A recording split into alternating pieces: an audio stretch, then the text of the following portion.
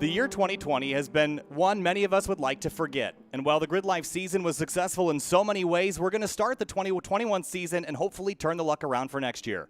This is GRIDLIFE Bayou Bash, the first ever trip for GRIDLIFE competitors to the state-of-the-art motorsports facility just outside of New Orleans, Louisiana. We're at NOLA Motorsports Park for the first round of the 2021 season, with more track battle time attack, GRIDLIFE Touring Cup, and Drift. And it all kicks off on a windy and cloudy day with GLTC qualifying as we prepare for our 4-race weekend. My name's Kyle Heyer, joined by Tom O'Gorman this afternoon, kicking it off with qualifying here at NOLA Motorsports Park here. Tom, this is a really big, really fast racetrack, and I'm so excited to get this season underway. Yeah, and we're like, cancel the last couple months of 2020. We're starting 2021 points championship for GLTC with qualifying today, leading our broadcast. And it's not only a big track, it's a fast track. It's one most of our drivers don't know, which means the learning curve is steep and the track time has been fairly minimal leading into qualifying. So this is not just leading into race number 1, setting the grid, but it's also still definitely on the learning curve for a lot of these drivers as we're about to complete first flying laps for a majority of the field. Some rule changes this season coming in. I know the front-wheel drive cars had a slight modifier change, and I know that the larger cars get a little bit more tire this season, Tom. So you can tell me a little bit about some of the rule changes we've seen and why that might affect the racing we'll see this afternoon and tomorrow. Well, yeah, this is still a series in its infancy. If you're tuning into GRIDLIFE Live but you're unfamiliar with GRIDLIFE Touring Cup, this is wheel-to-wheel racing. We do typically 4 15-minute sprint races on the weekend, and I like to think of it as kind of a Forza or Gran Turismo championship where you go in, you bang out a bunch of races, you earn points for every race, and the champion of the points at the end of the weekend is declared the winner. So we're going to roll into those races a little later today with race 1 being a little after 1 o'clock, I think. But when we're talking rules changes, because this series is only about 2 years old, they decided they weren't going to change rules much throughout the season, but because this is the first event of the quote-unquote 2021 rules calendar, we have new things going on. So the big changes are definitely talking tires and front-wheel drive. The front-wheel drive cars get to add a little bit of weight in this year. They only get a 2% weight cut out of the minimum weight of their car instead of a 3% weight cut. And then talking tires, the tire widths that you're allowed to run is based on your minimum weight, and they've pretty much moved all of those around, which is supposed to benefit the bigger cars more or less than anybody else. So we're going to see those changes start to take place. Every car has to meet those 2021 rules.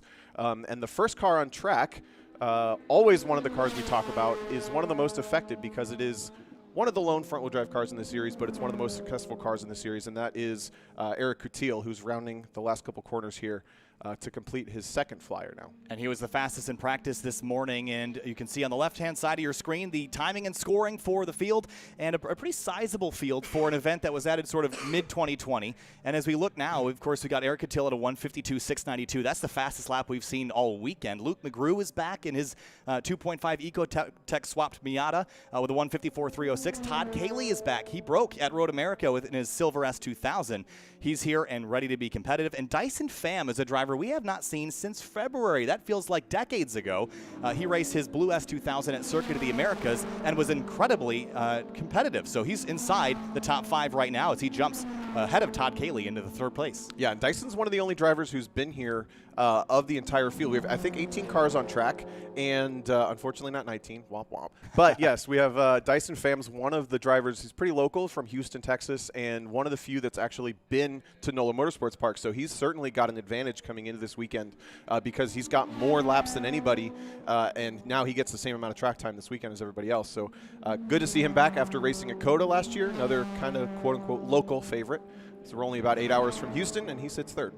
And we have a handful of new drivers in the field, as it always is when you go to a new region, a new racetrack that we've never been to before. Andrew Rains, I believe, is making his first GRIDLIFE Touring Cup starts here this weekend in the number 719. That car is already very competitive, top 5 driver already. William McDonald, I believe, is in a BRZ or FRS or one of the twins. He's currently 10th in his number 21. Joel Morrison is back in his 9 Lives Racing number 71. Dane Bird is here in the number 22. He's new. Frederick Scott.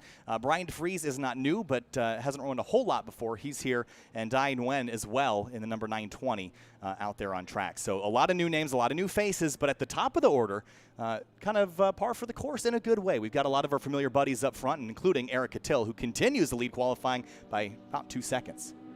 Yeah, it looks like Dyson Pham is off pace, so this will not be an improvement for him, but the field is now completing lap number 3. So we talked about what GLTC is. We've alluded to there's some rule changes, but what are the cars? And this class is a wheel-to-wheel racing class that is all in one category. There is not multiple classes, there's not multiple weights, there's not multiple anything going on. The only rule is 12.5 to 1 power to weight ratio.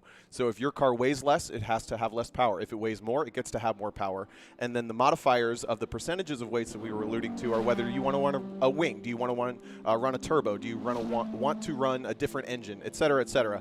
All of those things kind of move your minimum weights up and down a little bit, but all these cars in the same class, and they all theoretically have the same performance potential.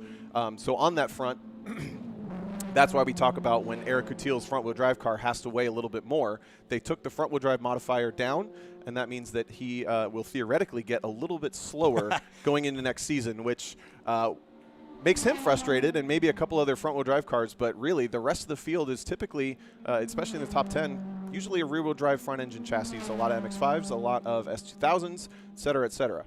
Well, Eric Coutil's car is also engineered very well and driven very well, so I'm not convinced that the small rule change we saw for the front-wheel drive cars will massively affect him. I think when we see DJ Alessandrini come back with his 2006 Civic Si, I think that will be maybe a car that will affect a little bit more.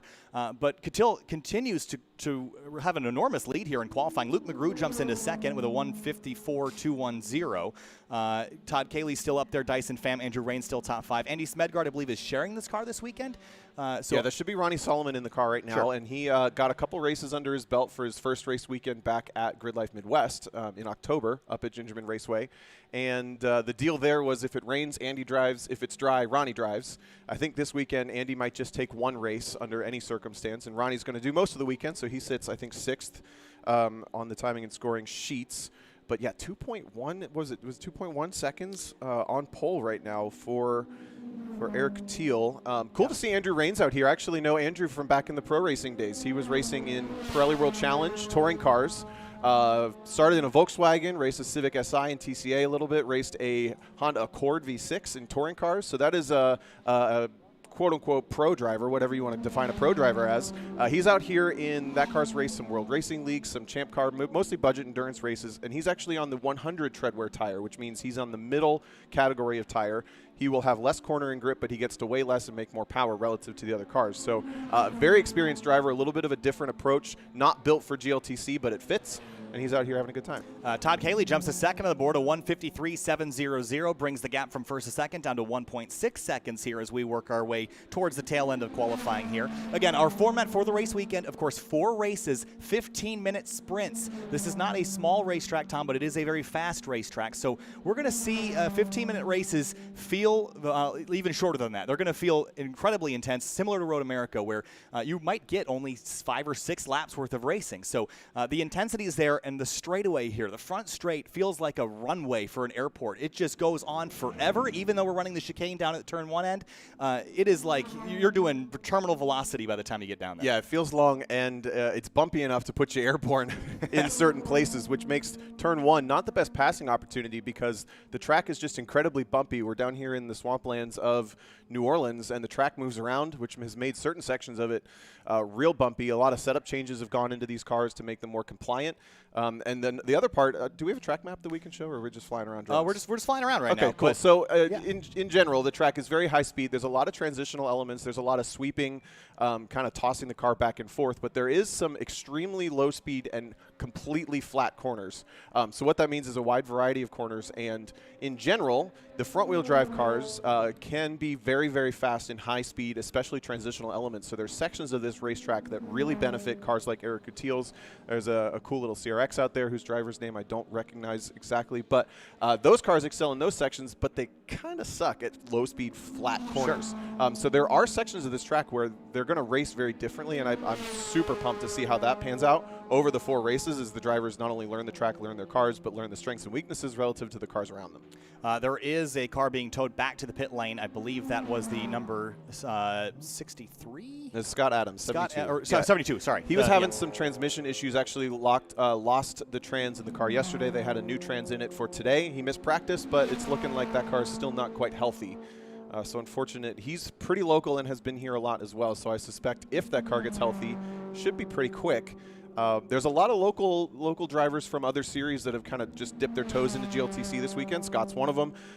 The 11th place car, no, 12th, the William McDonald. Joel Morrison is not a local, but a lot of these drivers are not 100% to GLTC specs. So that was one of them. And a lot of the local cars here, maybe they have some more knowledge, but they're not fully built for GridLife Touring Cup. We're all just fingers crossed maybe they have enough fun that they will be.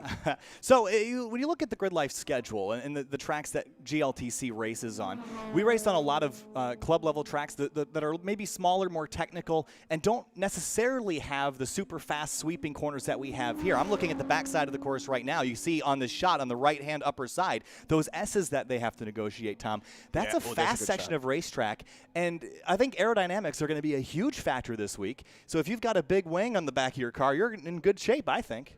Yeah, high speed, stability, and momentum is the name of the game in those S's. And we're looking at the final corners, which is turned 15 and 16, and you can see this track has a really long and narrow footprint.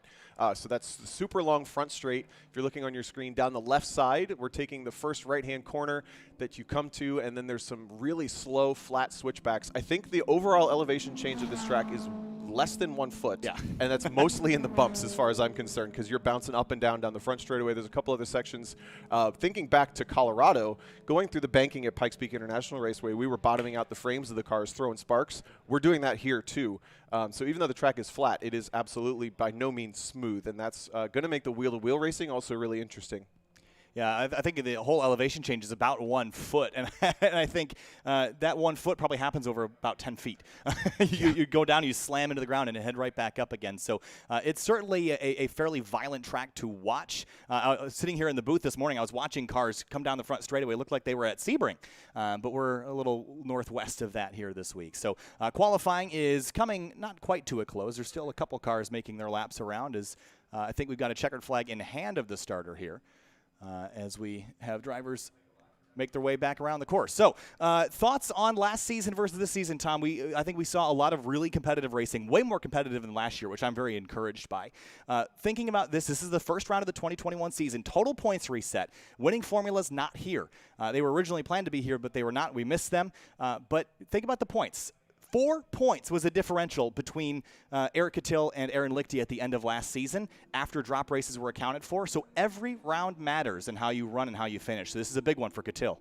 Looking at championship season over the 2021 calendar, which is yet to be released, but this is the first event, 16 races total will count towards the total points over your best 4 weekends. So if you go to all what might be 6, 7, 8, 9, 10, who knows how many events, if you go to all of them, only your best 4 count, and then you get to drop 3 of those 16 races within those 4 weekends. So if you didn't follow that, that means total of 13 races count towards your championship. So 13 races in 2020 came down to 4 points difference between the top cars. So that's what you're talking about with how close it is.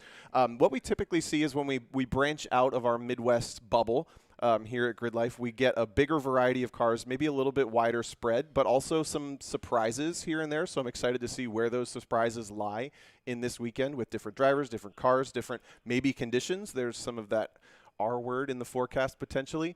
But overall, this can really set the tone for the stronger drivers who have come down, maybe start their season off strong when, if they have not so good a luck later on in the year, they get to fall back on this event. So checkered flag is out here for GLTC qualifying. Flying laps will count, so the drivers that will return back to the front straightaway will get to count these times. And in a little bit, we'll head on to our next event. We've got drift happening later today as well as time attack here. Tom, actually, we'll take a look at our schedule for Saturday, and you can see qualifying just completed. Now time attack coming up here in just a couple minutes. Then drift, and it will be followed by GLTC race number 1. Then back to time attack, more drift, more time attack, and then GLTC race 2 to finish off the day. And note that all those times are in Central time today. So kind of in the central time zone. I'm making a move from Rochester to Chicago, so I'm still trying to recalculate my brain. So hopefully those at home will mark their day or their weekends for GLTC, because it's going to be a fun one. So qualifying complete. We're barely in the central time zone, so it gets dark real fast here. Yeah. If you're used to GridLife sessions going well past 8, 9 o'clock. Not today, because it's going to be dark right around 5 here tonight. So Andrew Rains completes his final flyer. Doesn't look like it helps him much. One of the drivers that moved around was Dyson Pham stayed 4th, but Justin Lee found some pace. He had an ABS sensor fail yesterday, which meant he practiced all of his sessions with no ABS in that NC MX-5, which makes that car very challenging to drive. I think they worked on that car most of the night. It's back out there looking quick. And then Andrew Rains stayed 6th. So pretty widespread across the top 3, but then looking from 3rd down to 9th even, we're going to have some good racing in there. My big concern, I think, is the starts of these races, Tom. I think we saw at Autobahn Country Club back in June how aggressive drivers are willing to get on the starts. We saw 4 wide at Autobahn. Now, while this isn't the widest track I've ever seen, it's a long straightaway that leaves a lot between the start-finish line and the first braking zone. So we're going to see a lot of jockeying and position swapping and 3-4 wide down into turn number 1. So keep your eyes peeled, and we're going to get some great aerial shots of that action later this afternoon. Well, I can tell you from being a competitor in the first 2 sessions that the tone this weekend is relatively chill and very friendly. People are just thrilled to be here. So I don't think we'll see, last year, thinking back to Autobahn, not last year, well, let's just call it last year. It feels like a year ago. Think about Autobahn, maybe even Road America. There was a lot more tension across the field. There felt like there was a lot of gravity on those events because there were so many cars. It was so competitive, and we were really in the swing of the season where everybody had momentum from weekend to weekend to weekend. You didn't really have time to breathe necessarily, and I think we've had that moment to breathe. There's some new faces. People are just happy to see each other. So I don't expect a lot of issues, especially going into this first race. I think it's just going to be good, fast, tight racing. But I'm really optimistic that we're not going to see quite the tension that we might have had at some of the rounds, maybe the more high-profile rounds that we had last year. Absolutely. So thanks for joining us here at GridLife Live from NOLA Motorsports Park on this nice afternoon. It's a little warm up here, but it's a great view. One of the cool things about this track is we can see literally every corner from where we're sitting, which is a really unique thing about this track that doesn't really happen anywhere else, even at tracks like Gingerman. So this is a really cool place to be. It's a beautiful facility. My first time here. A lot of people's first times here. I was surprised Todd Cayley, who's kind of been roaming around in the South for a while with his race car, has never been here before. So new to a lot of people. Interesting to see the number of drivers that have autocross experience at the front. Eric Coutil started his motorsports career in autocross. Todd Cayley loves to autocross to keep his muscles fresh. And the thing that autocross does is teach you a new track really fast because the track's never the same. You only have 3 to 6 runs to figure it out, and you got to do it right away. So those drivers, not really a surprise based on their experience to see them out front. 1.3 seconds between them, so Eric Coutil's on pole by 1.3 seconds provisionally. And with GLTC wrapping up, we get to roll straight into some time attack. And we got time attack. We've also got Abe Schmucker joining us here this afternoon. We'll see if we can pull him in and have a little conversation. So, hey, Abe, it's Kyle. You got a copy? See if he can get looped in here shortly. But he is here waiting for us, so I'm sure he'll pop in just a moment. As time attack gets rolling here, we got a lot of different categories and cars all rolling out on track. And this is going to be a fun time attack track. I mean, I think time attack to me is all about how fast can you make a car go in a rule set. That's what time attack is.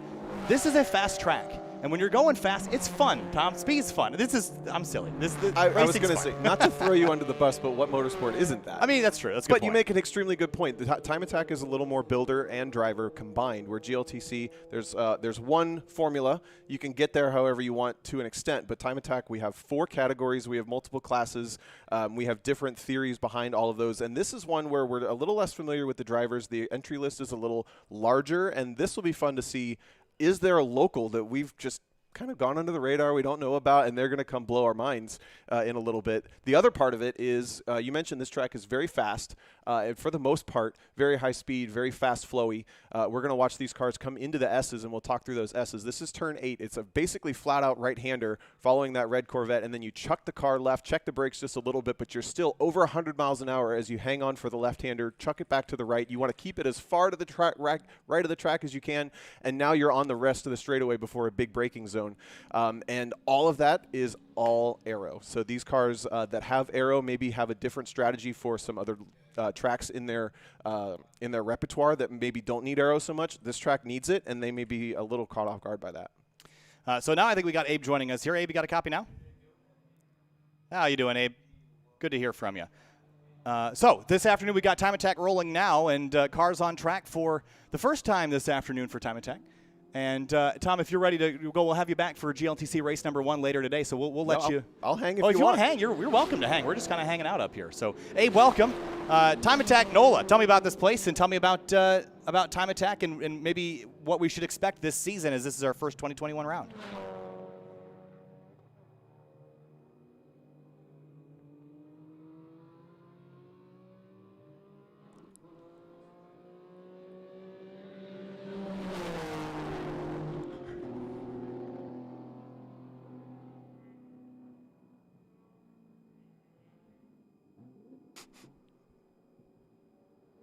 Expect front runners to continue, drivers to come in and potentially shake things up.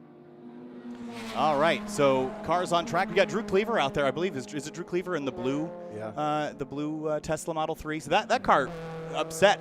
Made a lot of upsets in time attack at Pikes Peak International, Tom. So that car was super fast.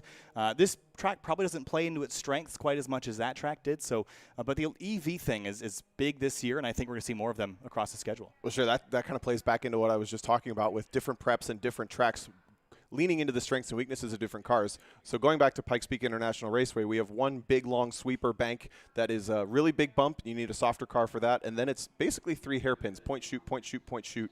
If you can get in and out of corners really fast, your car is really fast. So an electric car with instant torque and all-wheel drive, it dominated and kind of surprised a lot of people at that event.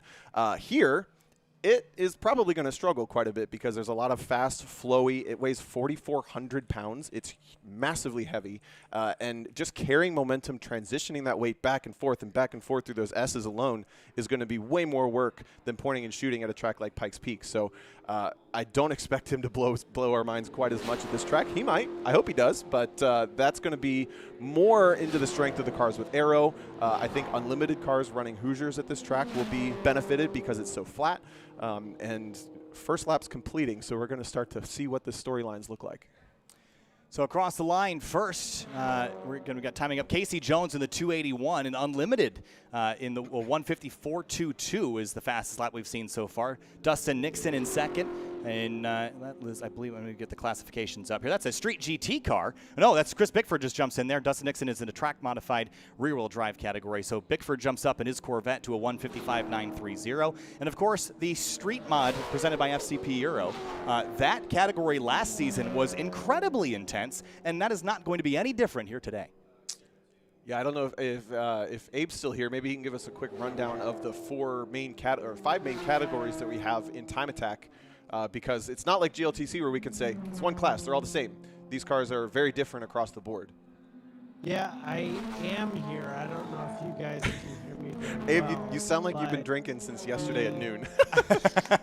Well, then this isn't working. You guys go ahead. All right, we'll check in and we'll try a little bit later. We'll get a break and we'll chat, Abe. Thanks. We'll check in with you a bit later. All right, so we'll try that again. We tested that yesterday, and he sounded great. So I don't know if maybe he was drinking. No, I don't think so. I'm kidding. His mic was slowed down and choppy, so Abe, if you could still hear us, it was just like coming through real odd. But yeah. Maybe we can try to run down the classes. So starting at the entry level, the street class, those cars have to be obviously production-based. They're very, very similar to the street cars that you could drive on the road, and they, in fact, have to be street legal. They have to be licensed. They have to have passed emissions if they're from that section of the country. Whatever the rules are to drive that car on the street, they have to be on 200 treadwear street tires, so they are full street cars. But otherwise, you can breathe on them pretty heavy with suspension modifications. You can turn the boost up.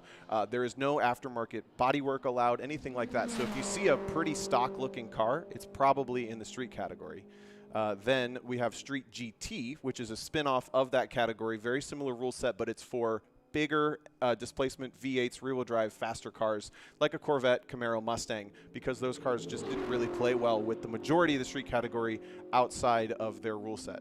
So those are the 2 basic entry-level classes. Kind of depends on what platform you start with, whether you go into one or the other. Then we roll into Street Mod, which is what you were talking about, the FCP Euro Street Modified class. Yeah, so I think Street Modified last season, I think Jackie Ding and Alex Moss were really the drivers that were sort of the focus at many of the events. But there was a couple other players that showed up a little bit later in the season. But I think when we talk about FCP Euro Street Mod, when Jackie shows up, he doesn't play around. The other thing is he has his S2000 here this weekend. I saw it out on track. Do you know if he's driving that or is that somebody else? I don't know that it's actually that car. I have to go do that. I'm fairly certain. I could have sworn. Sure. that was that car. Maybe, and throw Sean Krebsbach in there too. Those were really the heavy hitters, with a couple of other upsets here and there. But that's where we start to introduce aerodynamics. That's where we start to introduce engine swaps. There are different allowances that when you step up from street to street modified, you can make those cars go really, really fast. And they not only go really fast, but they produce some of the tightest battles in time attack that we've ever seen. Before we move on to the next category, the next level is track modified.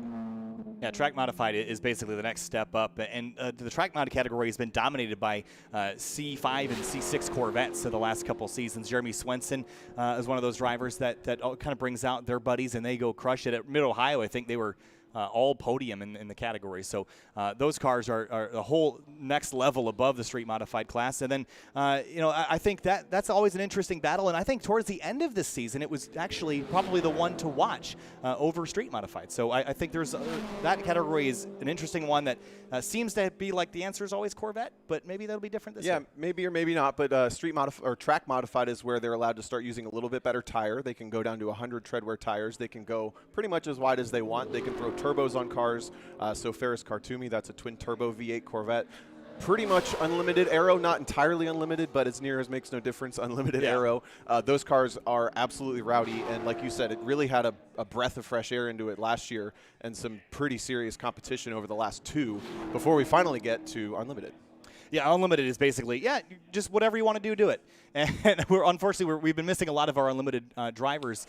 One of them, of course, that would be Will I. Young. That car that he drove, his Civic, was wrecked in Road America in 2019.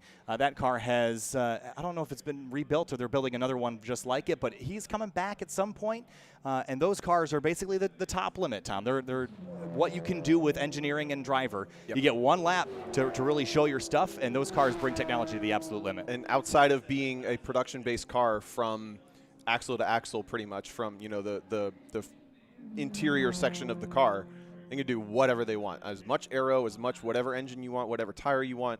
So that's where we start to see racing slicks come into it. And the biggest reason we haven't had a whole lot of storylines in Unlimited is because the biggest players are from Canada, and they're unfortunately not allowed to come play with us this year. So we fingers crossed and everything crossed that they can come back soon, because those cars are spectacular to watch on track. But a lot of times recently, track modified has been the quickest cars around. Yeah, Ferris Khartoumi was really putting on a show. Let's go back to the timing and scoring. We'll kind of update you on where things are. Casey Jones in the 281 in Unlimited alongside Dylan Brown. Those cars separated by just about a half a second. Chet Mosley in the Street GT category, 152.273, his best time. Dalton Klein is in a C6 track mod car. Then Chris Bickford in Street GT. Josh Halka in the street car. Then Dustin Nixon, track mod. Drew Cleaver in Street GT. And David Cordell in FCP Euro street mod in his number 630, a 158.505, the quickest that he's gone so far. Some of these cars go by this timing tower so fast, Tom, I can't even see him out the window.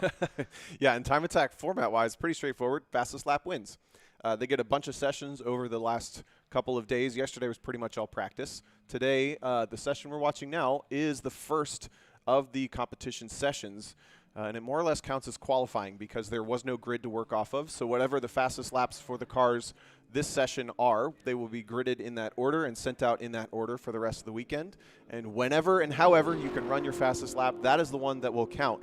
And the thing that tends to be the either buzzkill or storyline maker in time attack is the forecast. And I just pulled up my forecast on the phone.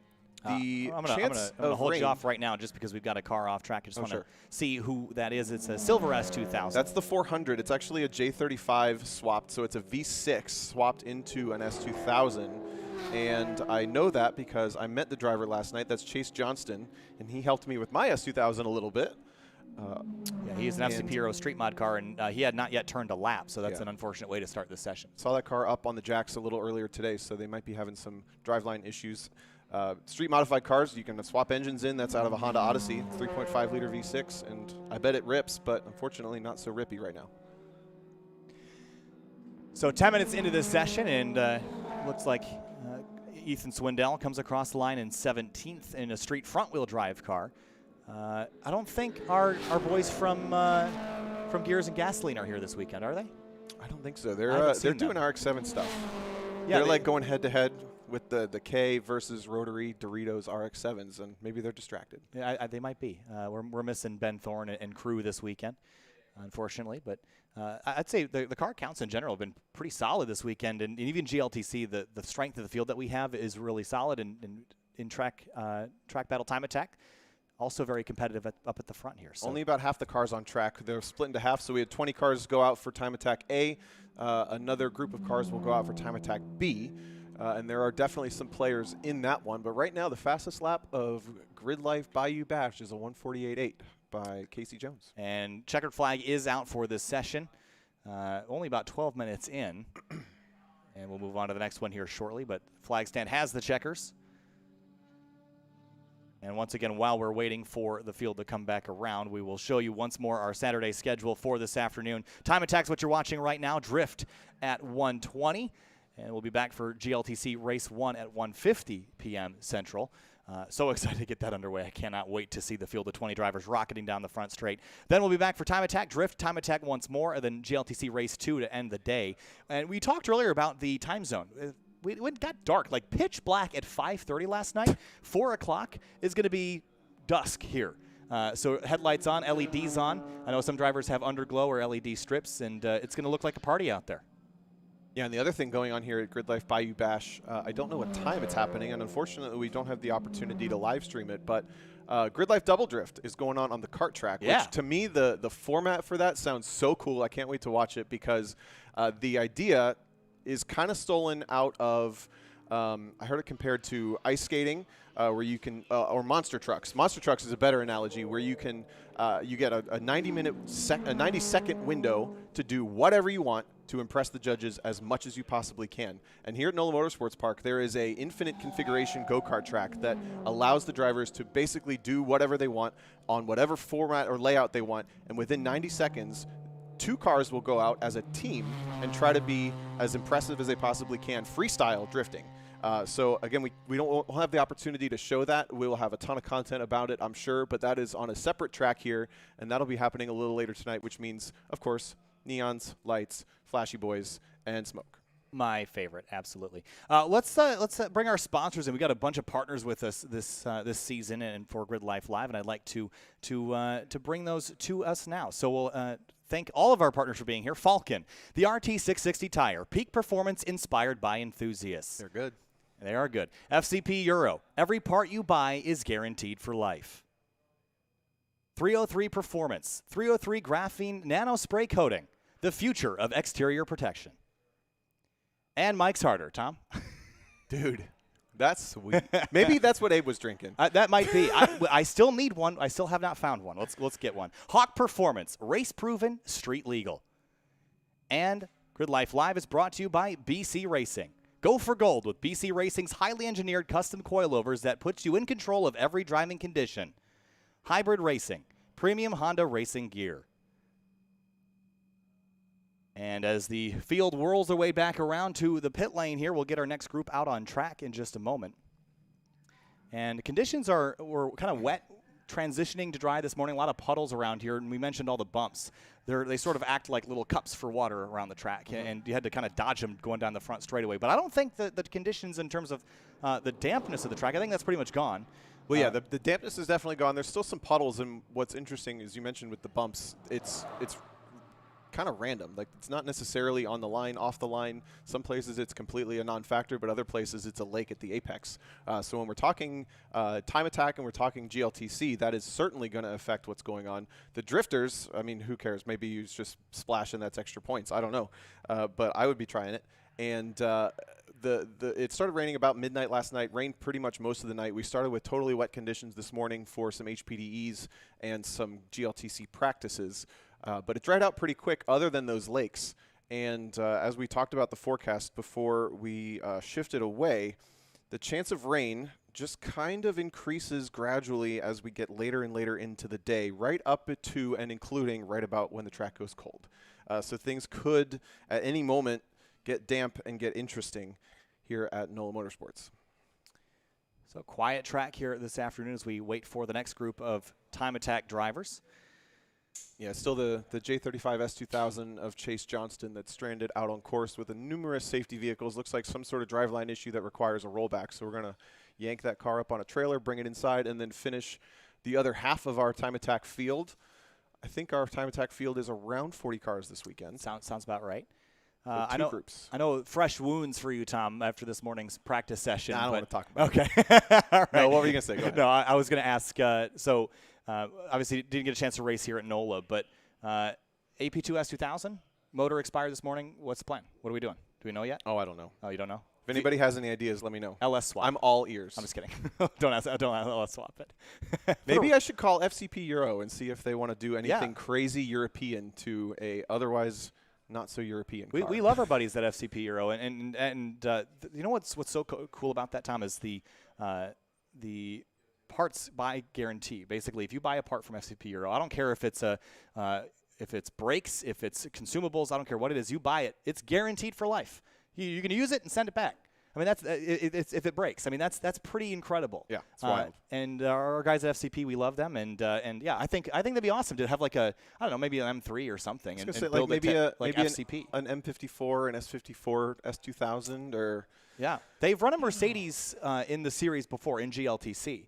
I think an FCP Euro would look good, livery would look good on you. So I hope you're listening, Dave and Mike. I think that'd be pretty rad. So cool. Yeah, so we're going to kind of wait in between sessions. I think we're going to finish up this cleanup before we head back. So I think we're going to step away for just a moment. We'll be right back.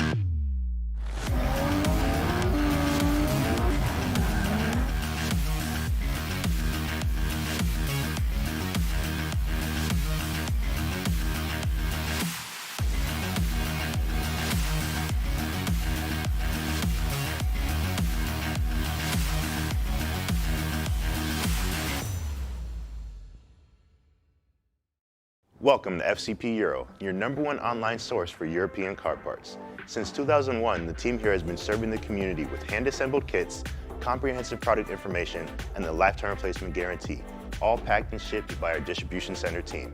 This month is a special month here at FCP Euro, as we have the first ever Cyber Month sale going on.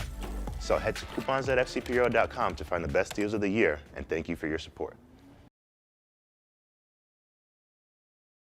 Hawk Performance packs 100 years of friction dynamics into every product. Backed by Carlisle Brake and Friction, the world's premier innovator of industrial brake and friction components, Hawk leverages R&D tools and motorsports experience to deliver uncompromising performance on the street. There's no reason to settle for less. Choose pads that are race-proven and street-legal. Find the Hawk Performance brake dealer near you at hawkperformance.com.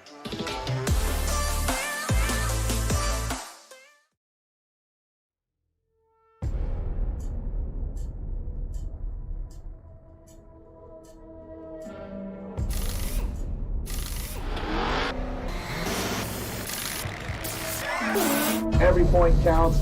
Every team, every tightening of every bolt, every fuel tank, every tire, it counts. And for you guys to be here and be part of this history, thank you guys and gals.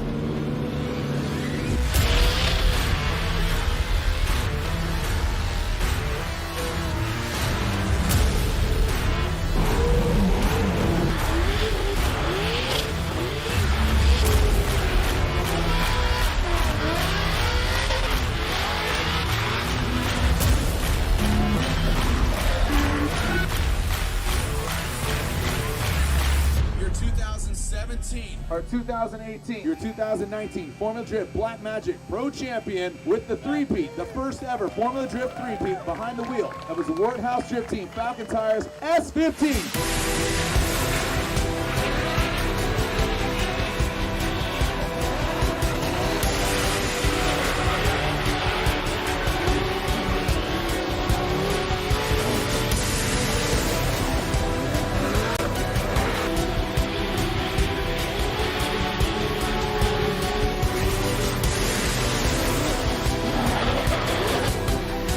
Some noise, your 2019 champion, James the Machine Dean!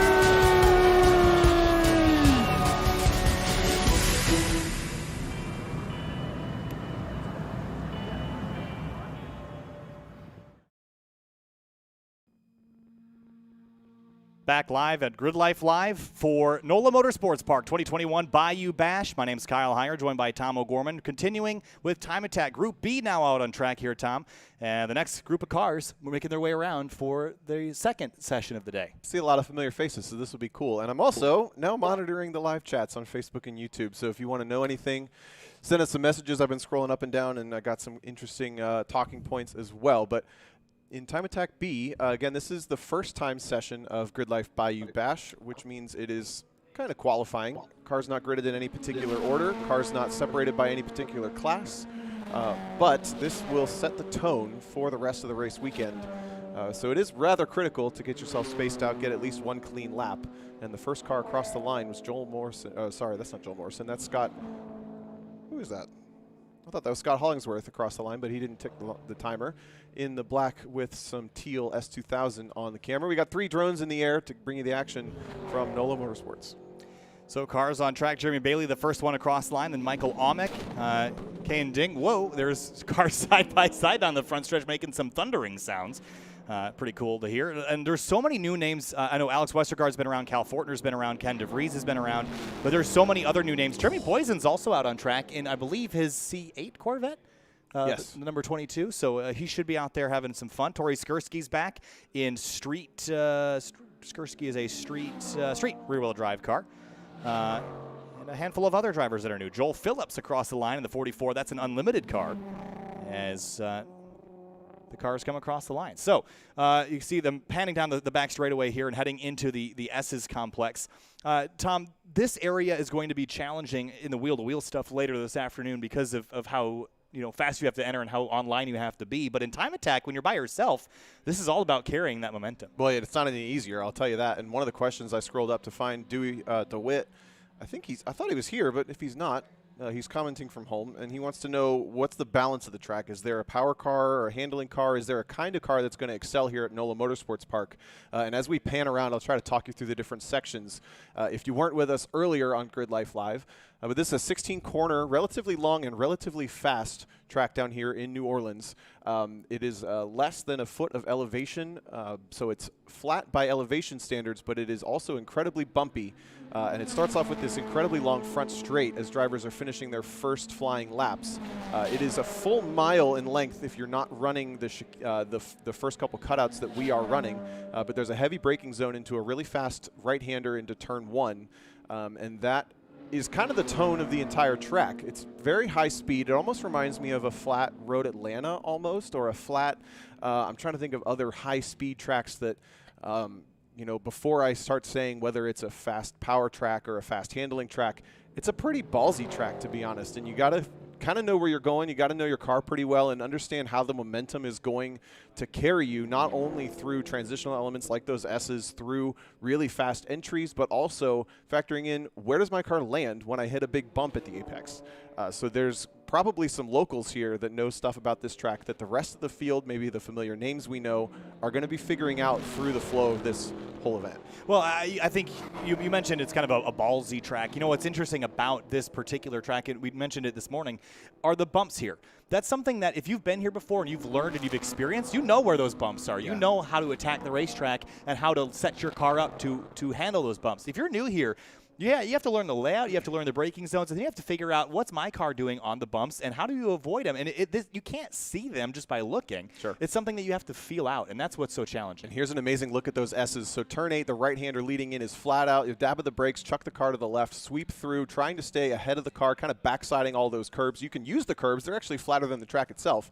And then you're basically on power where the final S, that left-hander, shoots you into a heavy braking zone. And these last couple of corners that we're looking at now, starting with the slow right-hander, is really flat and really low speed. This is where a car that doesn't put power down very well, whether it be heavy horsepower rear-wheel drive or just any horsepower front-wheel drive, they're not going to be as successful, but they can probably make up for it in the faster stuff. And again, maybe with some balls. So coming into frame is going to be Jeremy Boysen in that C8. We cut away. But this is turn 1. A quick chuck through and then sweeping to the left. Taking a look at, I think, Hollingsworth and Mike Amick, who's the fastest car on track, that 154. He shoots past. And then it's a heavy braking zone into a pair of double switchbacks. Really, really long and really, really flat left-hander for turn 3. And then it's a mirror image. Turn 4, another braking zone. Rotate that car back around, and then it's a kind of triple apex sweep across the back half of the track. This track covers a very long and narrow footprint, and we're going to watch the cars come into turns 5, 6, and 7. Just to the left there is turn 5, a big bump at the apex of turn 5, tracking out to the curbs, and then a really, really late entry and hugely bumpy turn 6 as they enter there at the back of your frame, and then enter back towards those S's. So that's most of a lap. A little disjointed, but most of the lap of NOLA Motorsports Park. You know, what's so interesting about this place is that there are, in some corners, there is a whole bunch of runoff and big wide rumble strips in some places. In other places, it's just grass. And with how where this track is geographically, you get off track, it's going to be wet and muddy, and you're going to slide forever. So keep the the car on the blacktop today, I think, is goal number 1. I don't think we have the luxury of running wide and getting away with it. I also heard there's a gravel trap. I don't remember where it was, but it was a topic in practice yesterday. That there's a gravel trap somewhere that's not far away from the pavement. So running off into that would certainly be not very fun. Yeah, that's over in turn 6, and actually it's at the back of your frame there, all that sand up at the top of the screen.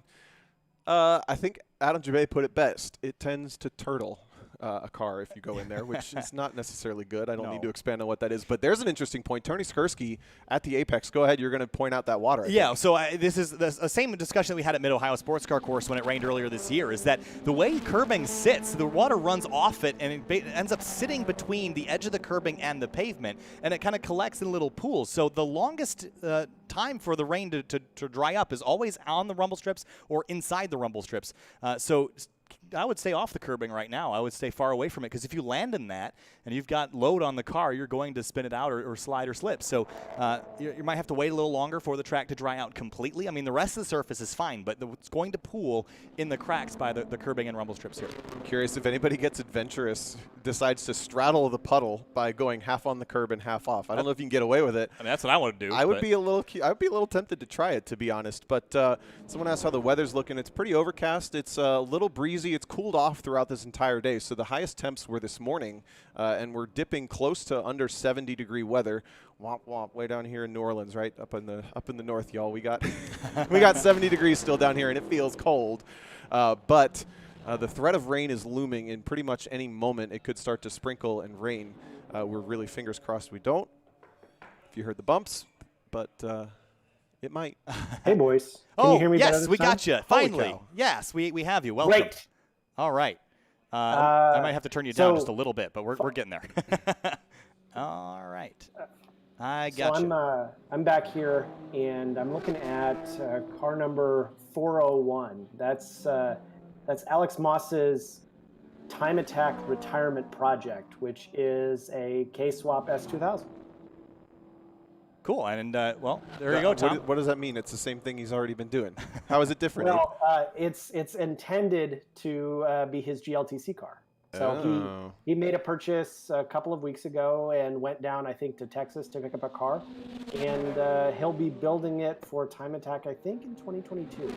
Or excuse me, for GLTC in 2022. Okay, I see it there, retirement project. So he's at a 202.3, which is just about 10 seconds off pace for GLTC. Do you know what level of prep that car sits at right now? Effectively none, yeah. Okay. So, like, he just got it and kind of looked it over and made sure it was track ready and brought it down to NOLA. That's awesome. It's potentially this. Is it a silver car? I think so, yeah.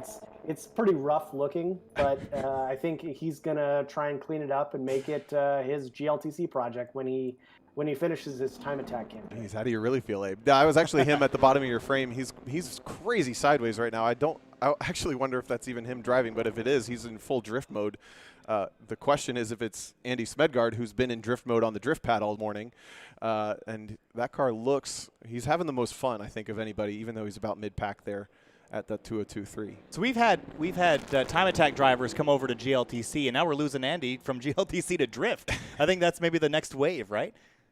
I think drift is just kind of such a fun thing to do that the seriousness of Time Attacks can maybe weigh on you at times, and drift is just so much more of a kind of a free event that it might just be a fun place to hang out. There's a car I'm keeping my eye on to shift back up towards the unlimited category. I don't know what he's entered under, but I think it's Johnny Chachowski in a V8 swapped 9 Lives Racing NB Miata. And that car, when you just see it in paddock, it barely resembles a Miata. It's got wings on the front and the back, let alone a splitter on the front. It looks crazy, and it looks crazy fast every time it goes by us on the front straight, but I can't find him on timing and scoring. So do you know maybe, Abe, if he's out there ticking times? Or I'm not sure. So I was, let's look at results for Heat 1. I know there was a really fast time set by Casey Jones that was a 1:48 from the last session. Looking at other drivers here, some names familiar, but I don't see Johnny yet. Okay, so he is on track, but we don't. I guess anticipate his timing is not working on his car. So that car's entering turn 13 right now. If you look at the top of the screen into that right-hander, it's that spec, so it'll come into frame a little bit better vision. You get to look at that car, but the aerodynamics, especially on that car, are rowdy. Oh, that's the car I thought that was Jackie Ding's S2K from a distance. It's got the same red and white checkered kind of look to it. But he's out there having fun. Working his way onto the front straight now. At least get a number on it so we can keep an eye on it later. Another name it's cool to see here, Mikey Singaseni. He's in the 312 down at the 206.4, so just outside the top 10 for this session in his street class Acura TSX. And Mikey is a problem solver across the paddock anytime anybody's got tuning issues, but even last night when I was having some suspension issues, jumped in and just started fixing my car. So he came all the way down from Chicago to have his own fun. And that TSX is working his way through the S's right now as well. And Mikey's been affiliated with GRIDLIFE for basically forever. He was actually the competition director before I was. So I got involved at, like, I guess GRIDLIFE 3, and Mikey has been around since the beginning and wanted to get more time into the car. So that's kind of how the transition happened. And now here we are, 6 years later or whatever. And he's still at the track doing fast laps too, always working on sorting out a new car. So this session is continuing, getting closer and closer towards the end, and we'll move into Group C here shortly. Of course, we've got Drift coming up, and they're doing Drift on the kart circuit as well as full course here this weekend. And we'll move into GRIDLIFE Touring Cup race number 1 later this afternoon. Abe, that's going to be a fun one, too. We've been talking about it all morning. The 2021 rule set, some slight changes and adjustments to GLTC, but it's just good to be back at a racetrack. And I felt like after Midwest it was like the end of the season, but we kind of tacked one more on. And starting over again for 2021. So we're getting some good mojo going for next year. Maybe we'll turn 2021 around from what this year was. So you guys probably didn't hear me all that well when I talked about the changes for the 2021 time attack rule set. I think you attributed my robot voice to a Mike's Harder. But dude, that's sweet. It's sweet. Minimal changes for 2021. A couple of changes based on how teams can operate and perform. And beyond that, Adam and I thought that the competition was really close, and there wasn't a whole lot that needed to be done to make sure that the series stays really strong. So a couple of changes also related to tires. Right now in the street-classed cars, I think maybe this applies to track mod as well, a tire has to be available in 2 sizes in order to be able to be run in the track mod or I guess the street classes. And that will be tightening up for 2022, which will be 3 tire sizes, because we want to get out of the habit of allowing cars to run these hyper specific one-off type tire options that may not be great for a variety of cars for the class. So beyond that, there's really not too many changes for 2021. Expect drivers to be familiar and come out fast. Yeah, I really like that change, actually. I was unaware, but the theory is perfect because most of the categories in Time Attack use a 200 tread wear limit for their tires, and a tire arms race is always a storyline. And to make the tire actually be available to a majority of the competitors is a super good rule. On frame right there, that's Johnny Chachowski that we were talking about. He finally got a time at a 1:56.3, so he's getting up to pace. And let me just tell you, like, when he goes down the front straight, you might be able to hear it on the mic. That car is flying down the straightaways, so he might be dialing in the suspension and working up to pace through the corners, but that car is rowdy. So the thing we really were talking about with tires was we wanted to prevent those examples of like the special edition Michelin Super Cup whatever Porsche tire to be needing to be fit onto a car in order to make the car competitive. Instead, we wanted the kind of mass production tire options to be available for people to run in the track battle series. Notably missing on the session is Jackie Ding, and in the YouTube chat, I have some comments around. He says that feeling when you're still 4 hours away and the Time Attack session is coming up. Also joking about going and driving a race or buying a race car last night. I don't know what's going on with that. We'll figure that one out. But the Toyota Supra, who's always a factor in street modified, just losing out to the championship last year to the champion, Sean Krebsbach. He did not turn a time in Heat 1 here for track battle. So as we wait for Group B, actually, the checkered flag has actually just come out here. So checkered flag for Group B. We'll move on to Group C here shortly, then get into Drift, and then GLTC later today. So I think, Tom, Alex Moss might fight you on your last statement. It was Moss who won the season championship, but it was Krebsbach who won the Midwest event last month. So that kind of says a lot about how close each of these cars were. I think the season podium was Alex Moss and Krebsbach, and then Jackie Ding in 3rd place, which was incredibly tight. We're talking like separation between cars, I think between less than a second across 4 events. Well, I was talking about 2018, Abe. Duh. What sound was that?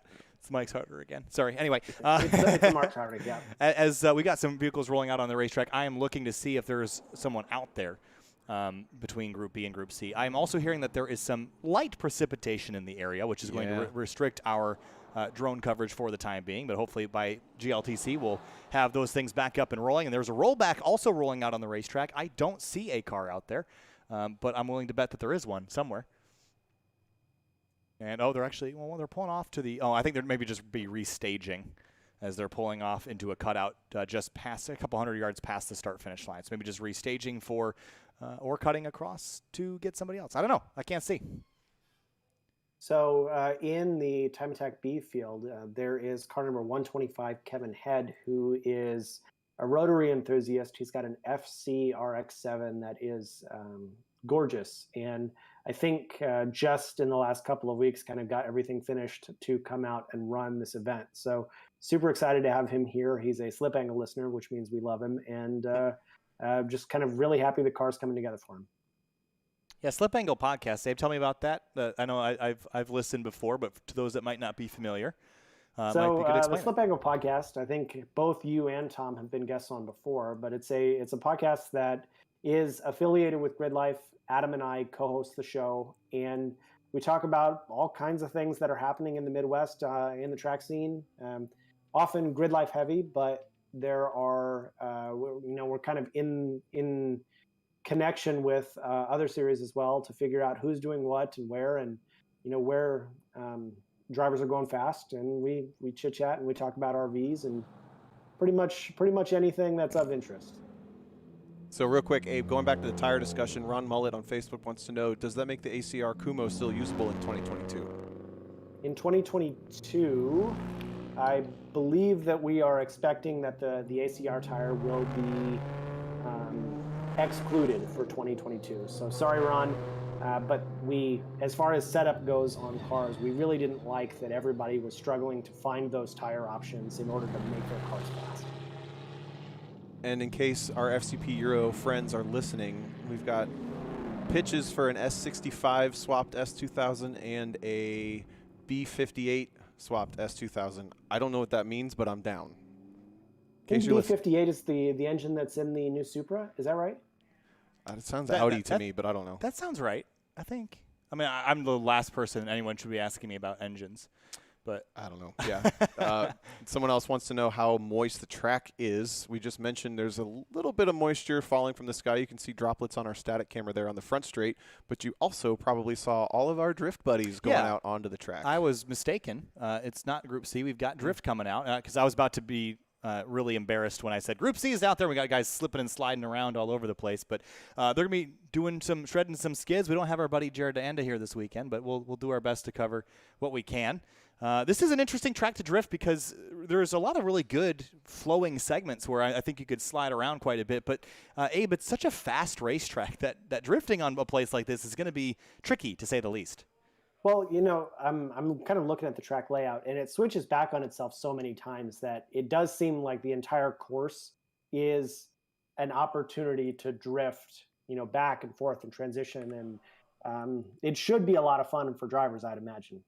I think it would be. I think when you look at some of the other tracks that we drift at, though, especially Pikes Peak, there are a lot of really tight sections and that have the switchback sort of built in, and that's why we're doing the double drift on the kart track. But the full course drift, the radiuses are a lot larger. You got to be carrying a lot more speed to really link everything together. So that'll be a bit of a challenge. I'm going to have a lot of fun watching out the main window here as they come through the S's. I'm curious to see what parts of the track they're going to drift, if they're going to do everything or if they're just going to focus on the first and last sections. But I hope we get to see a pretty good show, at least somehow. So we'll do the best we can here with the light precipitation in the area. You're watching GridLife Live. Again, my name's Kyle Heyer, joined by Abe Schmucker and Tom O'Gorman. And, we got GLTC coming up next, but it's about 1:25 Central Time, and GridLife Drift up next as they get a tour around the racetrack here. So I see in the chat somebody's asking for when GridLife is going to come to Mosport in Canada. Yes. We've been hearing James Houghton talk about why we should come to Canada for a number of years. Because and I it's think the best running at track Mosport anywhere. would be amazing. But currently, Americans don't really travel to Canada, so that may be a little while. Well, I think Canadian Tire Motorsports Park, Mosport, that is probably one of my favorite racetracks in North America, maybe second or third to the Watkins Glen and Road America. But that track is so fast, so flowing. The elevation changes there. I'd love to go there. Logistic nightmare probably to get everybody up and over and back, but I would absolutely love it, and I hope that we can do that someday. The only reason it's your third favorite is because you haven't driven it yet. That's probably true. It is the coolest place. There's actually 3 racetracks on the property, so we could do what we're doing here at NOLA Motorsports Park, because down here at GridLife Bayou Bash, we've got the main road course you're watching now. Those are the drift cars getting a sighting lap before we send them loose to go shred some tires on the big course. But we also have a go-kart track. We'll talk about double drift here in a bit, and a giant skid pad, which has been throwing smoke all day long. So 3 sets of drifting events going on here, in addition to Track Battle and GridLife Touring Cup. So we got a big variety of things going on. But the storyline for tonight, I think, as the track goes cold, the main track, is that GridLife Double Drift, because the format is super cool. Again, if you didn't hear about it, it's basically, it's kind of like Monster Jam, where you get in the Monster Jam freestyle, you get 90 seconds to go impress the judges as much as you can. It's objective scoring and, subjective scoring. And in here at NOLA Motorsports Park, there's a go-kart track that has a ton of different access roads, ton of different layouts. And for the drift guys, they could enter in teams of 2, and they get to go for 90 seconds, showcase the best drifting run they can put together on any layout of any part of that go-kart track that they want. Then the judges will give them scores, and after 90 seconds, the scoring stops. And it'll be kind of scored, again, subjectively, just like those Monster Jam, when you see the monster trucks doing backflips and front flips and stuff. I don't think we're going to see backflips and front flips, but we're going to see some awesome stuff. We got 10 teams, so 20 drivers entered for that, and that's going to be later tonight. Unfortunately, not broadcast, but there will be a ton of content around it. So if you're not following GridLife on socials, I was going to mention, tune in. Instagram, Twitter, Facebook, YouTube. If you're watching on YouTube and you haven't subscribed yet, you should. I know that there's a lot of awesome stuff coming in the content pipeline for GridLife's YouTube channel. If you're not following us on Facebook, you probably should be. That's how you stay tuned and up to date with all the events that GridLife's got. I know that there is a schedule coming soon at some point. I don't know exactly when, but we'll have a schedule for 2021, and I'm really looking forward to the places we get to go again. So looking forward to that, and looking forward to the rest of the day. It's been sort of a dreary afternoon here with the cloud coverage and slight precipitation, but I know a couple cars have been released to go slip and slide. Green is out.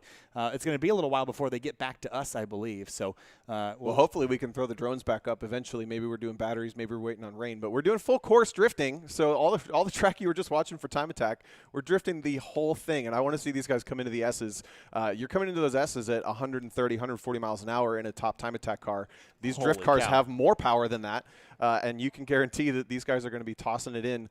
The first car through is Robert Thorne, who has professional racing experience, autocross experience, One Lap of America experience, and he's in a very humble NB MX-5 with a V8 in it. Doesn't even have an aftermarket e-brake, and he goes out there and shreds it. He just put 2 tires in the water on the entrance to turn. Yeah, I think cooling them down. I think that was on purpose, so that's a wipe me out. They just cooled the run down. Big puddle on the track. Get some tire temp out and reset for another full course drifting lap. Yeah, I think most of it's happening on the far end of the racetrack, so with the precipitation, we can't get over there without the drone coverage, but there's big. I mean, it's far away from everybody. I don't think anybody can see it right now. All we can see is smoke and haze off in the distance. I was sort of laughing earlier because I saw a big smoke cloud, and I asked Chris, I go, what's on fire? Is there someone on fire? He goes, no, it's just the drift course. I'm like, oh, that makes sense. I just got to share this. On the YouTube chat, Ferris Khartoumi, track mod guy, twin turbo Corvette, said that when he came to NOLA last year, he did 160 miles an hour on the front straight, pre-turbos and pre-sequential. Oh, gosh. So think about how fast that car is right now. He went 160 before it was that car. And unfortunately, he's not here, so we won't get to see how fast he'd be going 190 miles an hour. He'd be going like Mach 3 by the time he gets to the braking zone. And we should congratulate Ferris on his Optima Outlaw win, just having competed at COTA last weekend. And Ferris ran really, really fast. I think a 2:13 at COTA, which is darn quick on a car with 285 tires. But also, he did tell me that he hung on the rev limiter on the back straight for about 7 to 10 seconds because the car was quite literally out of gear. Yeah, and to put it, I mean, if you follow, pro racing, that's what a GT3 factory-built race car does on worn tires at the end of a stint. Like he's doing that on street tires. It's crazy. You know what I love about that car is it sounds so much like the GT Le Mans Corvette C7R, and every time I heard it, I was like, it transported me back to like the 6 hours of the Glen. Like that's what happens in my brain whenever I hear that car. It's such a cool car. Ferris is a cool guy. He builds cool things. He's a really fast driver, and I want to see him here. And unfortunately, he's not here, but he's going out to, what is it, Button Willow or something next week? Yeah. Got another competition going on. So yeah, I don't know how he has the time to travel to all these places. He's had a super busy schedule this year in terms of events competed at. Running with GridLife and other series has been insanely successful everywhere he's gone, and I am excited to see how fast he can go at Button Willow. There is, I believe, what looks to be some sort of BMW, probably an M3, that has a NASCAR-styled fiberglass front end. It's like literally like the ones that you'd buy to put on a stock car. That is not a combination I knew I wanted to see, but it's awesome, and I want more of that. So rad. We got some shreds in the last couple corners. That's turns 13, 14, 15, and 16 at the bottom end of the racetrack that you're taking a look at statically. We still have some mist in the air, so unfortunately our drones aren't able to fly around. We are all fingers crossed so we can get them up there as soon as possible, maybe catch some drift, maybe catch the green for GLTC coming up in a couple of minutes. But if you're hanging with us on GridLife Live, thanks for chilling. Yeah, okay, we got to go back to the NASCAR M3 thing. You can't get over it, can you? No. Okay, so there's a Facebook page that's like called, I can't remember, it's like swapped front ends where people Photoshop like different car front ends onto other cars. And it's the most amazing Facebook page ever, and that I feel like is like one of those things that someone said, I want to do that, and then did it, and then turned it into a drift car. So it's like a luxury car and a stock car turned into a drift car. Yeah, I think cool. It looked like an E46 BMW on the Okay, back. maybe it's not luxury. Maybe it's a sports car. Sports car, NASCAR, and drift car all in one. I'm for it. I'm living down for it, so I'm all right with it. What kind of motorsport would you like to do? All of it. Yes.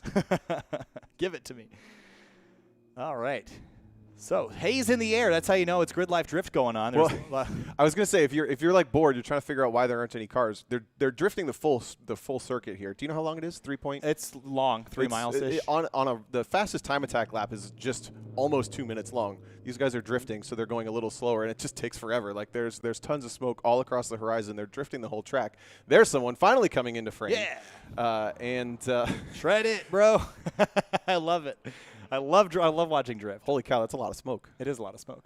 That's at the end of the lap. Think of how much smoke's down there. Yeah. Well, most of it probably. Yeah. All the way out to the pit wall. A bunch of photographers just out of frame. Getting blasted. Yeah, usually the drift is like the thing that you do like in front of people because it's really a spectator thing. This isn't competitive. There's no scoring going on. But right now it's about 4 miles that way. It's I think we need this satellite imagery. We were talking about like the water that pools in the bumps on this place, and the time attack guys and the touring cup guys are probably annoyed by that because they got to adjust their racing lines. But the drift guys are using it to their advantage. They're like pulling off line to cool their tires halfway through the lap and then starting back up. So they get to, a mid-race cool. We got a triple coming into frame right now. That's super tight. I love there's a pretty good drift community down here in New Orleans. There may not be the biggest time attack or racing community, but the drift community is strong. And these guys, triple tandems. I'm for it. I'm living for it, man. I wonder if I can let me do. I was going to try to see. I have another camera sitting here that I might be able to. I'm not going to mess with it. I don't think I don't want to break anything in the process. But no, I think the drift community is pretty huge, and I think one of my favorite events this year was Alpine Horizon in Pikes Peak, Colorado, and that with all the lasers and lights and all that show, the night shift drift, that was one of the coolest experiences of my life. I got to ride with Chris Forsberg. I got out of that car and I walked back up to the media center, and I had to collect myself for a GLTC race, and my brain was just in 3 separate places. I think I left half of it out on the racetrack. I left a quarter of it in Chris Forsberg's passenger seat, and then a quarter of it was doing the GLTC race. So it was just, there was not a lot of thinking happening because I was just so shocked at how awesome that was. I hope you apologized to Chris. Yeah. It was so fun. If you get a chance to come to a GridLife event, probably post-pandemic, but come to a GridLife event and get a ride in a drift car, because you will walk away and be a different person. I promise you. It's that cool. Like, honestly, any race car. Jump in with a buddy. Come with a buddy. Do time attack or HPDE and ride with a buddy and just experience track driving. The other thing you could do is Sure. you could bring your own car and have your buddy Tom drive it. Yeah. And then you could realize how much you have to learn as a driver. Because Tom can't keep his own car on the track, so I'll drive yours. Well, I mean, it's not like you're braking your car. Your car is just braking out from underneath you. So Tom is a trustworthy driver. I think that might. Well, yes. He's Actually, not- I was going to say that kind of mindset's what's wrong with America, but you just gave me an out, so I'm going to take the out. Yeah, take the out. All right. Well, car's still rolling here in Drift, and I'm not sure how long this goes for. Let me take a look at the schedule here. Actually, we have our schedule here. GLTC is up at 150, so we got about 13 minutes left Yeah. on drift session. That's full course drifting. Again, the top speeds on time attack cars are well over 100 miles an hour. So these guys initiating drifts over 100 miles an hour. This is the first session. They get a bunch of looks at the track. So by the end, no one's drifting the full S's right now. I don't know if that's because they were told not to. I'm going to go ask some friends after if they were told not to do that yet, but I want to see that so bad. But I need a drone in the air before that happens. Somebody tried. The first Miata that went around tried, and then kind of bailed off of that for the rest of the lap. So I wonder if maybe it's a tire temp thing. Just because that's a lot of speed to be carrying. For 3 miles plus. Yeah, you know, if you got Falcons, you're good, right? Hey. Yeah, the RT660, peak performance inspired by enthusiasts, rocket. So as the field works their way around, they're kind of checking it out. I think most of it's happening on the first end of the racetrack, just because of the way it folds back on itself. It's got a bit more transition going on than the back side, but we're here for it. We got again GLTC coming up. And a fairly stout grid for that one. And I think Erica Till's qualifying pace might not necessarily be indicative of race pace. So we'll get to watch a really good show here in just a little bit. And now they're throttling up by the start-finish line here. Love the liveries on some of these cars as well. Bright colors and script text and reflective tape, and I'm all for the aesthetic of drifting. Yeah, the tandems we saw, the triple tandem we saw. It's got that like cyberpunk aesthetic. Yeah, it's got like the top garage cars, all with the matching script across the bottom, but their own color schemes. It's super cool. Really neat. Just like Speedbox, right? What's that? I don't know what that is. All right, well, continue to dot. We're just going to leave that. All right. This car just looks like that. What is that? M3 just looks like it just rolled off the highway. It looks totally stock. Yeah. It probably isn't. Here comes your buddy. So the white car about to come into the camera is your NASCAR front end. Yeah. He drifted the entire S's, a huge initiation, tons of e-brake on the way into turn 13, and now we get a good look at that NASCAR front end. I think that's an Impala front end, right? Yeah. No, actually, it's the SS front end. I believe. Chevy SS front end on I think it's an E46 BMW, smoking through turn 15 now.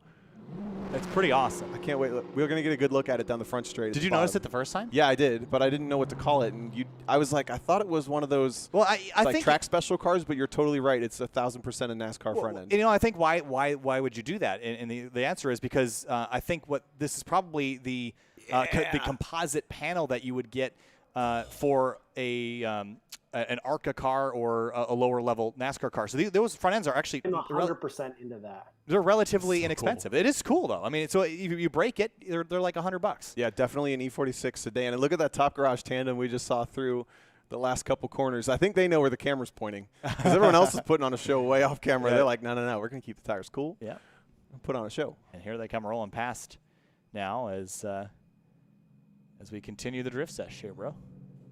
Where's Jared? We need Jared. I don't know. I think he's coming down here in a couple weeks.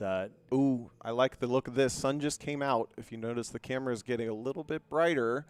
Still, I don't know if there's any. We're inside, so I don't know if there's any moisture still falling, but the sun coming out is a good sign. I saw GLTC cars rolling to grid, but we're still drifting. Big Mustang, V8 power into turn 14. There's the smoke. Shred it. And licking the stamp and sending it.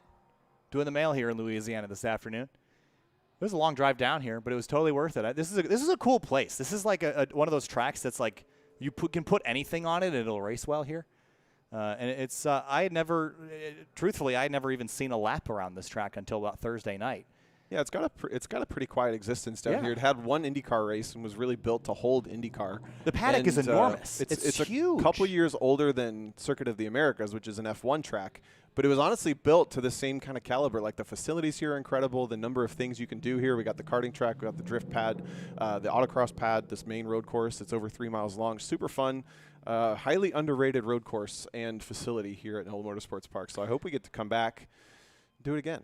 Yeah, actually, the paddock space is like an airport tarmac. It's enormous, and actually, this weekend it's been full of hurricane relief effort electrical trucks, and they leave during the day and come back at night. There's probably a couple hundred of them, but that's kind of the versatility of a space like this. You've got a place for that sort of thing, which turns out is quite useful in a place like this. So that was kind of cool to see. And the other cool thing is that they've got those light stands up everywhere, so it's actually been pretty well lit up here at night, which is cool, and helps us out, helps us see our bros. Yeah, for sure. So we're 8 minutes out from the green flag on GRIDLIFE Touring Cup Race 1. This is full course drifting at GRIDLIFE Bayou Bash. Taking a look at the final 4 corners on an over 3-mile road course, and I promise they're drifting everywhere. The sun just came out, so we're all fingers crossed that we get the drones back up soon and can cover a little bit of the drifty boys down on the most part of the road course, but I think people getting there. There's a tandem between, I think that's the V8 Time Attack BMW that we see regularly, and then Robert Thorne in that V8 Miata. Tucked up underneath, all smoke show, and you can't see anything now. There is no more beautiful term than V8 Miata. Okay. Disagree or agree? I won't fight you on it. Okay, good. I'm not going to yuck your yum.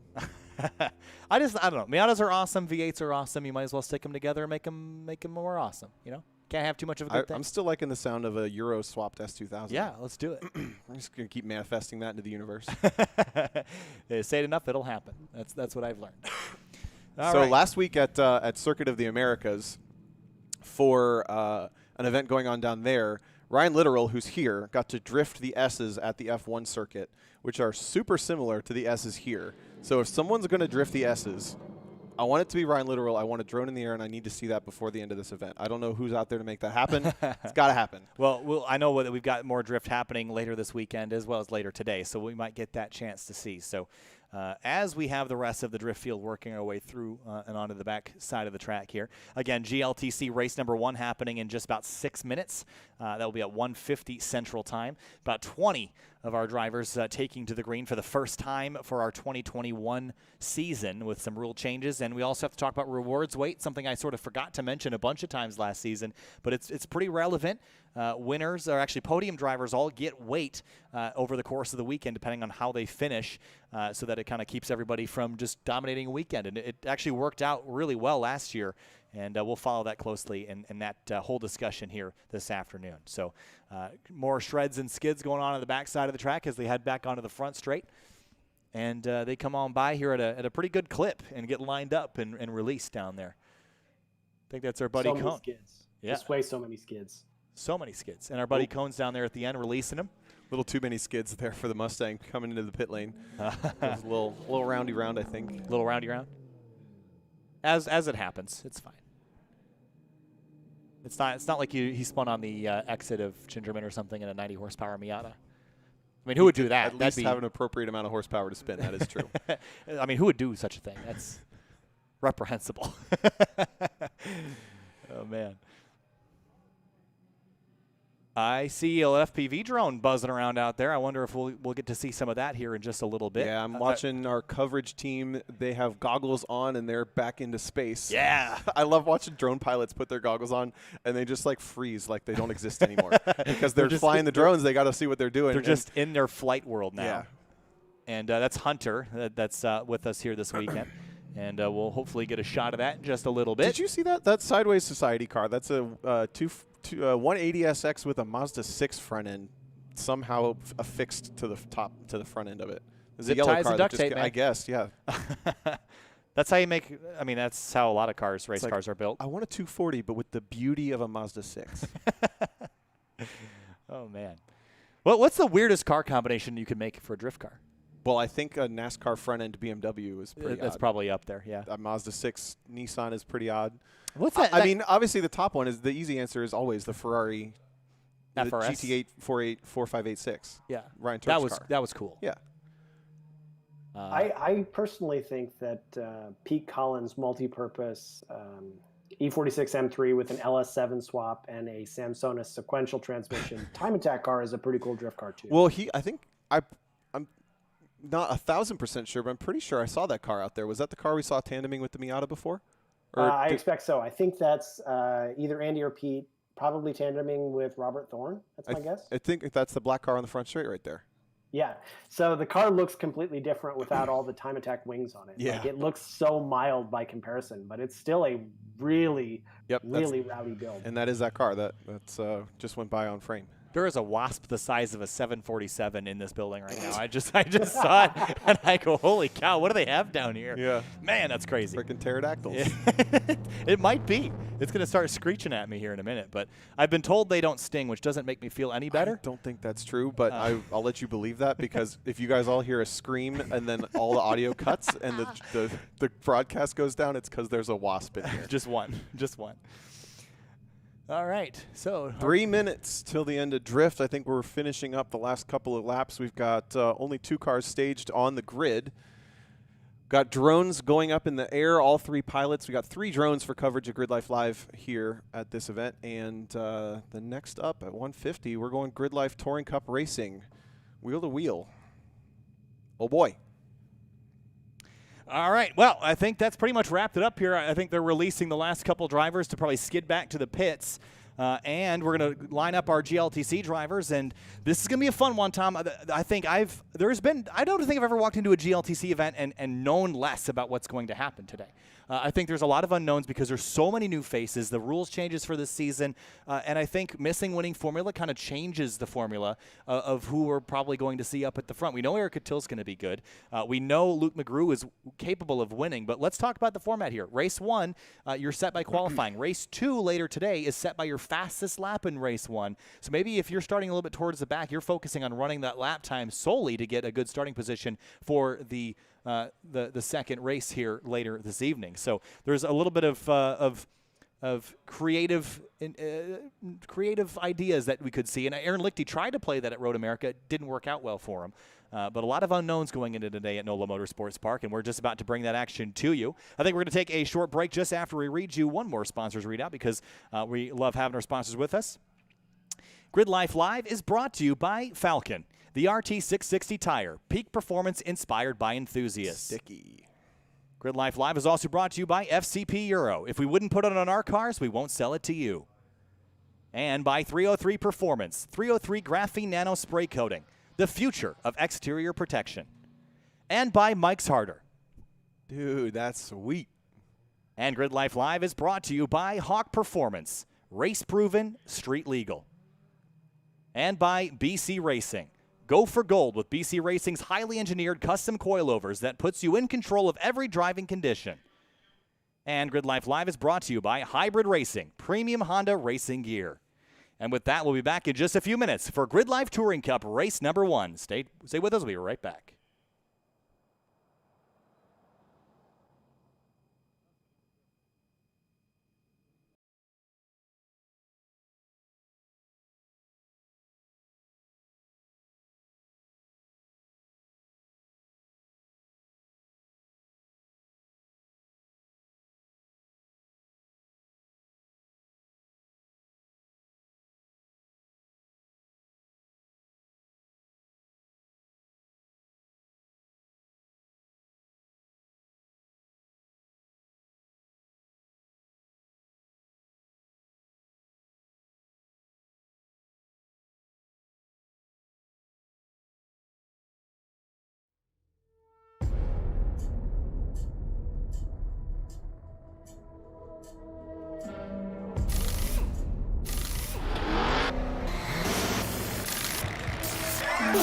Every point counts. Every team, every tightening of every bolt, every fuel tank, every tire, it counts. And for you guys to be here and be part of this history, thank you guys and gals.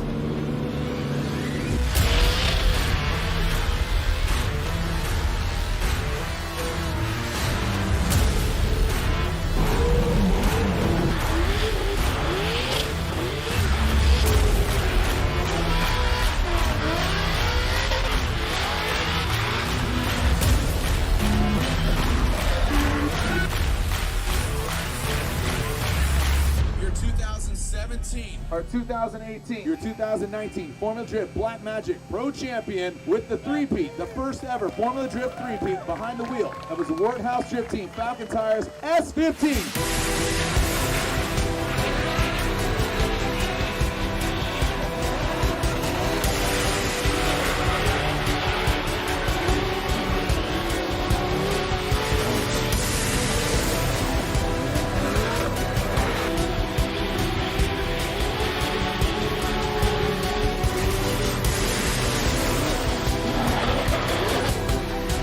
some noise for your 2019 champion, James the Machine Dean!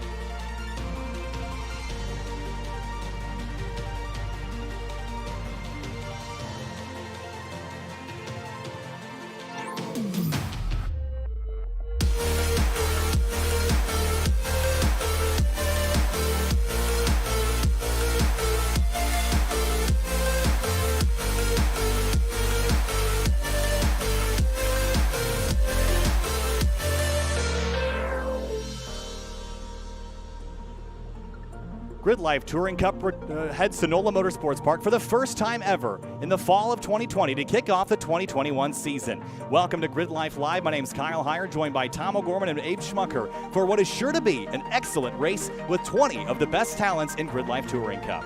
We've got Eric Cattell starting on the front row alongside some of the buddies that have been around for quite some time, Tom, but I think there's a lot of unknowns going into this race. We talked a little while ago about the expectations for this one. It's a fast flowing racetrack, lots of high-speed maneuvers, and turn one and the race down to it are going to be the biggest topics of discussion. And if you're joining us live on GRIDLIFE Live for the first time, GRIDLIFE Touring Cup is wheel-to-wheel racing. We're racing 4 15-minute races over the course of this weekend. Each driver scores points for their finishing position, just like when you boot up Gran Turismo, bang out a bunch of races, and the driver with the most points ends with the season or with the weekend championship. So the grid is on their warm-up lap, 18 cars to take the green flag for race number 1. We're most of the way around this track. Familiar faces and new names. The storyline for this race for me is who is confident in where the speed is and who is confident in where the passing opportunities are on a relatively unfamiliar NOLA Motorsports. Hey, welcome as well, and you've been kind of the announcer for GLTC alongside me when Tom's been not available. So you were here for Pikes Peak when we had a relatively small field, but I think I'm really excited for this one. This is a totally new experience at a totally new racetrack. Your thoughts before we turn them loose here in just a moment? Well, I was quite surprised to see some of the drivers taking the line through some of the puddles on the straights there on this warm-up lap. Kind of unusual strategy. What do you think, Tom? Well, I think they're just testing what that's going to do to the cars. There is significant puddling on certain sections of this track. The drivers only got one quick look at it, and it happened really fast. We're coming up to the green flag for race 1. GRIDLIFE Touring Cup race number 1 from NOLA Motorsports Park is about to turn loose. A new racetrack, a new season, new rules, and new drivers. Turning them loose at the 3-mile NOLA Motorsports Park. The run down to turn 1, it's going to feel like forever. Green flag flies, and we're racing finally for GRIDLIFE Touring Cup for the 2021 season. Wow, almost 4 wide for a moment, but Jeremy Boy's in a great start. Ronnie Solomon's on the outside in the yellow S2000. They're still 3 wide through the puddles, and now they finally tuck in, but Eric Cattell and Todd Cayley were on the front row. They start side by side down into turn 1. Watch for that puddling on the curbs. They're going to use them anyway, and they're starting to break away already. Cattell and Todd Cayley out up front. We saw Luke McGrew have to take evasive action, climb up on the curbing through that first corner, but nose to tail, front-wheel drive Civic, rear-wheel drive S2000, and a Miata in 3rd place right now. That's Luke McGrew and his 2.5 swapped Miata. He runs out wide.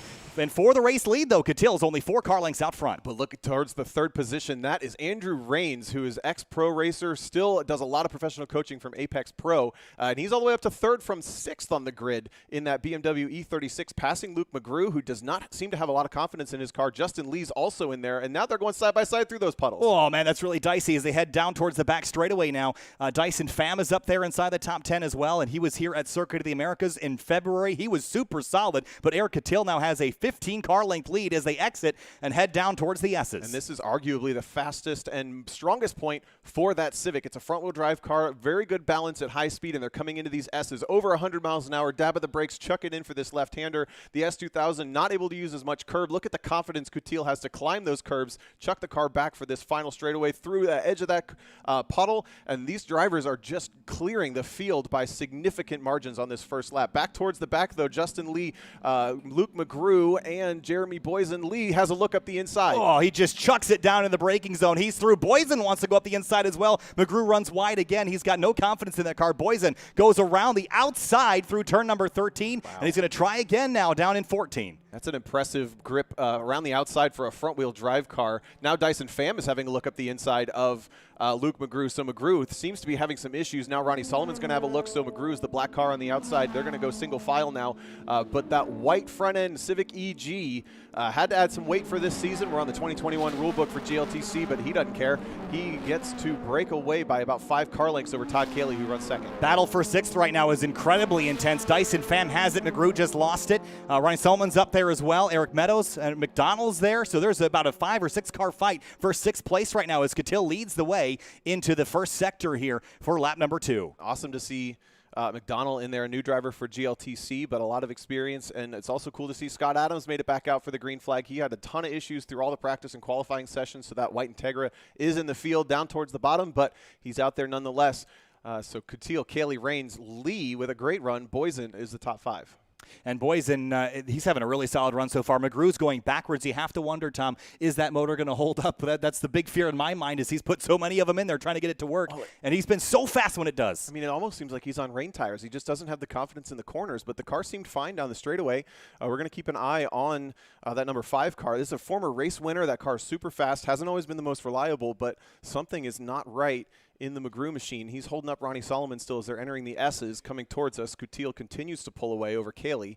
Rains is 3rd, so those are the top 3 cars spread out by a bunch, but the race on the track right now for 4th between Justin Lee, Jeremy Boysen, and Dyson Pham. We've got NCMX5, Acura RSX, and Honda S2000. That's a cool battle coming into turn 13. And they're charging down into Justin Lee with the big dive. The last time that they went down there, super aggressive on the brakes, and even behind Luke McGrew as Eric Meadows, who's basically a teammate tucking in behind. And another new driver, William McDonald in the number 21. I believe that's a Toyota 86. He's running back in about 10th spot right now. He's about to chase down Solomon in the 8th place, number 212. That's Andy Smedgard's car. Yeah. And then behind them is, it looks to be either Scott Robertson or I think it's Scott Adams in the 72 that's jumped up there. He had practice issues in qualifying. He's running pretty well now. Boysen got around Lee on the last couple corners, but now Lee with a motor down the front straight is going to put Boysen through the puddles on the front straightaway, and they're going to go side by side down into turn 1. You know, I try really hard to pay attention to the way these cars look in every session. Luke McGrew is on his rain wheels, which means he might actually be on his rain tires. I don't know why he would have made that choice, but it worked out for him in previous races. Remember, back to Gingerman, it started raining, and he just drove away from everybody. So he might have taken the gamble, and it might not have paid off this time. Todd Cayley has lost a little bit of ground to Eric Catil. Catil a half second faster, so if those rule changes, the rule modifier changes to the front-wheel drive cars did something, I'm not seeing it today. He's crushing everybody right now, but that's Catil and his talent. 3 wide with Ronnie Solomon and 2 other drivers. That was Luke McGrew and Eric Meadows. McGrew is doing everything in his power, we suspect, on rain tires to stay as high up in this field as he can. So that's 7th, 8th, and 9th. And they were 3 wide tracking out of turn 3, just at the bottom of your frame. Might have missed it, but we're continuing to track with Eric Catil. But the battles are for 4th and 7th right now. And Boysen and Justin Lee were having a heck of a scrap, and those are very different cars by any count. Dyson Pham, again, showing his strength in his S2000 that he brought to Circuit of the Americas earlier this year. Jeremy Boysen was showing the nose to Justin Lee, continues to run 4th, but now Ronnie Solomon gets a run up on the inside of Luke McGrew into the S's in turn 8. They are side by side, and finally Solomon closes the door. They're just about to enter your frame now. No, that's the battle for 4th just now streaming through, so Boysen still not able to do anything. There's the next battle. Luke McGrew is absolutely a rolling chicane right now. He's got to be on rain tires, and now his teammate Eric Meadows in the silver Miata is going to try to get by him on the brakes. Lunges. Oh, here he goes up the inside, and Eric Meadows has the hole open. McGrew's going to leave it for him, and right behind them, again, that's William McDonald, who's looking super aggressive on the outside. The 72 of Scott Adams. It's 2 wide, 2 deep as they head to the final couple corners. There's another car that's hunting in the background. That is Joel Morrison, who's new to GLTC this weekend. There's a 5-car battle. So now Meadows has been able to get around McGrew. McGrew is the 2nd car in that line. The S2000, the yellow car up front, is Ronnie Solomon. He's starting to drive away side by side between 2 of the local drivers for a moment. Now that is Morrison able to get by, or sorry, McDonald able to get by, and Scott Adams is having a look as well. Yeah, McDonald is charging forward right now. He's up 3 spots. Luke McGrew is down 6 from the drop of the green flag. So is, Scott Robertson's down 3. Morrison's up 3. Catil, Cayley have held their front 2 positions. Andrew Rains is 3rd. Justin Lee 4th. And Boysen rounding out the rest of the top 5. But a heck of a battle going on in the mid-pack. It looks like Formula 1 out there this afternoon. Man, I'm having keeping a close eye on the battle for 4th as well. Justin Lee has been able to dispose of Jeremy Boysen by allowing Dyson Pham to provoke a big fight between those two. So the battle for 5th is on, and Lee gets a little bit of a break as he runs 4th.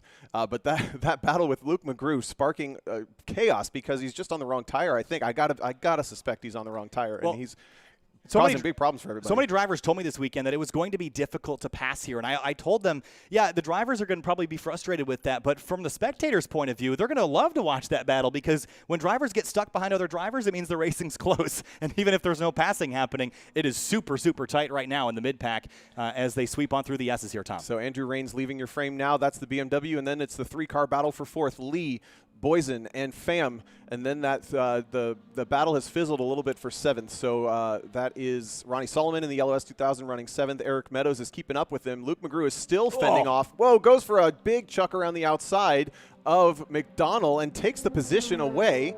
And now McDonald gets to pull away. Scott Adams clears Luke McGrew as well. McGrew is in the white top with the black rest of the body, and now Joel Morrison is going to try to sweep around Dyson the outside. Pham, he's off in turn 13. He's gone for the escape road. I'm not sure if he may be locked up or if he's trying to get out of the way. He comes back on the racetrack, and I think the 72 had to take a little bit of evasive action, but Pham continues, so maybe he just missed the corner there, Tom, but he dropped way out of the top 5. And we saw back at COTA, Pham was a little inconsistent. He had one big spin, and he had a couple of mistakes, so that is potentially another mistake for Dyson Pham as he's now down the middle of the front straightaway.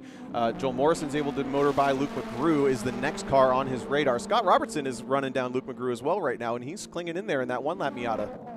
Super aggressive action here. About halfway through this first race of the weekend. We've got 3 more to run. Remember that lap time is what gets you pole for race number 2. Eric Catil is the fastest out there, a 1:52.806. That's one of the fastest laps we've seen all weekend in a GLTC car. That's 3 seconds better than the next fastest car. But look at that train of cars starting with that is McDonald, Adams, Morrison, Pham, McGrew, Robertson, all nose to tail through turn 3, now into turn 4.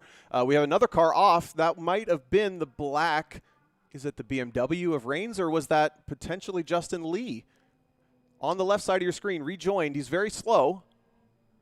I didn't get a good look at who that was. We're going to have to take a look and see who that was, but there was definitely a car off and rejoining on the outside of turn 4. They're so far off in the distance, but there's a huge train of cars now working their way towards the S's. They just flashed across the top of your screen. So we're taking a look at some of the drivers towards the back. That is Dai Wynn and Brian DeFries, I think. Yeah, I think you're right about that. So as the field sweeps through the S's now, Jeremy Boysen has found his own room to race in about 5th spot. Then it's Solomon behind him. Eric Meadows is chasing him down in that yellow S2000. But there's that big group you mentioned behind McDonald. It is a train. It was Justin Lee, and now he's got Scott Adams all up underneath the back of that car, hunting back and forth, goes for the outside. He knows this track better than most of the drivers on the field. Big lockup. I have to wonder, did Justin Lee lose his ABS sensor again? He's going to go wide now. That is McDonald shows the nose in the Subaru BRZ. The black car side by side into turn 15. Wow, that was a big moment for Justin Lee. Locked that right front tire up, and the 72 went the long way around. He's through. McDonald climbed up on the curb and got airborne as the 33 is slowing now at the exit of the corner. I think he lost another ABS sensor. He's been fighting that all weekend, stayed up late last night to replace it, and it seems to have failed him again. So now the hard charger of this race, holy cow, Scott Adams up to 7th from, I think, 17th on the grid. And then local friend McDonald is going with him. Joel Morrison clinging onto that battle as well. It's a very unsuspecting car, too. It doesn't look very intense from the outside, but it certainly is quick.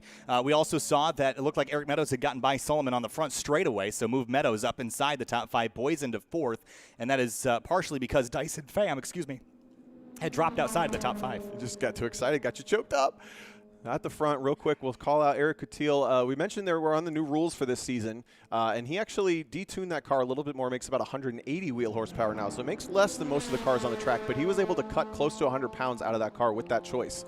So whether he's going to stick with that across all tracks or whether he decided to go with lighter weight, lower power for this specific track, not sure, but it seems to be working out with him as he's just freaking clearing the field over 3 seconds faster last time through than Todd Cayley, who's a very lonely second, and then a very lonely third for Andrew Rains as well, but an impressive run in that car on 100 treadwear tires, not on as grippy tires as the rest of the field. White flag in the air for Eric Cattell. One more lap around. We're 11 minutes in, and Eric Cattell in the number 82 Honda Civic SI takes the white flag. One more lap around. It's not even close. Kaylee's got a lot of work to do and a whole lot of luck if he wants to get anything done with Cattell out front. Might have a battle brewing for 5th and 4th. That's, Ronnie Solomon and Eric Meadows. Those are the yellow and silver cars that just left your frame, but this is not going anywhere. Now Luke McGrew trying to defend off of McDonald. McDonald big dive. Super deep. Oh, and McDonald actually had fallen back here because he was up the road with Justin Lee, but they have both fallen right back to Dyson Pham. So I think maybe McDonald had an off. They're running side by side in that final sector now through the last couple of corners. Still side by side, and I got to say, I think McGrew saved McDonald from himself just a little bit there, because if McDonald was given any less room, they would have been having contact. But McGrew keeps it clean for the two of them, and they're going to come across the start-finish line now side by side with Dyson Pham. Pham gets a good run and goes by both of them up the front Wow, straight. rocketing by in the front straightaway now. I think there's one car out there that's slow. Scott Adams is slow. He's got a problem. Oh, no. And he's dropping out now. It looks like he's going to hit pit lane here with just one lap to go. That's a real shame after having such a strong start. But Eric Cattell is working his way around. Battles continuing through the rest of the field. On your screen, that is the battle for 5th between Ronnie Solomon and Eric Meadows. And Meadows, I think, is the faster car, but can't quite figure out a way by. We talked about how NOLA Motorsports Park is a challenging place to pass, and especially with the puddles on some of the longer straightaways. There's two of them. It kind of closes down the number of passing opportunities even further. And the desperation is there as well with the white flag out. You're going to make that move at this point. And Meadows gets a great run here. He's going to get right to the tailpipes of that yellow S2000. Nose to tail as they sweep on through the right-hander. Now he's got the slipstream heading towards the back straightaway. Little bit of a breather. This was an easy flat-out right bend kink, and then it's into those S's. So look way back in the distance. The yellow S2000 leads over Eric Meadows, but Ronnie Solomon has the point. This is for top 5. Checkered flag for Eric Cattell. He wins GridLife Touring Cup race number 1 from NOLA Motorsports Park. Todd Kayley will bring it home in second, Tom, as the battles continue behind him. Boysen is way back in the distance, and he's going to bring home a 4th position. Andrew Rains works his way onto the front straight. Actually, no, that's Todd Kayley. That's how big of the lead Eric Cattell had. We're keeping an eye on the battles through the rest of the field. It looks like Eric Meadows dropped off at the back of the S2000 just a little bit for 5th, so he might not create an opportunity for himself. Most of the field is a couple car weights apart at this point. And the rest of the field sweeping on through. It looks like in the next car across the line, Andrew Rains, 3rd place, his first start ever. That's a podium for him. Jeremy Boysen should be 4th as he comes across the line in the number 99 RSX. He comes on through. Next car across the line, Solomon gets 5th place, and Eric Meadows in 6th. And it looks like the next car might be Joel Morrison. Oh, but it's a drag race with Dyson Pham. They're side by side up the front straightaway, and Pham has a run. Side by side to the line. Checkered flag. Pham grabs it from Morrison at the last moment. Justin Lee right behind. Then the 21 car of William McDonald. Then Luke McGrew, who I got confirmation he was on rain tires. That was not a good decision. I don't even know why that was even a consideration, to be totally honest with you. I don't know what he was thinking. That was not an incredibly wise move, in my opinion. But he has found his way home in 11th place as the last couple drivers sweep on through. What a race we just saw. Yeah, and it's not quite done. There's two more guys battling. We were keeping an eye on them, and they're going to go almost side by side across. That's Brian DeFries and Bird. Dane Bird. Dane Bird in the CRX's beautiful car. They come through just outside the top 10, 14th and 15th. Yeah, that was awesome. Unfortunately for Eric, when you do a runaway like that, you don't get a lot of screen time. No. You don't get talked about a lot, but a dominant win for the 82 car of Eric Cattell, recently featured on the Hoonigan channel. Todd Kayley, something maybe not right with that car. I'm going to go talk to him after this race and see, because his qualifying pace was close to 5 seconds faster than the laps he was running at the end of that session. So that car dropped off pretty significantly. Cattell finishing first here, how many pounds of reward weight will he add after this first race? Yeah, that's a great point. In GridLife Touring Cup, because we do 4 races, when you finish on the podium, you have to add what we call rewards weight. It's basically a penalty to slow your car down a little bit. And Eric Cattell is going to have to add 75 pounds to that car for the next race. Todd Kayley gets to add 50 pounds, and Andrew Rains gets to add 25. Now, in talking to the drivers, though, that probably doesn't matter much, because Eric Cattell is currently weighing in at over 80 pounds heavier than his minimum weight. So even if he won that race, he doesn't actually have to change his minimum weight. He's not actually going to change the weight of the car. He was already overweight, is what I mean to say. Yeah. So with that, our first race of the 2021 GRIDLIFE Touring Cup season, Eric Cattell is your winner. Todd Cayley in second. Andrew Rains in his first ever GLTC appearance, third place for him. That's a podium. Jeremy Boys in fourth. Andy Smedgard fifth. Eric Meadows, Dyson Pham, Joel Morrison, Justin Lee, and William McDonald, his first ever GLTC race. He brings it home in 10th. Luke McGrew, Scott Robertson, Patrick Reyes, Brian DeFries, Dane Bird, Frederick Scott, Dine Nguyen, and Scott Adams are the rest of your field. And unfortunate for Scott Adams, he was up inside the top 5 at one point, or very close to it, Tom, but had some sort of issue and had to bail off the racetrack. Yeah, so I would keep an eye on that 525 because it is quick. He was significantly faster than the cars around him. Now we look towards race 2, and something we haven't talked about necessarily is GRIDLIFE Touring Cup's format. Over those 4 races, each race is gridded by a different measure than the previous one. So this one was off of fastest lap from qualifying. The next race is from fastest lap of this race. So for drivers like Dyson Pham, who are inconsistent but fast, they actually get a redo, and they get to move back up the grid wherever their fastest lap slots in. And we're going to reorder that one, rack 'em and stack 'em, as you like to say, and we'll run down that starting grid for race 2 at about 4 o'clock this afternoon. Absolutely. And Abe, your thoughts? You got to watch from the sidelines. There's busy discussion up here in the broadcast booth, but your thoughts on that first race of the year, really? Sorry, Abe. Well, looking at Cattell's race here, it's kind of sad for him, actually. I mean, he's going to have a great race weekend, I expect, as long as he doesn't battle any gremlins with the build of the car. But he's kind of running away with it, and he's going to limit his opportunities to have a good race. I mean, that's a good point. I mean, really, GLTC is all about having fun. And when you're crushing everybody, that might be fun, but some people enjoy having the actual battles. But Eric's car is engineered well. He's a really good driver. That's not taking away anything from anybody out there, but I am convinced that we're not going to see that all weekend this week. We've seen drivers be dominant in the past. What I expect to see, at least from him, if he can continue to run this fast, is he'll probably start focusing on setting that GLTC lap record here for NOLA Motorsports Park. I think if the racing competition for him is not quite as stiff, expect him to challenge himself to see what he can get out of the car at this event. Yeah, for me, my storylines going into race 2 are, first of all, the weather. If you noticed, it just got significantly darker and a little bit windier here at NOLA Motorsports Park, and there's absolutely the threat of rain in the forecast. So that's one thing. Eric Cattell is super fast in the rain as well. Won almost all the rain races that we've ever had in GLTC history, so that may not change a whole lot. But the 2 other wild cards, Todd Cayley, we mentioned he was off pace in that race, and Luke McGrew, for some unknown reason, ran rain tires in that race. If he's on the proper tire, that car will be way faster and way more of a contender to take down Eric Cattell. So while we wrap up a little bit of a sighting lap, we're going to move towards GRIDLIFE track battle, and all these time attack drivers are looking at the sky going, please no, please no, please no. We're going to knock on wood for them too, because we want to see some fast laps, see if anybody can take down that 148 that Casey ran a little earlier in that Corvette.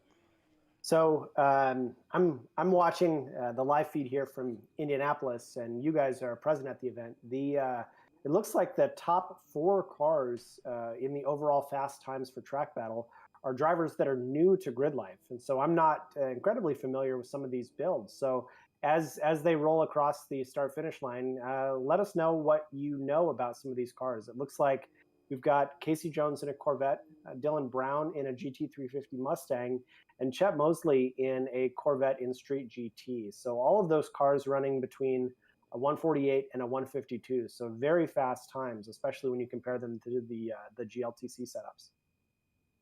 Yeah, that is pretty amazing, especially, I kind of believe because of the significant portion of this lap being in the S's, the maximum speed available to a GLTC car versus an unlimited, or maybe a track modified Corvette is really not that different, because a Corvette is not going to be able to carry that much more speed through all those fast sweeping transitions than a light race car on racing slick tires. So I think it's even more impressive if you really measure up the lap. Yeah, there's a big long straightaway for the cars to breathe, but there's also sections that, the horsepower just kind of doesn't matter. It's more down to aero and functional grip to the ground.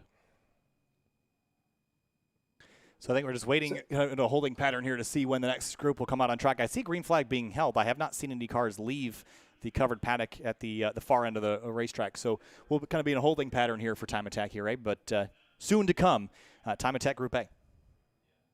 Yeah, definitely exciting to see some of these new drivers into the series, running fast right at the beginning as well. I'd expect that some of these drivers have been here before, while most of our crew has never been here. Well, yeah, that's another great point is, GridLife Touring Cup, you're often racing other competitors in the moment. So we just watched that happen. Now we shift towards track battle, and you're racing yourself in the moment. And there's one less factor going on there, but it makes it almost more intense in a lot of ways. And local knowledge is certainly one of those ways, because if you know where you're going, you can obviously start to attack that time a lot quicker. And in GridLife Touring Cup, we acknowledged pretty early on, there's not a lot of local drivers here, but there are a lot more local drivers, or at least what we suspect are local drivers, as we don't necessarily have an entry list with hometowns on it, who probably know a lot more where they're going than even we do. So the first car's rolling out. We got a C7 Corvette with Aero. That was our fastest driver from earlier in the 281. And then we have a Mustang on Hoosier tires. We have another C7. That is a familiar car, a C6 Z06 on Hoosier tires, and then another C7 Z06. First familiar car I see is the 5th fastest car at the event out of the Street GT category, with spacing on the driver's name actually. Who's the Hawk with the Corvette and the Camaro? He switches back and forth. Hey, help me here. Oh, that's Christopher Bickford. Bickford, thank you. He's 5th quickest, I think, on the event, so it's definitely locals at the top. So we'll pull back up. Big difference this time in time attack is as we move into Heat 2, they are gridded by fastest laps from Heat 1. So there's no traffic really to navigate this time, or theoretically so. They're gridded in proper order. And we will have 2 groups of time attacks, so Group A, Group B. And Group A, again, rolling again right now, and we'll see some drivers go after some times. I think the times will continue to fall towards the end of the day. The problem is there's still the puddles we saw in GLTC. Those puddles will still exist, and they're not going to go anywhere just because of the fact that it's not sunny. They're not really going to dry up. And they're not really online, so that, yeah, I agree. They're not really going to stay there. So that's taking a look at the second quickest car from earlier. I think that's Dylan Brown in the 173. That is a Mustang with Aero, and it is on Hoosier Racing tires, so that makes it an unlimited car by default, because those are the stickiest, best tires that you can use. And he wants to pick up about a half a second to catch the fastest car, the 281 of Casey Jones, who's well up the track and has a clear track in front of him. So, Tom, I don't have personally wheel-to-wheel experience, but I have been a competitor in the GridLife track battle before. You've kind of run the gamut, so to speak, in all kinds of racing experience, whether it be autocross or time attack or wheel-to-wheel racing. You saying I get around? I think one of the challenges of time attack perhaps doesn't come through that well on the live stream, because the cars look really composed and they're out there attempting to run their best laps. But the reality for time attack drivers is they're going out and they're trying to run the fastest lap that they can possibly do, which makes it a kind of a thrilling and sometimes intimidating driving experience. What can you say about the differences between the different forms of racing? Well, you're totally right. It's a way higher pressure situation that in a wheel-to-wheel situation you pretty much only deal with in qualifying. Now, these guys are basically doing qualifying every single time. And unfortunately, with what we call grip racing, grip driving, when you're trying to make the car stick and go as fast as possible, unless you're really close to the track and you really get to see the fine detail of the suspension moving and the tire contacting the pavement, we're talking Formula One level, or V8 Supercars does an amazing job of it. You don't get that sensation of speed. So that Mustang on your frame right now just cleared 100 miles an hour, 110, 120, 130. Now he's going to turn into the S's. Well, probably 130 right there. And now he brings it in, but it just doesn't look that fast. But in that car, it's just so intense. And you're completely right. It's a really high pressure situation.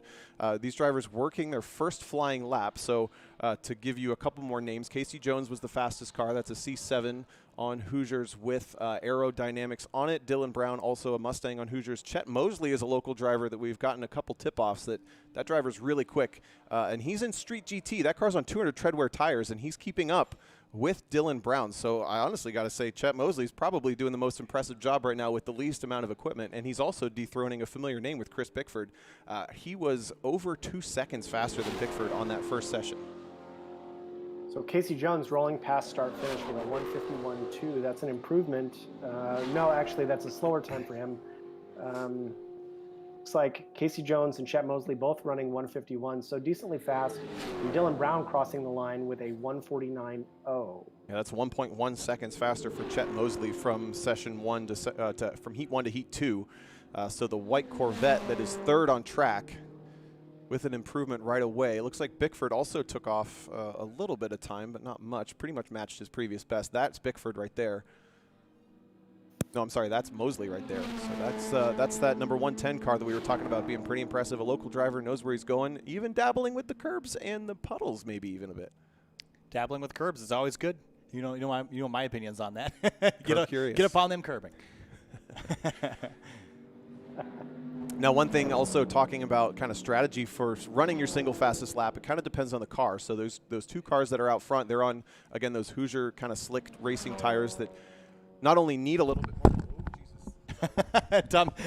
Tom's stretched very delicately across the room. No, it was the Wasp. It was the Wasp. Yeah, I'm alive, though. I'm good.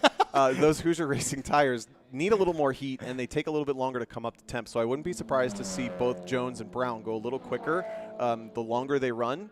The best conditions for Chet Mosley, who is in that 110 car sitting second overall right now, they're already gone. He's already heated those tires up too much. He needs to cool them back down. Unless he made a major mistake, there's no way he goes faster this lap, in my opinion. Looking on the screen here, it looks like that's either a Civic Type R or a 10th Gen Civic Si. What do you think, Tom? Yeah, it sure is. No, it's a Civic Type R, and those are our buddies from Hybrid Racing who are helping us with the stream this weekend as well, one of our partners. Really cool to see them here trackside, not only representing themselves, but competing. So we're going to cut away from the Hybrid Racing Civic Type R race car, and this is Josh Halka, who's one of the top contenders, multi-track record holder in the street category. And it looks like he's on a cool down, kind of resetting for a flyer, unless he's ducking to the pit lane. We'll take a look. Yeah, pit lane it is. So if you talk one-on-one with Halka, Josh Halka and his dad show up to just about every GRIDLIFE event that we host. And he's been very, very competitive for a number of years. But one thing he will say about his own experience is that, to be competitive means you have to be willing to spend some time trying to get the car right. And I think he says something to the effect of, like, for every minute the car is on track, he and his dad put in 5 or 10 minutes worth of time making sure that everything's right and all the components are repaired so that every session is a good one for them. Wow. Yeah, it's no small task to keep any car going on a racetrack, but these high-strung time attack cars are extra work. I can tell you from being involved with some time attack efforts over the years. You look at the weekend session, you get 6 attempts, 20 minutes each at the laps. Some of these cars can really only do 1 lap at a time. So you look at an hour and 40 minutes of track time. No, you get 6 laps. Then you factor in the car not working, maybe sometimes the car being strung out. It's so demanding. When the car's working, you have to deliver as a driver.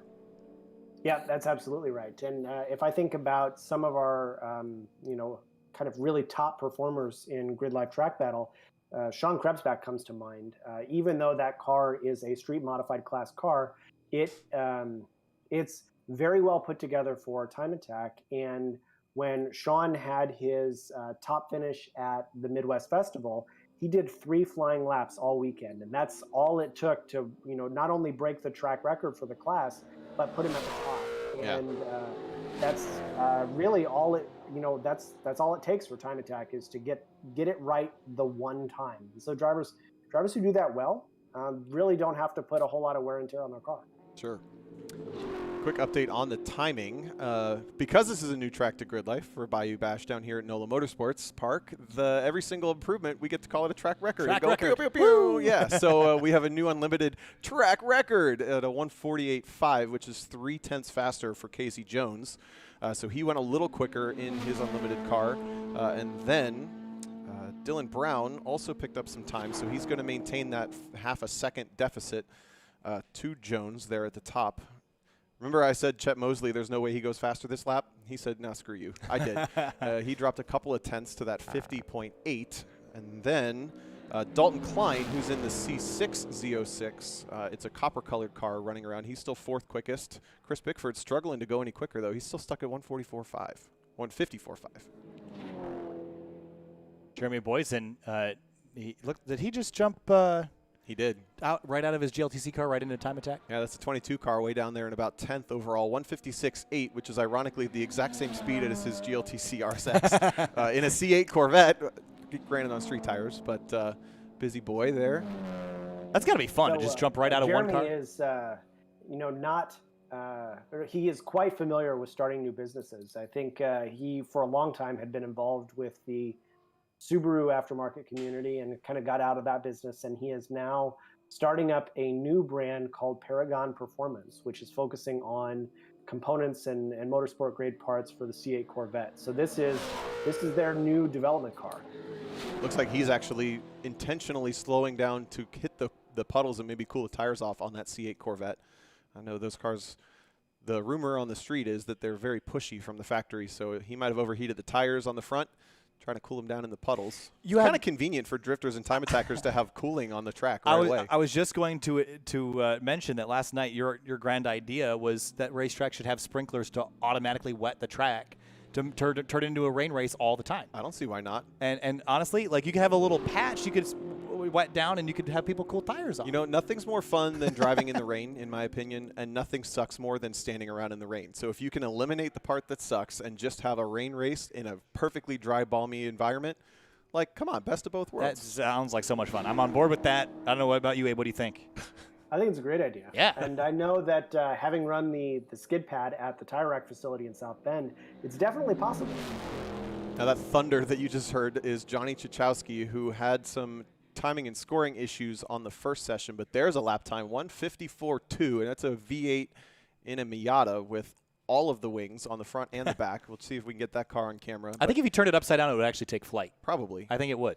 Like, it's got enough airfoil to weight ratio that I think it would take flight. The front straight here is long enough. He could just turn the wings upside down and probably get off the ground. You know, if there was any car in the field this weekend that screamed time attack, it's probably that one. Oh, for sure. Without a doubt, if you had to pick a car out that just says what it does, that one screams time attack. The one that doesn't quite so much is Drew Cleaver, who finished a flyer a moment ago. That's a 717 car, and it's a Tesla Model 3 that turned all the heads and raised all the eyebrows back at Alpine Horizon Festival.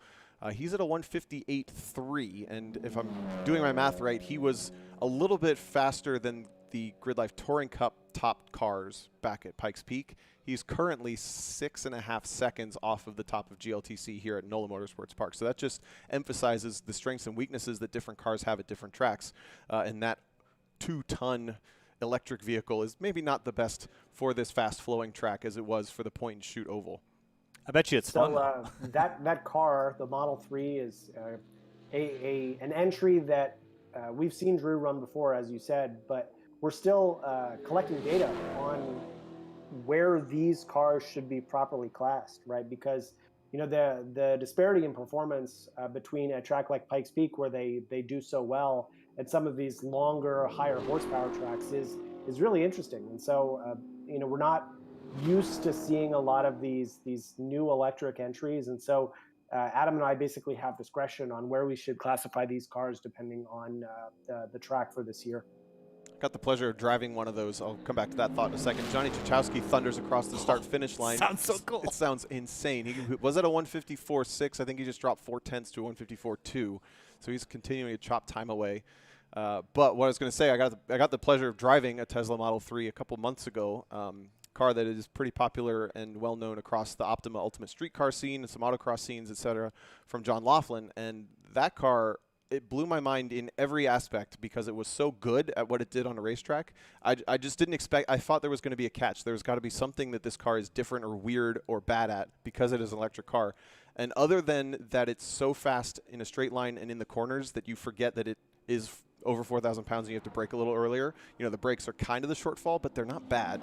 And overall, the cars are great. So, I mean, call me a gearhead, whatever, but I wouldn't be mad at racing electric cars after my first experience with it. So, Tom, especially the driver sensation associated with, you know, going fast, changing gears, hearing the sounds of the car be indicators to tell you what to do. In a car that's effectively silent, how do you approach corners differently, and how do you know where you need to be in terms of speed when you might otherwise be used to be thinking about which gear to be in instead of actually how fast you're going. Well, first, if you're working off of those, I might challenge, this is my driving coach side breaking out. I would challenge your approach to driving on a track, because driving on a track should really be more about, whoa, big tank slapper there for the Corvette in the last corner. That might be Chet Mosley still driving around. But anyway, back to that thought. Your driving on track should really be more based on reference points and based on, repetition and hitting your marks more so than it should be reacting to what gear you feel like you should be in on every lap, et cetera, et cetera. So I think if you're approaching it in what I would call the quote-unquote right way, those things don't necessarily matter as much in the first place. But also, an electric car is one drive. You don't have to know when to shift. You don't have to think about what's going on with the drive line. It just is happening. So the only thing left to do is pick out braking points, and then the tires you can honestly hear better. So you can kind of tell how much grip you have and what kind of consequences you're going to get from your actions in the car by what the tires are telling you, and you get that even more amplified. So to me, there wasn't really any shortfalls as far as the experience of driving on track. In the same way that when you drive a really, really good automatic on track, it doesn't suck. It's not a bad thing to not have a manual on a track as long as it's a good one, For sure. So that's the Tesla rounding turn 16 onto the front straightaway. 13 minutes, so we'll probably get a checkered flag maybe next time by for these drivers. The track's pretty empty at this point.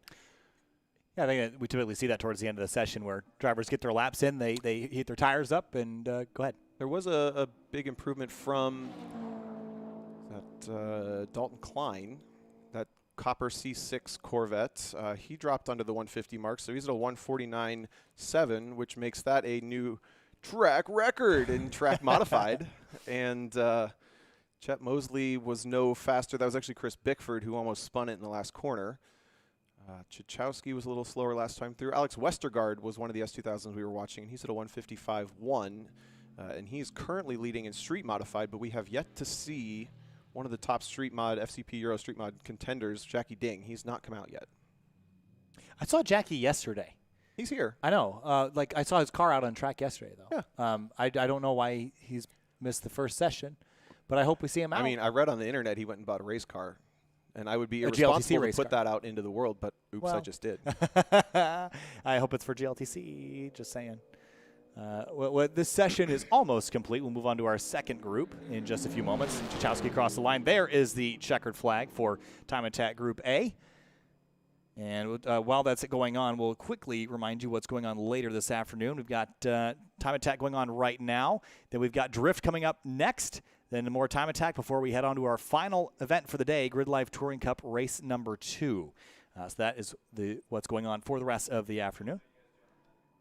As we head back to catch up the last bits of Group A Time Attack here.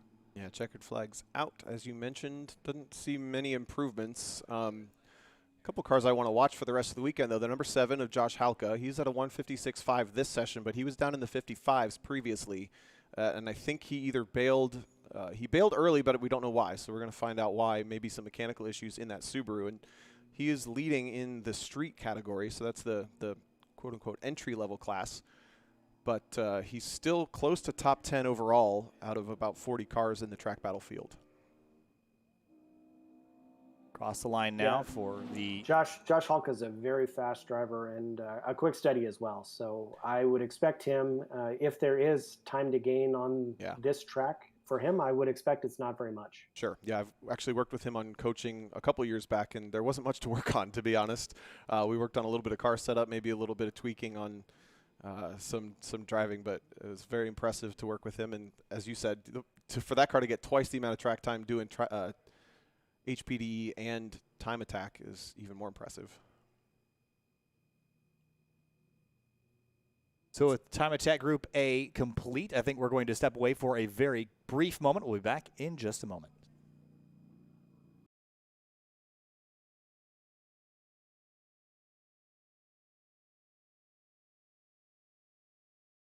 How you treat your car says a lot about you. So you do it right, and you do it fast. You use 303 touchless sealant. Just wash, spray, and rinse.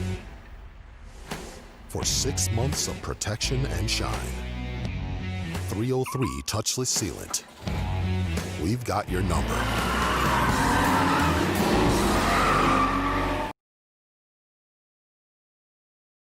Hawk Performance packs 100 years of friction dynamics into every product. Backed by Carlisle Brake and Friction, the world's premier innovator of industrial brake and friction components, Hawk leverages R&D tools and motorsports experience to deliver uncompromising performance on the street. There's no reason to settle for less. Choose pads that are race-proven and street legal. Find the Hawk Performance brake dealer near you at hawkperformance.com.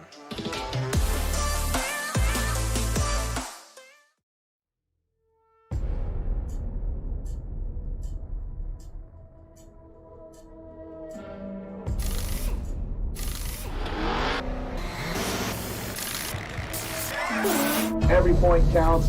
Every team, every tightening of every bolt, every fuel tank, every tire, it counts. And for you guys to be here and be part of this history, thank you guys and gals.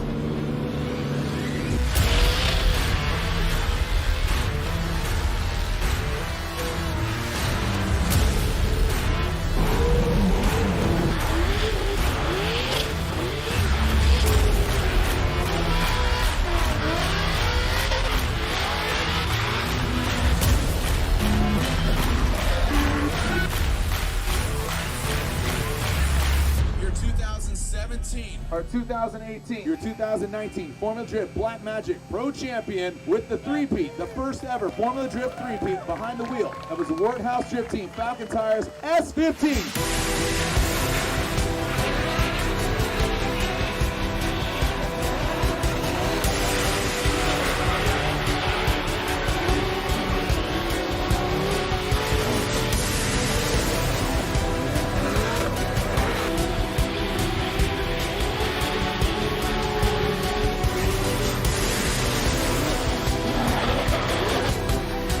Some noise, your 2019 champion, James the Machine Dean!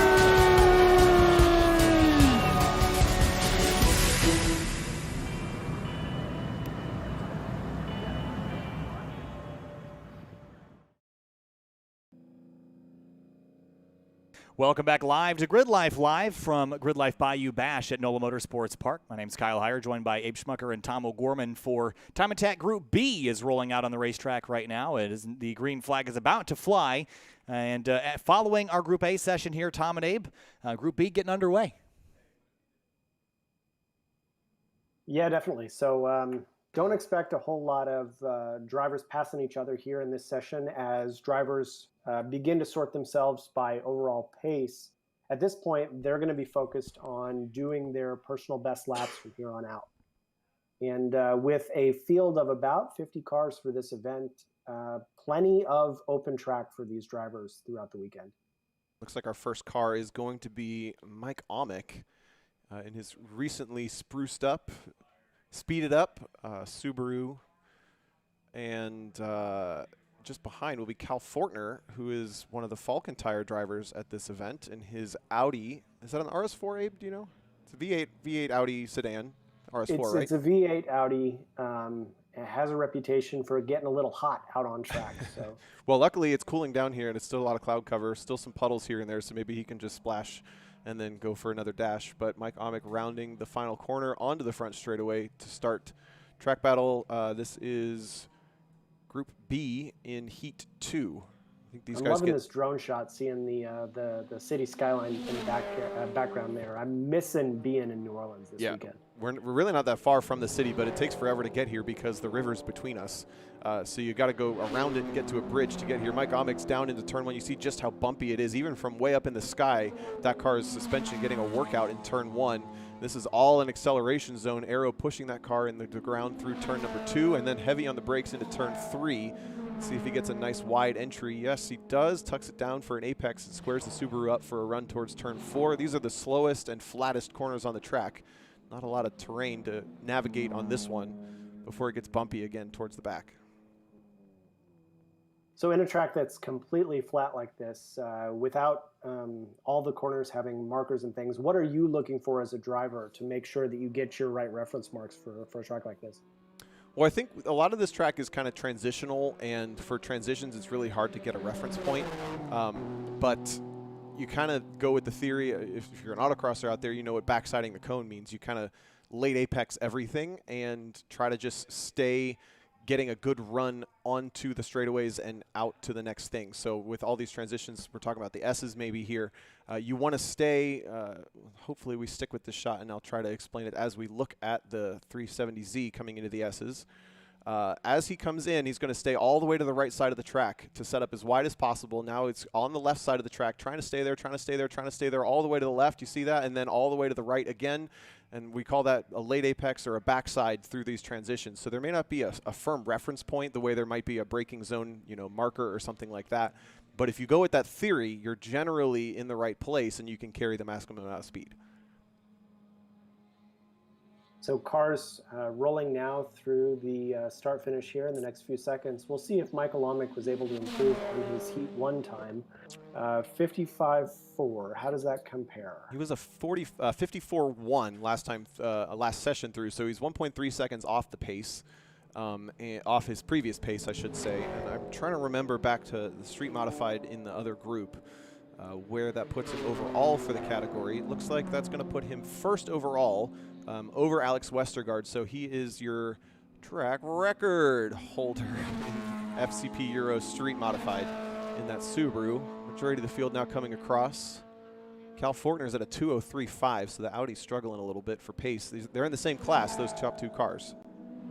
So Alex Westergaard is back in his black S2000. That's a supercharged car, I believe. That's an F-Series motor. And he has been without a race car for the last couple of years. He had an incident at Road America, I think at our inaugural, not Road America, Road Atlanta event in 2016, and has been kind of piecing a car together over time. And it's exciting to see him now back out on track. I will say his backup car is no joke. I got to drive it at Autobahn, and that thing hustles. Kyle actually rode with me, and we were expecting, it's a mild Audi sedan. You're talking about Cal, right? Yeah. No, I was talking about Cal. I misplaced what you were talking about with Westergaard, but going back to Cal because I was still thinking about it. He's back with his proper time attack car, some wings and stuff on that car, but his backup car was also no joke. He ended up spending most of the season in that car, but that white Audi coming at us through the S's, you can see it almost looks lumbery even from up here in the sky. And then the black BMW E46 is starting to run him down from behind. So because the time attack classes are not power weight based, I think a big challenge for a lot of these drivers is finding ways to cut weight out of these race cars while staying compliant within the rule set. In some cars, the chassis just start out heavy, and so there's only so much you can do and still be legal within the rule book. Look at and Mike I think Omick. The big V8 Audis might be an example of that. Yeah, for sure. Up at the front, Mike Omick cuts a bunch of time. Remember, he was at a 54.1. He goes to a 152.0, so he cuts 2 seconds plus out of his lap. But record. That's I need to get better at saying that if I'm going to make it a thing. But a car I wanted to find, I'm glad we just found it, is the Silver S2000 in the middle of this 3-car train coming through the final couple corners. He sits second on the track. That is I forgot his first name. That is Chase Johnston, and that is a J35 3.5-liter V6 swap into a Honda S2000. He's local here and did a 152.4 on his very first flyer while navigating traffic. So that number 100 car is going to be one to watch. He might be a contender for even going sub-150s here. And that's also a street modified car. A couple of weeks ago. That car, he's been really successful here at this track, and even in the last month or so. And so he's new to GRIDLIFE and really cool build based on what he's described. Yeah, and remember that was the car that was broken down and got flat towed from Heat 1. So glad he's even back out there, but also finding a lot of success. Sits second in Street Modified behind Mike Omick. Those top 2 cars in Street Mod are both on track right now and already working their way towards the S's back towards us now. Oh, sorry, they're on the front straight. There they go. No way. Is that right? Look at the screen. That can't be right. No, no. There we go. I think he might have cut through the S's maybe or somewhere else on the racetrack. Maybe he missed turn 1 and went straight or something. Yeah. Okay. That time I think is going to get thrown out. Also, it didn't even pop up on our. It's on Race Hero, but it didn't make it to our timing screen. No, it was already removed from the timing screen. It showed a 137 for a moment, but we decided to, I guess, get rid of that one. How? Look at the little red Civic. That's Lisa Keys chucking the red. I forget what she calls it. She's got a nickname. Little Red into turn 13. Almost a late braking dive up in for track position. That's the red Civic coming through the final corners. Just behind, that's I think a K20 or K24 swapped Corolla A86 just in front of her. Ooh. Yeah. I'm on board with that. Yeah. Ooh. That's cool. I like that a lot. That is the 860 car of Garcia. Yeah. I'm trying to look down the list here because I feel like Josh Garcia in that track modified rear-wheel drive category. There goes Chase Johnston. Did he improve? No improvement that time. It's like no. 152.4. Only four tenths of a second between the top of street modified, and we still have yet to see Jackie Ding, who said he's out eating Zaxby's. He's too busy to be bothered to come attack the time. Man. Hey, Jackie, bring me some Zaxby's, bro. Yeah. If Jackie's listening, bring me some Zaxby's. There's another Ding out there. The 234 is Kian Ding. I don't know if it's supposed to be Kevin or Kian, but it's he's the 234 driver in street all-wheel drive, and currently 10th. Goes Mike Amick again. 152.518, so about a half second off his consistent PB. Yep. Well, that's a good. Someone on Facebook asked, talk about the pros and cons of going boosted versus naturally aspirated. Mike Amick's a turbo car. Chris Johnson, or sorry, keep messing that up. Chase Johnson so is a naturally aspirated. Opinion here that for classes that'll allow it, yeah, it's almost, if you can make a car reliable, there's almost no downside to being boosted, right? Like, I think we saw that in 2020 with Ferris developing the twin turbo kit for his Corvette. There's a lot of right around 600 wheel horsepower track mod Corvettes in the United States that are driven by really fast drivers. But it's hard to argue with an extra couple hundred horsepower in a car like that. So if you've got a fast driver, adding 200 horsepower and keeping things reliable, there's almost no downside. Yeah, that's from the rules side and time attack. I think it kind of depends on the application as to what I would say. But for boosted versus non-boosted, in the context of time attack, where it's not limited by horsepower in any way, the more horsepower you can have, the better. I completely agree. Turbo is almost better every single time. But in terms of maybe a series that's a little more restricted, GRIDLIFE Touring Cup, for example, those cars are limited by horsepower and also have a rule set that actually makes you add a little bit of extra weight if you choose to have a turbo. So I think it's almost kind of a wash, and it's down to what kind of car you have, what kind of driving style you have, because as a driver, you have to deal with turbo lag, you have to deal with the extra heat in the car, you might have to make sure that it's getting cooled, that you have to make it more reliable to race a proper 15-minute race instead of do one flying lap. So if your application is not necessarily all-out one-lap time attack, turbo's maybe not the best always, but in time attack terms, for sure. If you can get a turbo reliable, go fast. I'm not sure if we have seen any turbo entries in GLTC in the 2 years that we've existed. Got a couple. Does Adam Jabay count? He's supercharged, right? Sure. Adam's got a supercharger, so that's forced induction. Sally McNulty's been racing a 1.5 liter turbo Civic SI. True. Cody Mason came out with a turbo. And a Miata. Rear mount turbo. Rear mount turbo. That so was we've cool. had a couple, but again, that series is so restrictive on its rules in some aspects that there's just no obvious advantage to that turbo. So what do you think about the the body in white HPD Civic SI 10th gen cars that someone could buy potentially just and come straight to GLTC? What do you think about that as an entry option? Oh, well, if you've got the $50K to spend up front, it's unbeatable, because a lot of the GLTC cars, although they may not look like it, have that in it in development and time anyway.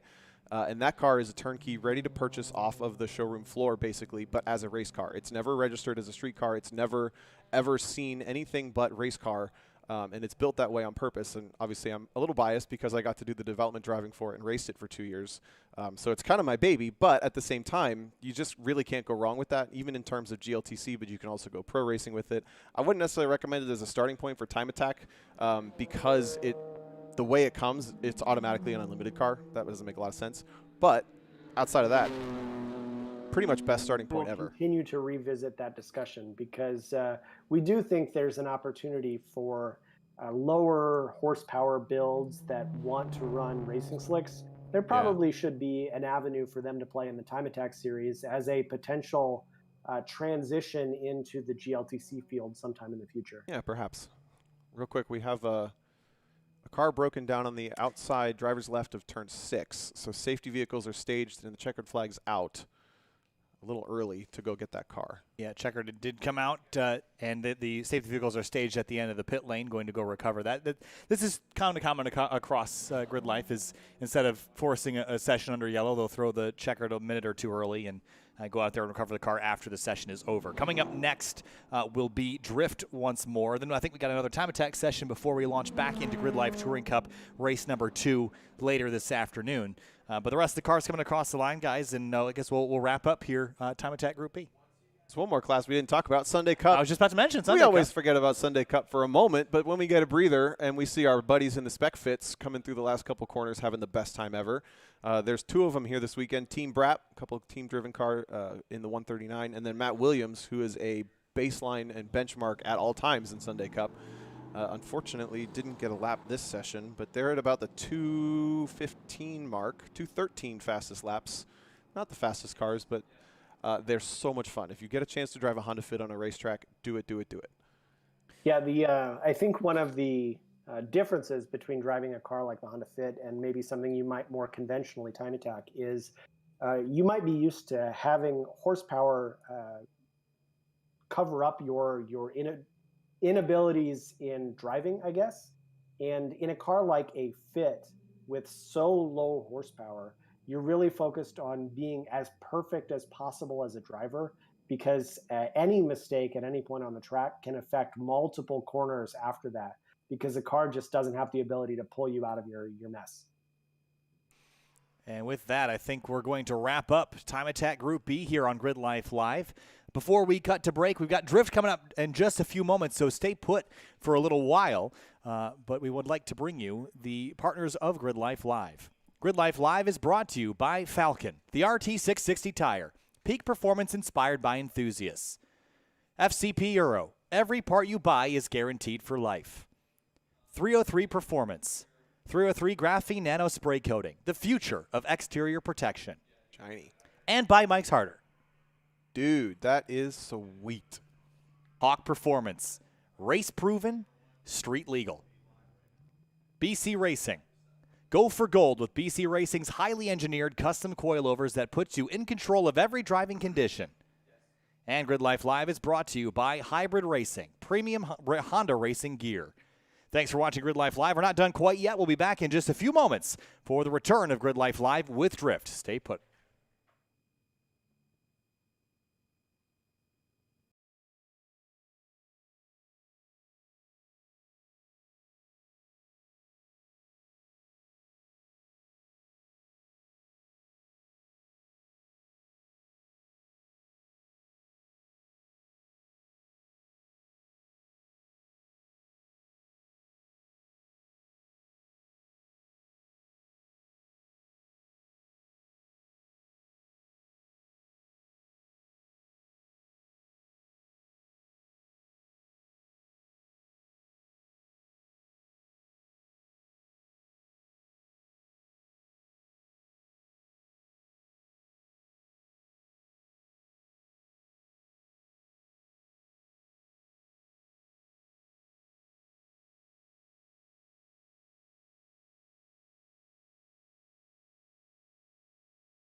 Welcome to FCP Euro, your #1 online source for European car parts. Since 2001, the team here has been serving the community with hand-assembled kits, comprehensive product information, and the lifetime replacement guarantee, all packed and shipped by our distribution center team.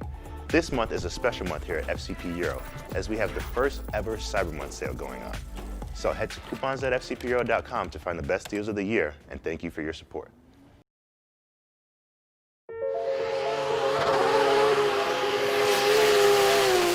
For those who demand winning performance on the track, off-road, and everywhere in between, Falken has you covered.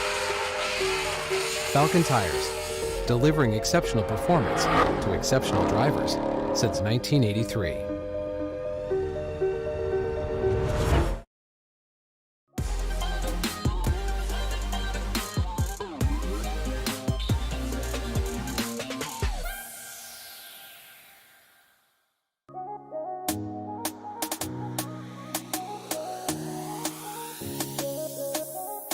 like motorsports. I've always liked motorsports growing up. And honestly, it is a lifestyle. Going out to events like these, it really embraces that lifestyle. All of us here like cars or some sort of racing. There's also music involved. And it's just a nice, relaxed atmosphere when you add in music and art into the whole scene. This is kind of like Disneyland for, you know, the car guys, but most people here just having a great time with the cars. So really good vibes, the fans are amazing.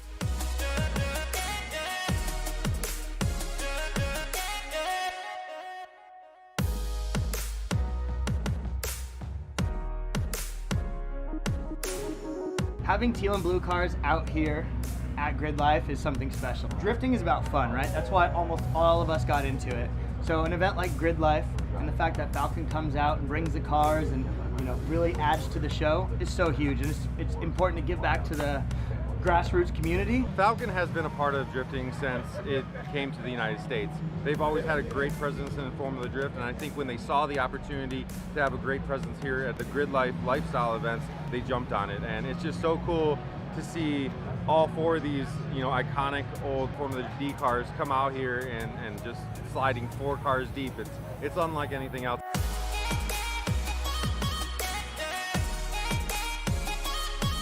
Gingerman is definitely unlike most of the tracks that we get to run. It's 2.18 miles. It's a little bit of elevation change, blind corners, but it's just kind of a beautiful backdrop. Very green, very fast, very fluid.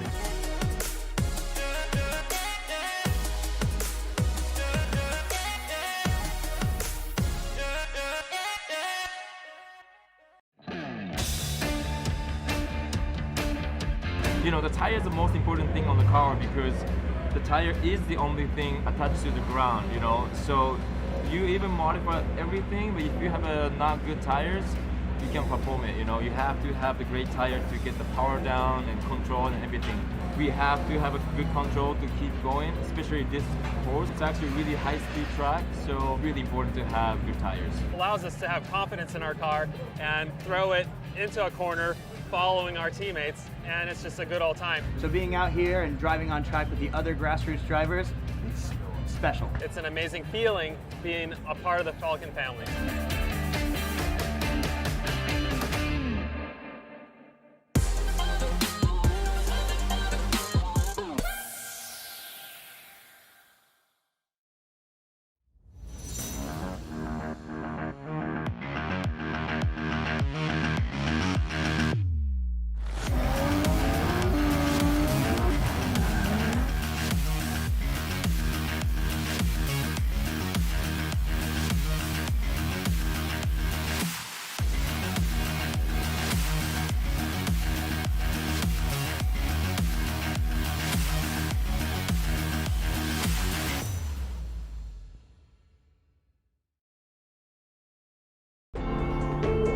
What do we do when we love something?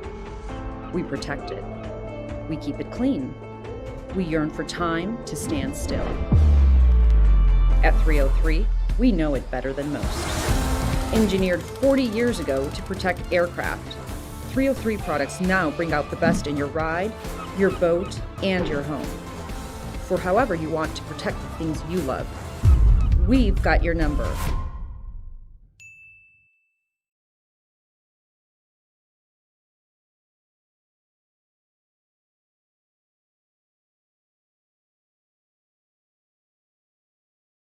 Hawk Performance packs 100 years of friction dynamics into every product. Backed by Carlisle Brake and Friction, the world's premier innovator of industrial brake and friction components, Hawk leverages R&D tools and motorsports experience to deliver uncompromising performance on the street. There's no reason to settle for less. Choose pads that are race-proven and street-legal. Find the Hawk Performance brake dealer near you at hawkperformance.com.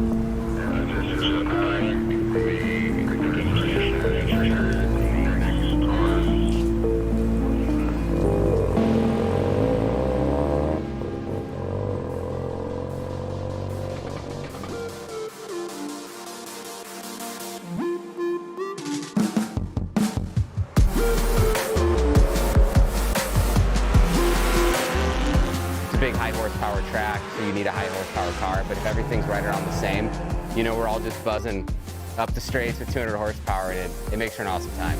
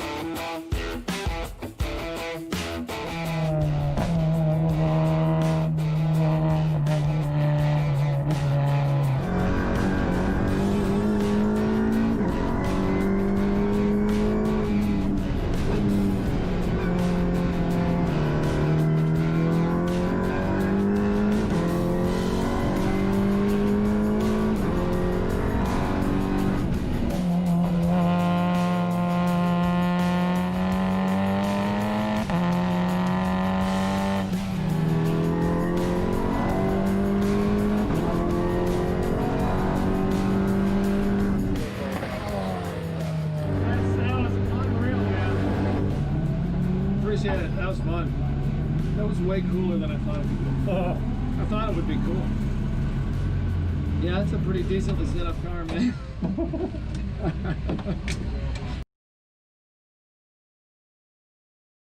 I don't need a seat. I'm a stand-up director. Stand-up guy.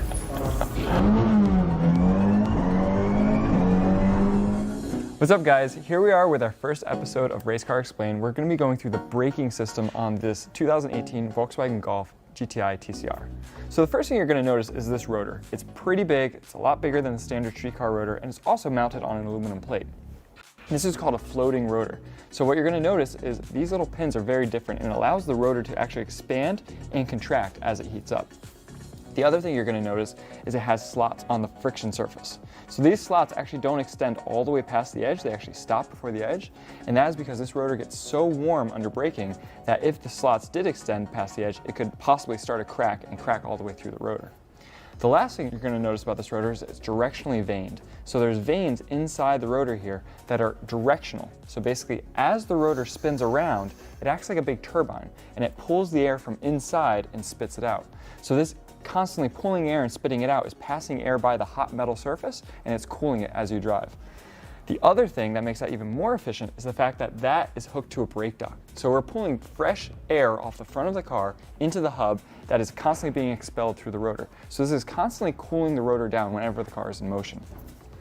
Now moving on to the brake pad and the brake caliper, first thing you're going to notice is the pad is pretty large. So the pad is about that big and it's very thick. The reason it's very thick is because we use a lot of pad during a race application. For instance, this rotor and these pads will be changed every second race on these cars. The other thing you're going to notice is this pad compound. So the pad compound is designed to work at very high temperatures. So on a typical street car, your brakes need to work as soon as you get in the car. So the brake compound is formulated to work between basically 0 degrees and up to maybe about 500 degrees. Anything past 500 degrees, the brakes start to fade and you really start to lose braking performance. On a race car, it's different. The entire compound has been formulated to work at higher temperatures. So what happens is you don't have brakes at the colder temperatures. So if you notice when cars pull out on track and they start swerving around under the warm-up laps and they start using their brakes really heavily, that is done to warm up this entire assembly so the brakes work. On a typical race car, the brakes really, their operating range is anywhere between 500 and 1,000 degrees. So anything below 500 degrees, you really have limited braking, if any at all. Now moving forward to the caliper, one thing you're going to notice is this is a 6-piston AP racing caliper. One of the interesting things about this racing caliper is that the pistons are not actually the same size. So the piston on the leading edge of the pad is a smaller diameter than the piston on the trailing edge of the pad. The reason for this is that the caliper is able to apply a greater force to the trailing edge and a less force to the leading edge. What this does is it creates more even pad wear. If we had the same size pistons, all 3 on one side and 3 on this side, the pad would actually wear in a wedge shape, which wouldn't promote long life and wouldn't be as efficient. The last thing you're going to notice about this caliper is all of this bracing on the back side. So you can see it's pretty thick up here, and then these big bolts that go across this whole back section. What they do is when this caliper squeezes down really hard on this rotor, what it wants to do is it wants to flex outward. By having bracing across this, it keeps the caliper really solid and keeps it from flexing. That means a better brake feel for the driver and overall better brake performance for the car. So here we are in the engine compartment. We're going to be talking about the brake reservoir. So the brake reservoir is where the brake fluid is held. This is plumbed into the driver's cabin because on race cars we have bespoke pedal setups that actually have the master cylinders inside. On a typical street car though, you would find right here a big brake booster and typically your master cylinder right here. Because this is a race car, you have a slightly different configuration. So what I will note is this one has 3 separate reservoirs, one for the clutch, one for the front brake circuit, and one for the rear brake circuit. This makes all 3 circuits completely independent of one another. That means if there's a leak in the front brake circuit, the rear brake circuit will still function, or if there's a leak in the clutch circuit, the brakes will still function. Now looking at this, brake fluid is super critical to the braking system in this car. We talked at the wheel about how much heat is generated by these brakes and the fact that they operate between 500 and 1,000 degrees Fahrenheit. So when we look at brake fluid, you'll see that there's actually 2 boiling points. The first one is your dry boiling point, which on this brake fluid is a little over 600 degrees. And the second one is your wet boiling point, which on this brake fluid is a little bit under 400 degrees. So that's over a 200 degree difference between the wet and the dry boiling point. Now you're probably wondering what is wet and what is dry boiling. Dry boiling point is this brake fluid without any moisture in it whatsoever. The wet boiling point is this brake fluid with about 3.7% moisture. The reason why that number is chosen is because brake fluid is hydroscopic. Hydroscopic means it absorbs moisture. So as soon as you take the cap off this brake fluid, moisture in the air, humidity, will actually start going into the brake fluid, lowering its boiling point. So for race cars, when we bleed the brakes on these cars, which we do all the time to make sure we have fresh brake fluid, we actually only use fresh brake fluid containers. We never recap a brake fluid. We use the entire thing, put it in the car, and start with a fresh one every time. That is how critical the brake fluid boiling point is to the performance of these brakes on this car. So now that we've talked about brake fluid, let's go inside the car and look at all the cool tech between brake biasing, the pedals, and the ABS system. So now we're inside the car where the master cylinders actually live. So we come here, we see the clutch pedal with the master cylinder and the line coming from the engine compartment. Right here we have the brake pedal and 2 lines, like I said, one for the front circuit right here, one for the rear circuit right there. So the reason why we have a separate master cylinder for the front circuit and the rear circuit is so we can have bias. So if you've ever applied the brakes on a bicycle, you know you have a front brake and a rear brake. If you apply the front brake too heavy, you might go over the handlebars. If you apply the rear brake too heavy, you're probably going to skid. So the reason why we have a brake bias control is so we can control the brakes in the car to optimize the stopping performance of the car. The way we do that is by having what we call a balance bar. So you can see this pedal right here acts upon this bar, but these 2 master cylinders are actually independent of one another, and this bar can put different amounts of pressure on one master cylinder versus the other. This is also controlled by a knob on the center console that the driver can control. So as the driver controls this knob, it spins this threaded portion. This threaded portion biases more brake force to the front or the rear depending on what the driver wants. This is really a key element in race cars because it allows the driver to adjust the car to conditions. So maybe you started the race in the dry when you have a lot of braking force and you really want a lot of the brakes going to the front wheels. If it starts raining, you're going to have a lot less grip on the road, which means you're not going to be able to put as much braking force to the front wheels. To cope with that, the driver will move the brake bias rearward to make the car stop as quickly as it can. All right, so the next thing we're going to talk about is the handbrake. So we have a big handbrake right here, and this is tied directly into the rear brake circuit. So you'll actually see the rear brake circuit comes into this master cylinder and goes right out of it. The reason we use a handbrake like this is for standing starts and to get temperature into our rear tires. So for a standing start, we can pull this, hold the car from rolling, and we can ride the clutch pedal to get it right at the point of grip, and then as soon as we get the green light, we're off with the clutch and we let go of the handbrake. The other bias adjustment you're going to see, along with the knob that I showed you with the balance bar before, is this proportioning valve. The proportioning valve is a really quick way to adjust the maximum brake pressure to the rear brakes. So one of the issues we have with these front wheel drive race cars is it takes a lot of time to get temperature into the rear tires because they don't do a lot. So we will actually start the race with a more forward bias, something like that. As the rear tires gain temperature, therefore more grip, we can actually knock this down 1, 2, or 3 spots to get more braking performance. What this actually does is it cuts off the peak pressure to the rear. So if this is too far back and the tires are too cold, what will happen is when you initially stab or push the brake pedal really hard, the rear wheels will lock up, which creates a very unstable car. All right, so now we're going to head over to the other side. We're going to look at the plumbing and the ABS on this race car. So here we are inside the car, and I'm going to be showing you the plumbing in the ABS module. So you can see all the plumbing is done with these soft stainless steel lines. The reason that is because race cars don't have to be road legal. There's a DOT rule stating that you can't have a soft brake line that's longer than 18 inches in your car. So that's why you always have a soft brake line attached to a hard steel brake line. But in a race car, we don't have those same rules. So we actually find it most efficient to run these Teflon lined stainless steel lines throughout the entire car. The reason for that is it makes servicing the car that much easier. If I needed to unbolt this brake bias right here, or maybe the ABS pump down on the floor, I can simply unbolt them and move them wherever I need to, and I don't have to worry about unplumbing and taking the brake connections apart. The other thing I want to show you is the brake ABS module on the floor. So typically ABS modules are found in the engine compartment, but because weight and the center of gravity is so critical to a race car, it is actually mounted on the passenger side floor. In this case, our ABS module is actually turned off because we're not allowed to use ABS in our racing series. But in other series around the world, some of the cars are allowed ABS, and so we have it so we can turn it on if we need it. The last thing I want to show you is actually how we can set the brake bias from the driver's compartment without actually driving the car. So on our dash, we actually have a braking setup dashboard. So this shows our front brake pressure right here. It shows our rear brake pressure here, and it also shows our balance. So if you see, if I pull the handbrake, you can see the rear brake pressure will spike, but nothing happens to the front brake pressure. By using this, we can set the brake pressure, and we can see that right now we have about a 59 to 60% bias on the brakes. We use that to set up the car to get it as close as we can for the driver, and then when the driver goes out, just finite adjustments to where he needs to get it. I hope you've enjoyed going around the brake systems on this 2018 Golf GTI TCR. This was our first episode of Race Cars Explained, and if you liked it, please hit the thumbs up button, and if you want to see more of this, please subscribe. See you next time.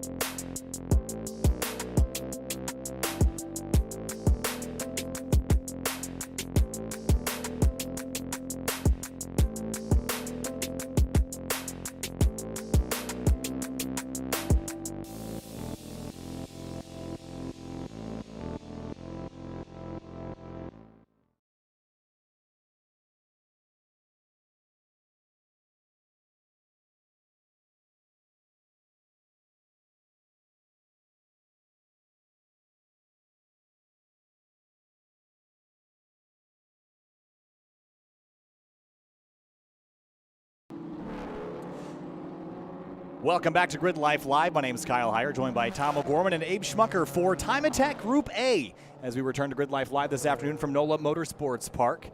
We had a couple Time Attack sessions earlier in the day. This will be the final one for this afternoon before we head into Grid Life Touring Cup race number 2. And then that will be basically bookending the stream for the afternoon. Tomorrow we'll kick things off. We'll have 2 separate streams with a short break in between. So keep your eye on the schedule.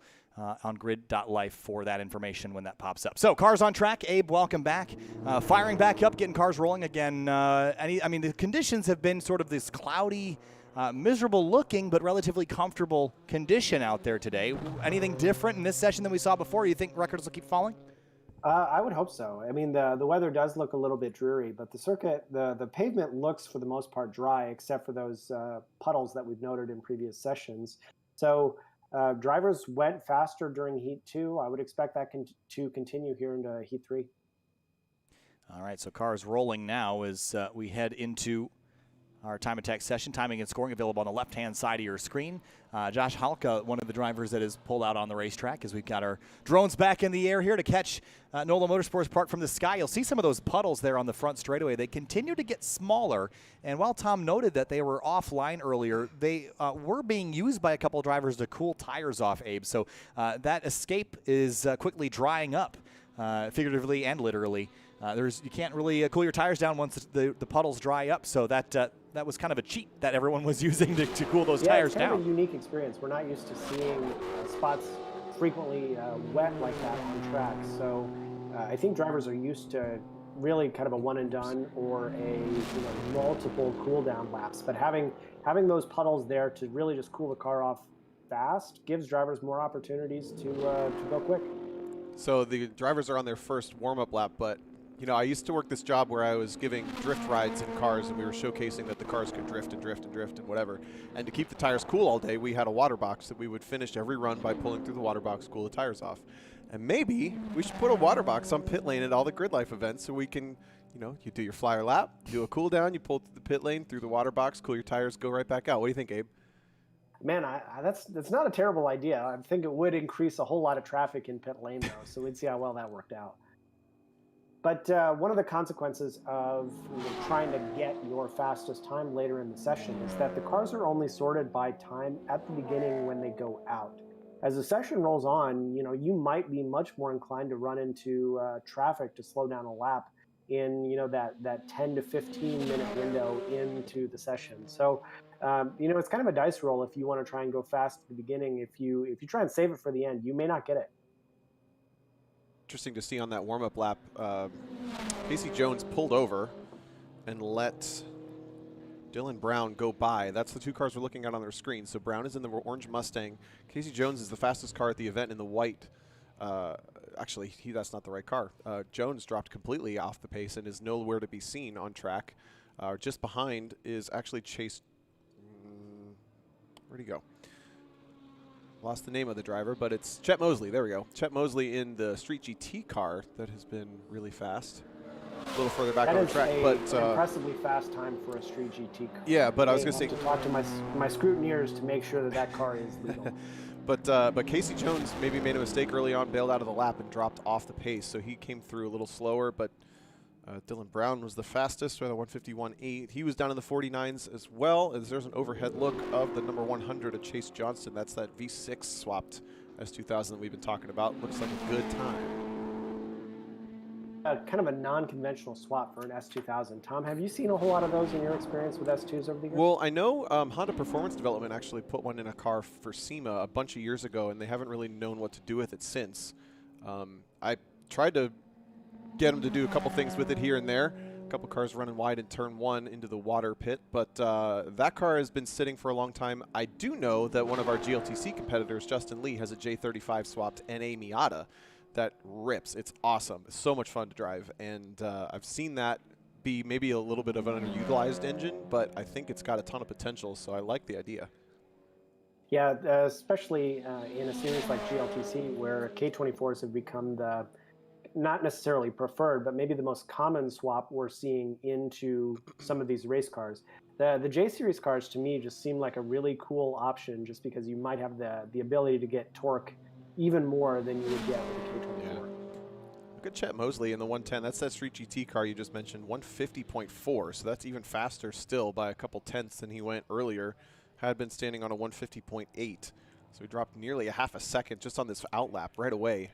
I have to imagine, even though the track's probably not drying those water pits a lot, it's probably doing it a little bit, and it's got to be helping. Just, you know, it's been about an hour since they've been on track, so the water pits probably going away a bit.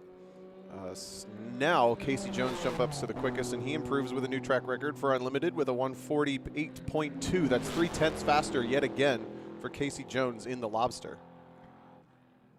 Pretty quick, man. But Mosley being in Street GT prep, I think, is perhaps the most surprising of the session, because he's really only about 2 seconds slower than Casey Jones, and Casey's running on Hoopers. So, and he's got aero. Mosley very quick here.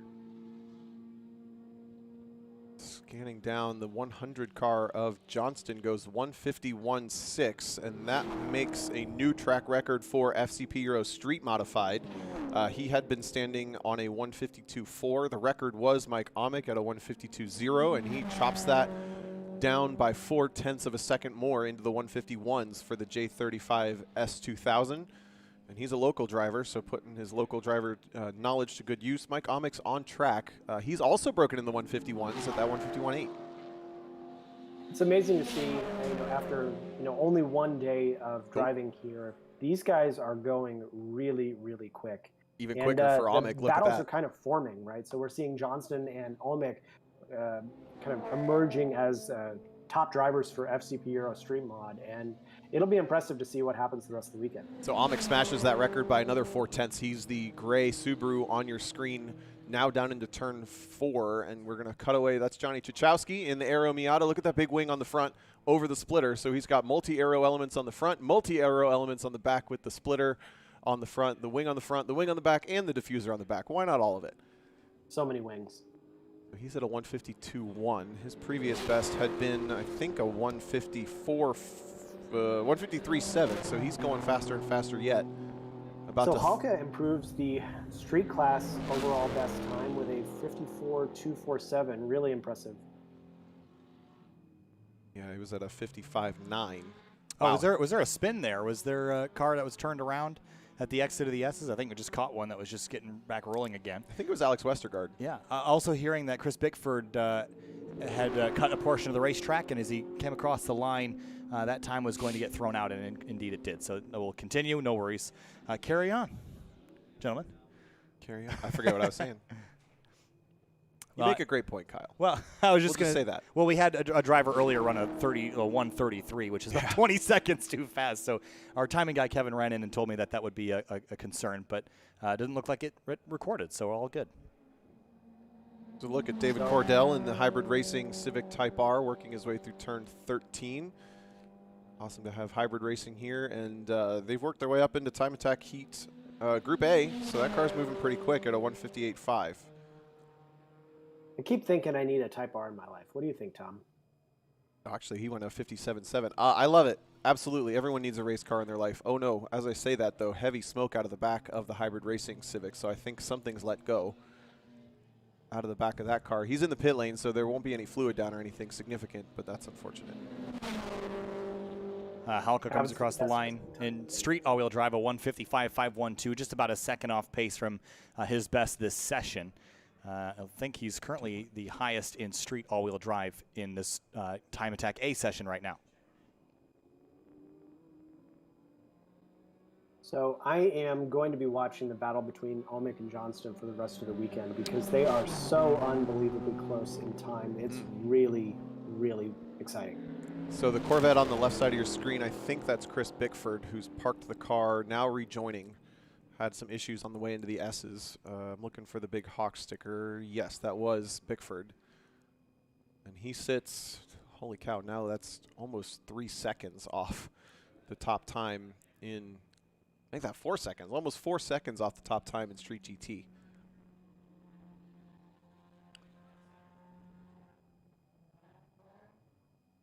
And so Time Attack session here winding down a little bit with not too many cars left on track, but still kind of early in the session, but really lots of space for drivers to go out and try and get their best lap.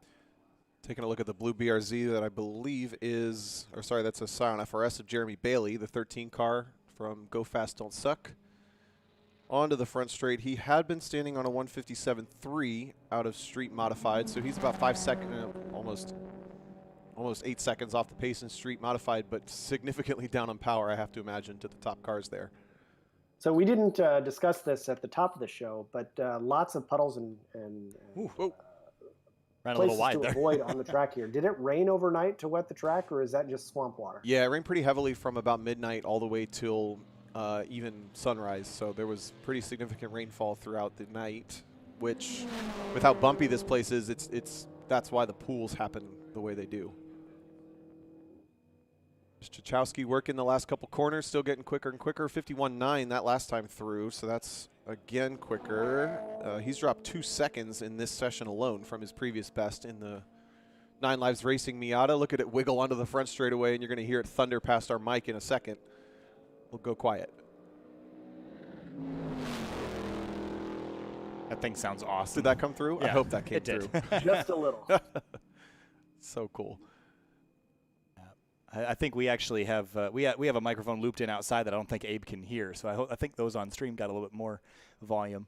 But that thing is so wild looking. Is that hardtop it makes it look like an S2000 at a distance. Like there's a hardtop you can get for the S2000 that has that kind of fastback swoopy look to it, and that's what it looks like at a distance. Jackie Ding's S2 has the similar style of hardtop. That's what I thought that car was when I got here this weekend. I could have sworn at a distance that's what this car was, but then I saw the front wing on it and go, no, that can't be right. Look at it wiggle, still putting power down out of turn 4. So he's still circulating 11 minutes into the session for Time Attack Heat 3. This is Group A on track. Group B still incoming, and then GLTC race number 2. But it's still Casey Jones in. We learned through the chats that car's nicknamed Lobster. I don't know why, but I like it. I feel like the guy's named Lobster. I don't think it's the car. Oh, is it the guy? I think it's the guy. Oh, I don't know. That's what Derek Yarbrough told me that. These kids in their streams and their chats and stuff. Is this even the chat? Is this the chat? I know that there's a guy that could tell us if this is the chat. Comes Josh Halka on a flyer onto the front straightaway right there, center screen. I love that he updated the graphics on this car that make it look as fast as it goes. It used to be so subtle, and now he comes through. Does he go quicker? 53.631. Wow. And that's in the entry-level class, street class. On is the limit 255 tires? Correct. For an all-wheel drive car, the limit is a 200 tread wear 255 tire. And I happen to know he's on the Falken RT660, which is a 255. The same car or the same tire I run on my S2000, and they're fantastic. So that's cool to see him up. What is it, 7th overall in the entire event in a street car? Well, and Halka's a pretty smart guy in addition to being a pretty good driver. And he, at the beginning of 2020, put this car together well within the rules, asked a lot of smart technical questions related to the setup of his Subaru, and basically, made the case for putting a Subaru S209 turbo into his car, and has since been very tough to beat. So that's the most recent generation Subaru STI turbo in a 14-year-old WRX, is that right? Yep, that's basically the case, and argued really well with Adam and I. We act as the GRIDLIFE Supreme Court, and if somebody wants something to be legal, they have to communicate to us within the rule book why something should be legal, and if we agree based on the interpretation of the rules, they're allowed to do it. And he made a really compelling argument and has now benefited a great deal from that setup. Well, that's an interesting strategy of ask permission, not forgiveness, which I typically go the other way around. But it worked for him. Well, I think there's a lot of, let's call it honor among drivers, so to speak, where Adam and I entertain remarkably few protests as it relates to car setups. People, I think, want to know they're legal such that when they win, they don't have to worry about being protested.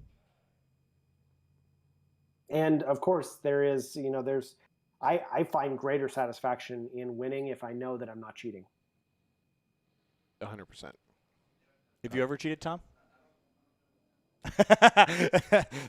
Spoken like a race car driver. All right, Group A here coming to the checkers in just a moment. We'll move on from that. And just dot that one again, I think, is how that's going to go. Checkered flag in hand to the starter. Hasn't quite thrown it yet here as the last couple drivers work their way around. Move on to Group B, and then GridLife Touring Cup race number 2 will be coming up at 4 p.m. Central. And Kevin just brought me my grid order. Thanks, Kevin. Love you, buddy. As we wait for the race to come to us, I think my big concern for this evening, Tom, if we look outside, it's getting the light's going away. It's 3:30. Yeah. And it's getting dark. Well, something that happened yesterday that won't be a problem today. We have pretty significant cloud cover. You're looking right into the sunset that's facing directly west right here at NOLA Motorsports Park. But yesterday, during a lot of the practice and HPDE sessions, drivers were having big visibility problems facing into the sun, down into turn 1, towards turn 3, and into turn 5 because you're driving into the sunset. And today, with all the cloud cover, I don't think that will happen quite so much. But maybe tomorrow, who knows? We got pretty late track time tomorrow too. So, Tom, as a commentator who is in person on site at NOLA this weekend, I'd like you very much to try and find Chet Mosley in the paddock to learn a little bit more about that car, because he is really fast and quite a bit faster than any of the other street GT cars in the field. Yeah, absolutely. I mean, again, that was one of the drivers that was pointed out, like when we all show up as our Midwestern selves and say, we're coming to NOLA Motorsports Park, and we show up and there's some locals that we've never met before, names we don't know, cars we don't know. The people in the know kind of went, that car's pretty quick. So I will definitely poke around and learn more, but it's not really a surprise based on the stories we were hearing before. That, I mean, I really think for that car to be going, functionally only 2 seconds faster than a GLTC car with as much power as it has, I think it's completely within the realm of possibility that car is just being very well driven and maximized. Nice. So it looks like Time Attack A has gone quiet here. We've got the checkered flag out, waiting for Group B to roll. A green flag in hand to the starter. And another thing about this racetrack, Tom, is how long the pit lane is. It feels like a half a mile from one end to the other. And when the fields grid up, we can't see them until they get rolling. So I'm sure they're under the covered side of the pit lane back down there towards turn 16. But when they roll, they'll be heading for their last Time Attack session of the day. And then we'll get into GLTC Race 2, set by fastest lap from Race 1 here in just a few moments. Cars rolling now for Group B. Tom and Abe, take it away. Yeah, so this entire afternoon has really been pretty exciting from a broadcast perspective, because it's back-to-back GLTC Time Attack Drift, and no time for anything other than watching cars on track. Well, and the coolest part, I mean, we've seen it a little bit in the drones. If we get a high-up shot, I'll try to point it out. But we still have the drift skid pad going on all day. There's smoke flying over there all day. We have the go-kart track with rental go-karting all day long. So if you get bored from watching or driving your own car, you can go rental kart. And then that go-kart track turns into the track for GridLife Double Drift tonight. So there's 3 active tracks at all times all day today. And we're focused on the big one. Because there's the most going on there, most variety going on there, but this place is busy. Even though it's not the highest number of cars we've ever had, it's not the biggest event that we've ever had ever, but it's certainly busy on the paddock here. So I think we were a little bit spectator limited because of kind of respect for COVID restrictions, but how does spectator field look for that event? It's been... It doesn't stand out, I guess, so maybe that tells you the story. Yeah, well, I think that what's interesting about this racetrack is that, like I mentioned earlier, this facility is enormous. You could probably pack 100,000 people here and never see anybody else. Like, there's so many places that you can hide people. I mean, it looks like that from the feed. There's just you'd probably have the option to walk around a lot of this circuit to see different angles, but man, it's huge. Gotta watch out for the gators, though. They get you. Yeah. No, actually, they have cows that wander onto the track. It's not the gators down here. Really? Yeah. You gotta watch. They bite. the cows bite or the gators bite? You figure it out. Okay. I don't. But yeah, to talk about the facility. I mean, it was built.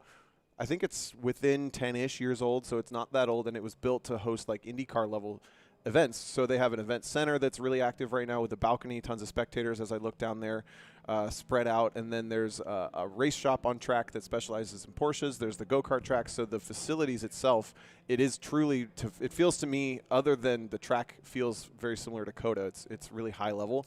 It's really cool to be here. It maybe also compares to, I don't know, Road America.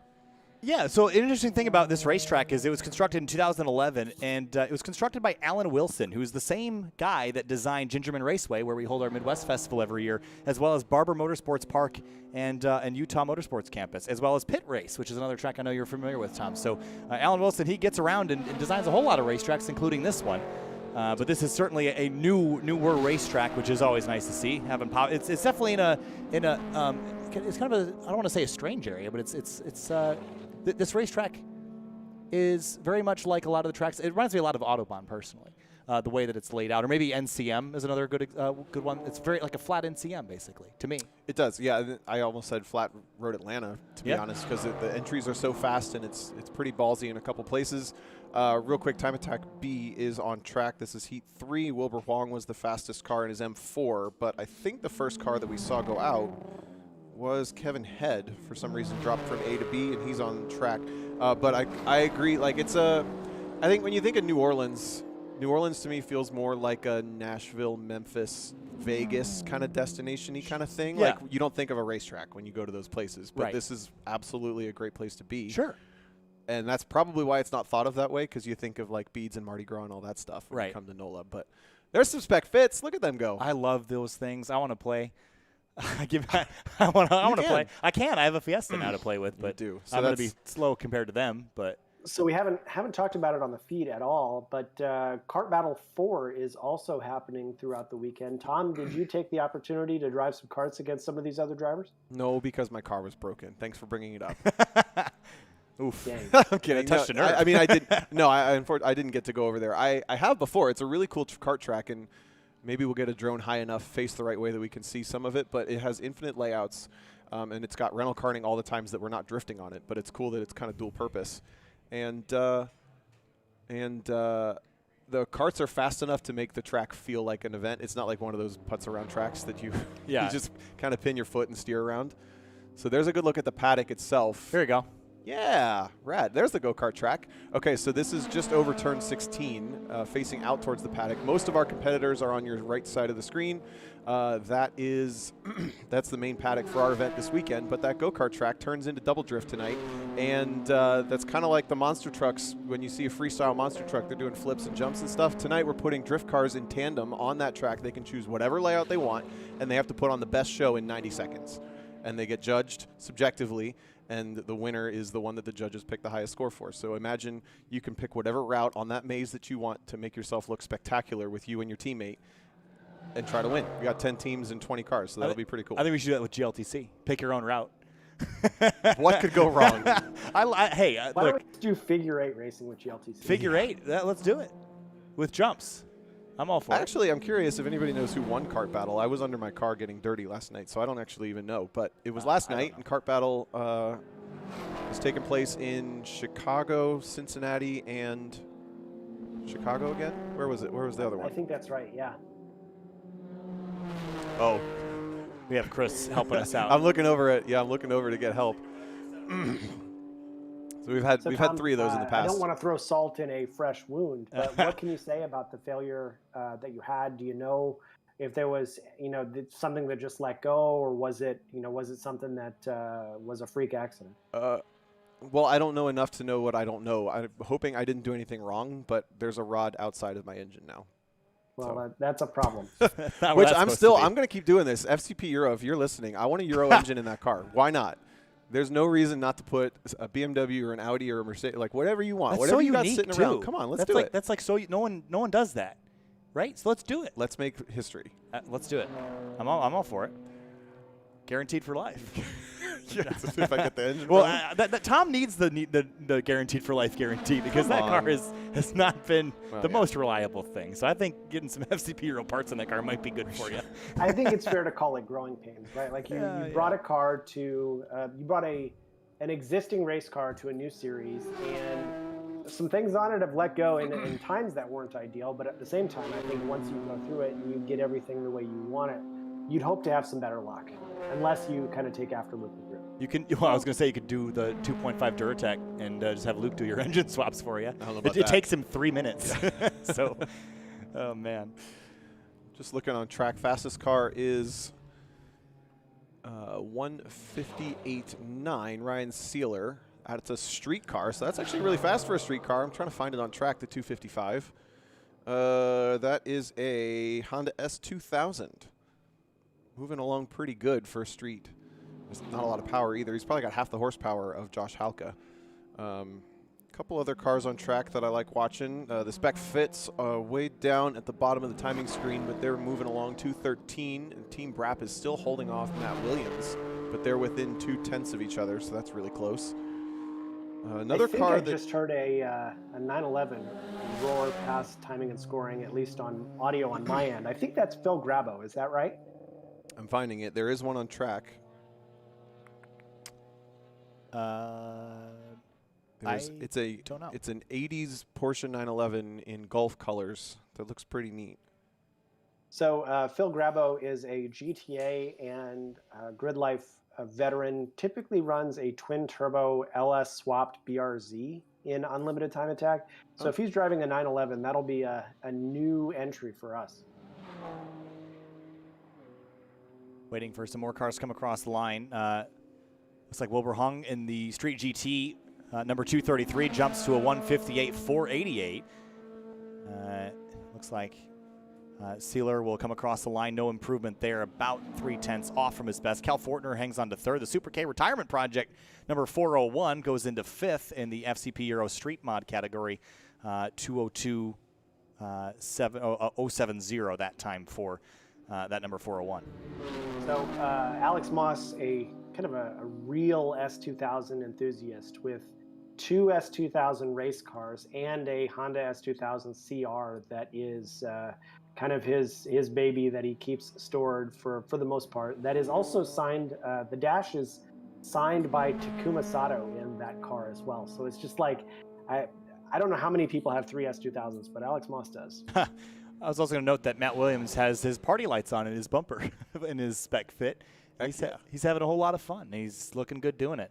Got the LEDs in the bumper. That's been, that's the cool thing about GRIDLIFE is like so many drivers in both GLTC, Time Attack, and Drift just completely light up their cars and like make them turn into like driving glow sticks, and I'm all for it. So for anyone that hasn't yet watched Larry Chen's Hoonigan Autofocus on Erica Till's EG, I think that released yesterday or 2 days ago. It's really good. Extended interview with Erica Till, and I think it's fair to say that Underglow is coming back. I'm not sure it ever left, but it's definitely coming back. I mean, NASCAR did it, right? NASCAR did it way worse than you guys did it. I'm just saying. I'm not saying that you guys were. I think you guys were successful with it, and I didn't really think NASCAR did it as good of a job. So that's just my personal opinion. But I think I like how Tom did it on his car. It's like the GT3, like strip above the window. That was super cool. So I was on board with that. But I think the more you light them up, the cooler they look. I mean, I just want attention because if I'm going to drive around a 10th, I want to look cool doing it. Yeah. Look, sometimes looking good is as important as being good. For sure. Taking a look at a couple of street cars. It's a E46 M3 and a 370Z. There's the drift pad behind. There's a triple tandem going on. This is just like a giant open space. They have autocross and drifting here all the time. Pan across. There's the giant facilities behind. A pretty versatile place. Yeah. We talked earlier about the all the hurricane relief electrical trucks that are staged here. That's happening while an event is running on 2 different tracks. I mean, that's versatility, and I give NOLA Motorsports Park a lot of credit for being able to pull that off. But it's a pretty cool place. I haven't had a chance to walk around the paddock here. I know that Drew Cleaver is running his Tesla Model 3. Is there RV power somewhere where he's going to have the quick ability to charge up between sessions? Not only are there maybe 30 to 40 RV spots, but there are approximately 4 or 5 EV charging stations as well. That's super convenient. They got everything. This place is awesome. It is really cool. I'd never been, and I rolled in, and the first thing you roll into a bunch of palm trees when you come in. It's like you feel like you're in Hollywood for a second when you roll in. Then you go, nope, we're in New Orleans, but it's still a pretty cool place. And the facilities, the buildings, this media center that we're sitting in right now is super cool. We're watching the program feed on a TV above my head. I'm just having a good time. So life is good, Abe. Oh, you're right, Matt. Well, I'm very much missing the opportunity to get some Cajun food. So if you do leave the track tonight, please go enjoy some for me. We'll see if I have that opportunity. We had Cajun food last night. We did. We had gumbo. I know. First of all, that was really good gumbo. Spectacular gumbo, by the way. And just got a thumbs up from our buddy. But though unfortunately, I've been kind of cramming busy in the evenings and haven't been able to really get out and explore a little bit. Yeah. But maybe we'll do it. Crime and busy? Cramming busy. Got it. CRAMMIN. That's not a word, but it is now. Well, you're from like the Northeast, right? Shouldn't you just say wicked busy? Wicked busy? I'm not from that. Like I feel like that's like Massachusetts. Mm. You know, I absorbed the usage of the word rad from Adam and basically everyone from the Midwest, and that's like my thing now. So I've stolen that terminology at this point. Cars are rad. GRIDLIFE is rad. Yeah. Tom's rad. Abe's rad. Hey. So we're like halfway through-ish, a little over 10 minutes in Time Attack B. This is heat 3 of 6. So we get 6 attempts at Time Attack. 3 are done today. In Spec Fit's the only track class on track that doesn't have its leaders on the. Hang on, what am I saying? Spec Fit is the only class on track with its leaders on track. And Matt Williams took the lead with a track record in a 2:11.7, and he has a second lead over Team Brap. Otherwise, everyone's kind of circulating personal bests. Pretty common, actually, as drivers still finding this course on day one. I'm watching. So I actually do not know who's behind the wheel for Team Brap. I'm going to have to bump the Spec Fit Facebook chat to see who's driving. Look at them there. That's the black and blue dots coming through 15 into 16 onto that front straight, which we talked about how long it is. Look, I mean, okay, so we turn about 3/4 of the way down for turn 1, but it is a straight shot if you want it to be, and it's just forever. It looks like it just goes out into the ocean. But so I saw Matt Williams following really closely behind Team Brap there on his way out to the front straight. Do you think that he's getting benefit of a little bit of draft, or at least at a minimum, getting out of the wind to help carry some speed? Oh, for sure. He actually started that lap. He started that lap about 3 car lengths back from the driver of the Team Brap car, the black car. And he was able to turn that into a 2:11.5. So he improved by 0.3 of a second on that lap, and I guarantee you some of that was down the front straight on that draft. And he closed that gap and was able to pass on to the finish of that lap.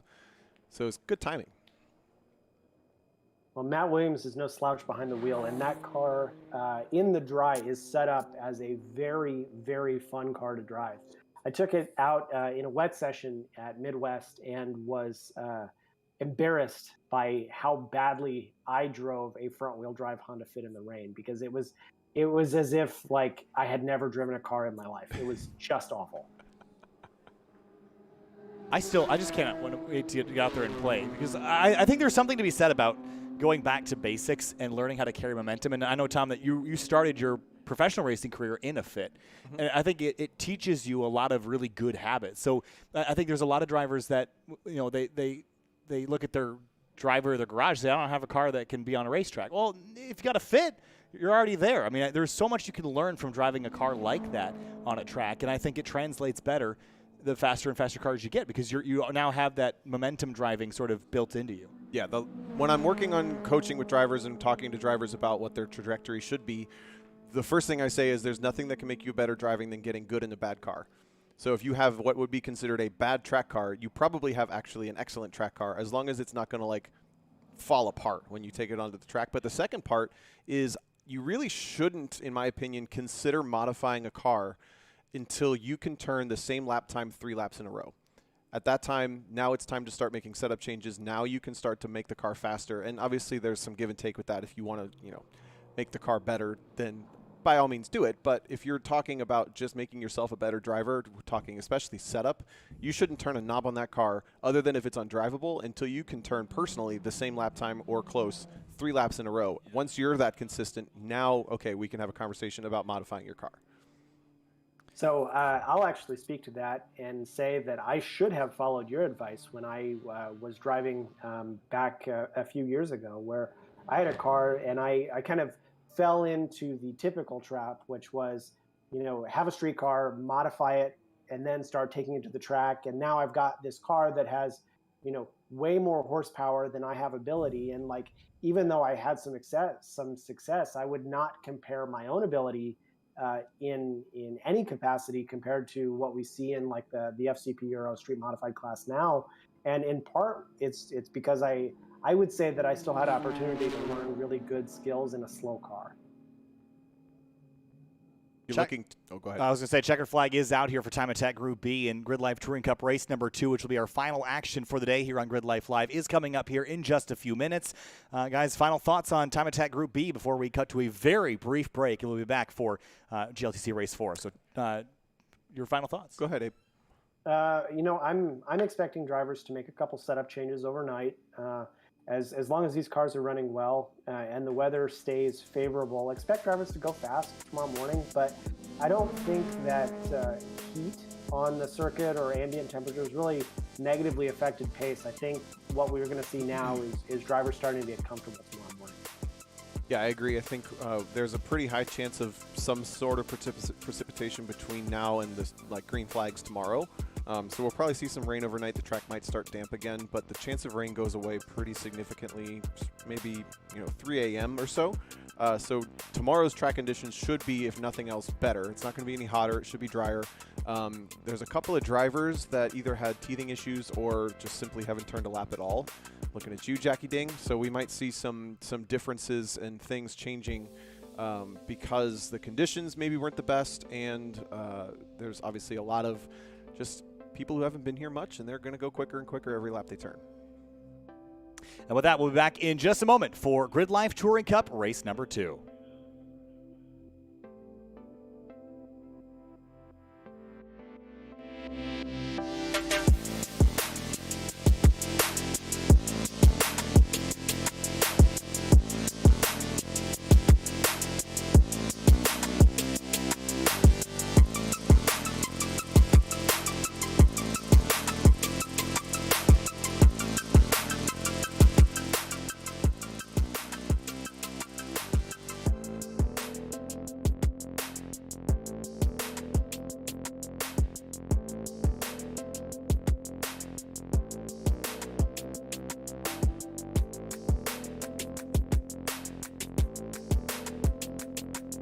GridLife Live is brought to you by Falken, the RT660 tire, peak performance inspired by enthusiasts. FCP Euro, if we wouldn't put it on our cars, we won't sell it to you. GridLife Live is also brought to you by 303 Performance, 303 Graphene Nano Spray Coating, the future of exterior protection. And by Mike's Harder, dude that's sweet. And by Hawk Performance, race proven, street legal. And GridLife Live is brought to you by BC Racing. Go for gold with BC Racing's highly engineered custom coilovers that puts you in control of every driving condition. And by Hybrid Racing, premium Honda racing gear.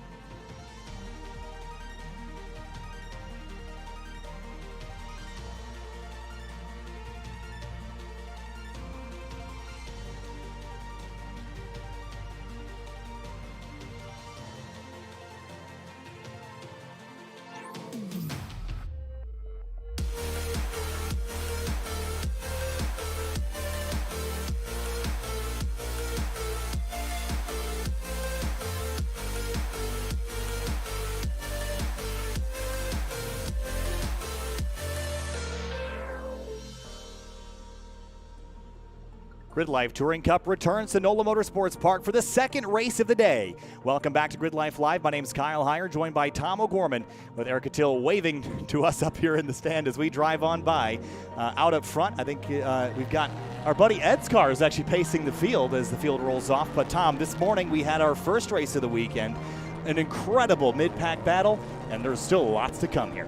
That was some of the best battling for sure. Any GLTC race weekend, and a lot of it was spurred on because one of the contenders this weekend, as far as we know, made the weirdest choice ever to go out on completely rain tires in the dry. That's Luke McGrew, and he's actually going to line up 12th on this grid, so that car's going to be fun to watch. But that sparked bunches of battles all over the place. We had a couple of just really good duels, but at the front, it was really quiet other than the hum of a K24. Eric Coutil just kind of motored into the distance. Todd Cayley was a lonely second.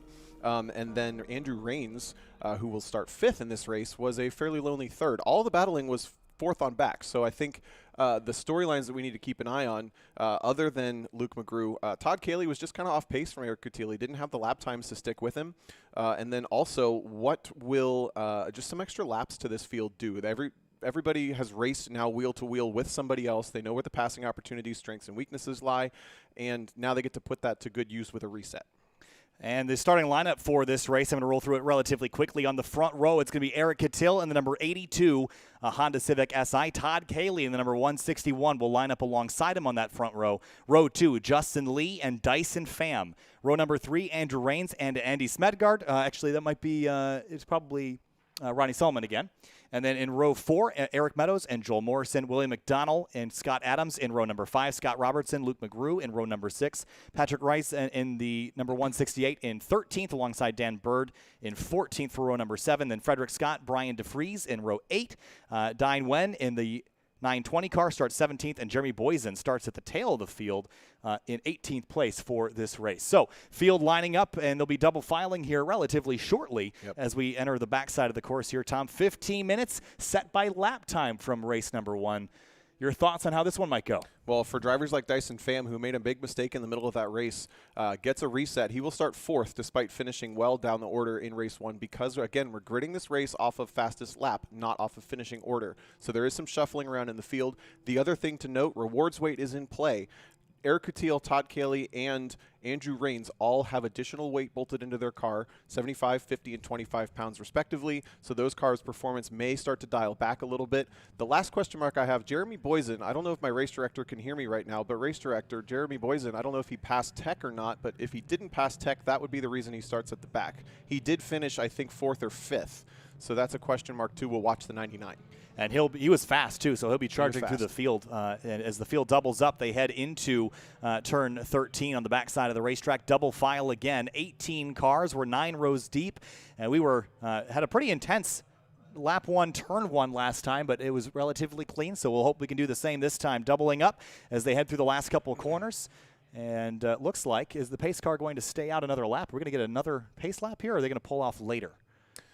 Not sure. I don't know if there's a way to pull off later. If we get the green, there is a way. Yeah, they are. If we get the green flag, I'm watching the car on the inside of row 3. That's the black BMW of Andrew Rains. He was really aggressive and really smart at the beginning of race 1. Keep an eye on that car. GRIDLIFE Touring Cup race number 2 from NOLA Motorsports Park, about to turn them loose. 18 drivers deep. The second of 4 races this weekend. Eric Coutil alongside Todd Cayley in the 161. Green flag flies, and we're racing at NOLA. Wow, look at that BMW from 5th. Got a little bit of a run, but Dyson Pham is the big mover so far. He's up alongside Justin Lee. They're still side by side for Cayley and Coutil into turn 1. The field streams underneath our drone into the braking zone. Lots of bumps. Oh, a push maybe from the back of Ronnie Solomon into, I think that's Dyson Pham in the blue S2000. Hugs the apex of the next corner here, but Coutil leads now by 5 car lengths with Cayley in behind. Luke McGrew is about 7th already, up from the 12th spot on grid. They're going to go 3 wide. Meadows and McGrew split Ronnie Solomon, and they're both going to go around him. So McGrew is still on the outside. Now they're going to go 3 wide with Dyson Pham, and it's a 4-car breakaway at the front. McGrew shows the nose on the blue S2000 of Pham, and that is a black NC Miata with that Duratec motor. He's got to run, but he's going to be in the puddles. And side by side now, Dyson Pham, Luke McGrew. Luke chose rain tires, as you mentioned earlier. Now he's going to be on slicks as he comes on through. We're going to get to see the true pace of McGrew's car now as he trails that blue S2000. Ronnie Solomon in behind. There's that 72 car, Scott Adams, who was so fast in the first race, ended up having to drop out. But he will get at starting position because of his fast times, and he is right in behind that big battle for about 5th spot right now. Here comes Luke McGrew again on the back of Dyson Pham. They are side by side into the S's, which is a bold move on the opening lap, but they're going to do it. Here they come. McGrew is on the outside, sweeps around Pham. And they're still side by side. No, McGrew completes the pass. Look at Eric Coutil, 10 car lengths or more already at the front. He is just dialed this week. Again, new rules changes. He had to get the car retuned and re-dynoed and everything this week, but he's gotten that car dialed in. McGrew, Pham, Meadows, and Solomon all nose to tail as they come through turn 13. Scott Robertson as well. He drives that car to events with a little trailer behind it. Here he is racing up there inside the top 10. Yeah, you heard that right. He drives the car to the racetrack, shifts it over to track mode, and then changes it back to drive it home. But he is running in the 8th place right now, just behind Ronnie Solomon. Headlights are already on as the sun is starting to get pretty low in the sky. Coutil comes across to complete lap 1. Now Cayley, Lee, Rains, and McGrew are the top 5. Look at Luke McGrew up 7 spots this first lap. Well, we knew that Luke was going to be fast, and we were so perplexed in the opening race why he was dropping so many spots. It was just the tire choice. The car's wicked fast, and Luke is a really good driver. He will go farther forward this race. We know that. Dyson Pham has Eric Meadows all over him as they sweep through turn 1. And Pham, remember, he was really fast in race number 1, but doesn't seem to have the pace quite yet. He had been moving almost up into the 4th position when he made a mistake and dropped back in the field. Look at McGrew. He's tucked right underneath the back of Andrew Rains, and Andrew Rains is on a 100 treadwear tire. Luke McGrew is on a full race tire, so he's going to have the advantage in the twisty sections, but that BMW is really quick in a straight line. Rains going for a little bit of a wider line, actually loses the apex and misses it, and now Luke McGrew in the white-topped car is going to have a run up into turn 5. He's probably will be able to complete that pass. At the top of the screen, you see Jeremy Boysen. He's grabbed a bunch of spots here in the opening couple laps. He's moved himself into 11th spot. The first time around, McGrew completes that pass, puts himself up into 3rd position, is going to try to go run down Justin Lee. I think that's 4th, actually. My mistake there. So he's going to continue that climb as they head onto the backstretch. Justin Lee's doing a really good job to stay in contact with Todd Cayley. And he had, I think, an ABS failure that put him out of race number 1, but he had a really good lap that bounced him back up into the top grouping of cars for the grid on race 2, and so far he's having a strong run, but Luke McGrew is going to run him down really quick, I think. Todd Cayley has Justin Lee only about 10 car lengths behind him. The battle right now, Eric Meadows and Solomon into turn 13. Meadows deep on the brakes. He's been very aggressive there so far today. We'll hang on to that spot. Scott Robertson, big flame fireball out the back of that car on the downshift. Meadows and Solomon are the silver and yellow cars just there on the left. They're battling for what is 7th and 8th. And that battle is hot. Everyone else kind of spreading out just a bit until I suspect McGrew will eventually catch Justin Lee if we get the pace out of that car. Andrew Rains has dropped to 5th, and he's falling into the clutches of Dyson Pham potentially. Across the line, and they came out of that final corner all the way up against the concrete wall over the edge of the rumble strips. Do we know where the track limit is there? I would assume to the inside of those, and I don't think they'll probably be officiated there today, but they're getting real creative with using all that extra racetrack. Solomon is still all over the back bumper of Meadows there, center screen, and they flash out into turn number 2. Robertson is within striking distance, and then Jeremy Boysen in the black and white RSX sweeping through turn 2. He had a drag race with Scott Adams down the front straightaway, and he won the race into turn number 1, so he's into the top 10 now, up from very last on the grid. Is that Dyson Pham? That's side by side with Rains right now through what is, I believe, is turn 3, and they're going to sweep on through. Pham not able to complete that pass, but super aggressive in front of him. Look at Justin Lee and Luke McGrew. Luke completes that pass around the outside. That's awesome stuff. So now that's a podium for Luke McGrew up to 3rd. Now the race 3 grid is based on finishing order for this one, so position matters. This sets you up for the next race, not only for the finish of this race. Now a little further back on the road, Eric Meadows has found some boosters, and he's up underneath the back end of Dyson Pham, who is being held up, I think, a little bit by Andrew Rains. Those are the 3 cars on the left side of the screen. It's going to get really entertaining here down towards turn 13, one of the heaviest braking zones on this racetrack after flowing through the S's. Right, left, and left again as they sweep through. And Pham, kind of the meat in the sandwich right now as they come on through. And Meadows doesn't have the headlights on just yet, but Solomon does behind. That's got to be a bit of a distraction maybe as well. Yeah, this foursome's going to turn fierce. Solomon is really fast at the end of these S's, but look how good the Miata is on the brakes. Jumps on him. Whoa, Solomon goes for the dive. Oh, really deep into turn 13. Completes the pass, but Meadows going to get back to the inside, and he's got overlap there, climbs the curbing. And they're going to run side by side of the last couple corners. Losing touch a little with the back of Dyson Pham, but Ronnie Solomon completes the pass, finally gets it done, and closes the door on Eric Meadows, who's still trying to hold the outside, chucks it in. Is it going to work? He's going to go all the way out of those curbs. Oh, it's still not going to pay off for him. No. Loses some drive on those curbs. Maybe even missed a shift. Yeah, something definitely was wrong there as he's slow coming out of the corner. There, Scott Robertson, Jeremy Boysen thundering on by as they come across the line. 6 minutes completed this 15-minute race, and that was a mistake there maybe for Eric Meadows. Yeah, keep an eye on that RSX. They're now just coming towards the cameras. He didn't quite complete the drag race this time, but that car's really quick. Now just turning through turn number 1. Scott Robertson completes the pass on Meadows, though. I think Meadows probably has to grab a shift coming onto the front straightaway, and if he was on those curbs, maybe missed it. Some battles going on a little bit deeper in the field, but we're going to keep our focus a little bit closer to the front right now. Todd Cayley is being run down by McGrew now as they sweep out of turn number 4. That is going to be a pass for position if this remains at current pace. Took 1.4 seconds out of Todd Cayley's second place lead just that last lap, and we're only 7 minutes into this race, so he's got over half race distance to go. We have a big lunge at the back of the pack between a couple of the drivers down there. I think that is DeFries and Reyes potentially going through turn 3. Just a quick shout out finally to Eric Coutil, 151.6. That is wildly fast in a GLTC car. He's got that Civic turned up. Absolutely wild. I know Scott Robertson right now is playing defense. He's got Boysen and Adams behind him, and there is that battle with DeFries. I think that's also Wen in the 920 that's back there, and then Bird in the blue CRX, that number 22 car. So they're having a good scrap back there as the battle for second continues to close. Justin Lee's not too far behind, and also we've got Rains and Dyson Pham going back at it again into turn 13. That's the battle on screen right now. Pham is hunting just a little bit. He's showing the nose on the braking zones. He's letting Rains know that he's there, but Rains has a ton of racing experience. Probably a pretty cool cat. The question is whether or not he's got enough grip in those 100 treadwear tires. He's definitely going to be down on cornering speed. You can see Dyson Pham closing up the gap just a little bit as he's rolling more speed, but that BMW is good off the corner. Look at the torque. Pulls away a couple of car lengths off of turn 16. Before they finally even out down the straightaway. About halfway through this race, getting in the slipstream now, utilize that big that big chassis in front of him to tuck in behind as they come through. Robertson still defending from Meadows and Boysen. Boysen taking a look out to drivers right towards turn number 1. He might take a stab at it in the braking zone.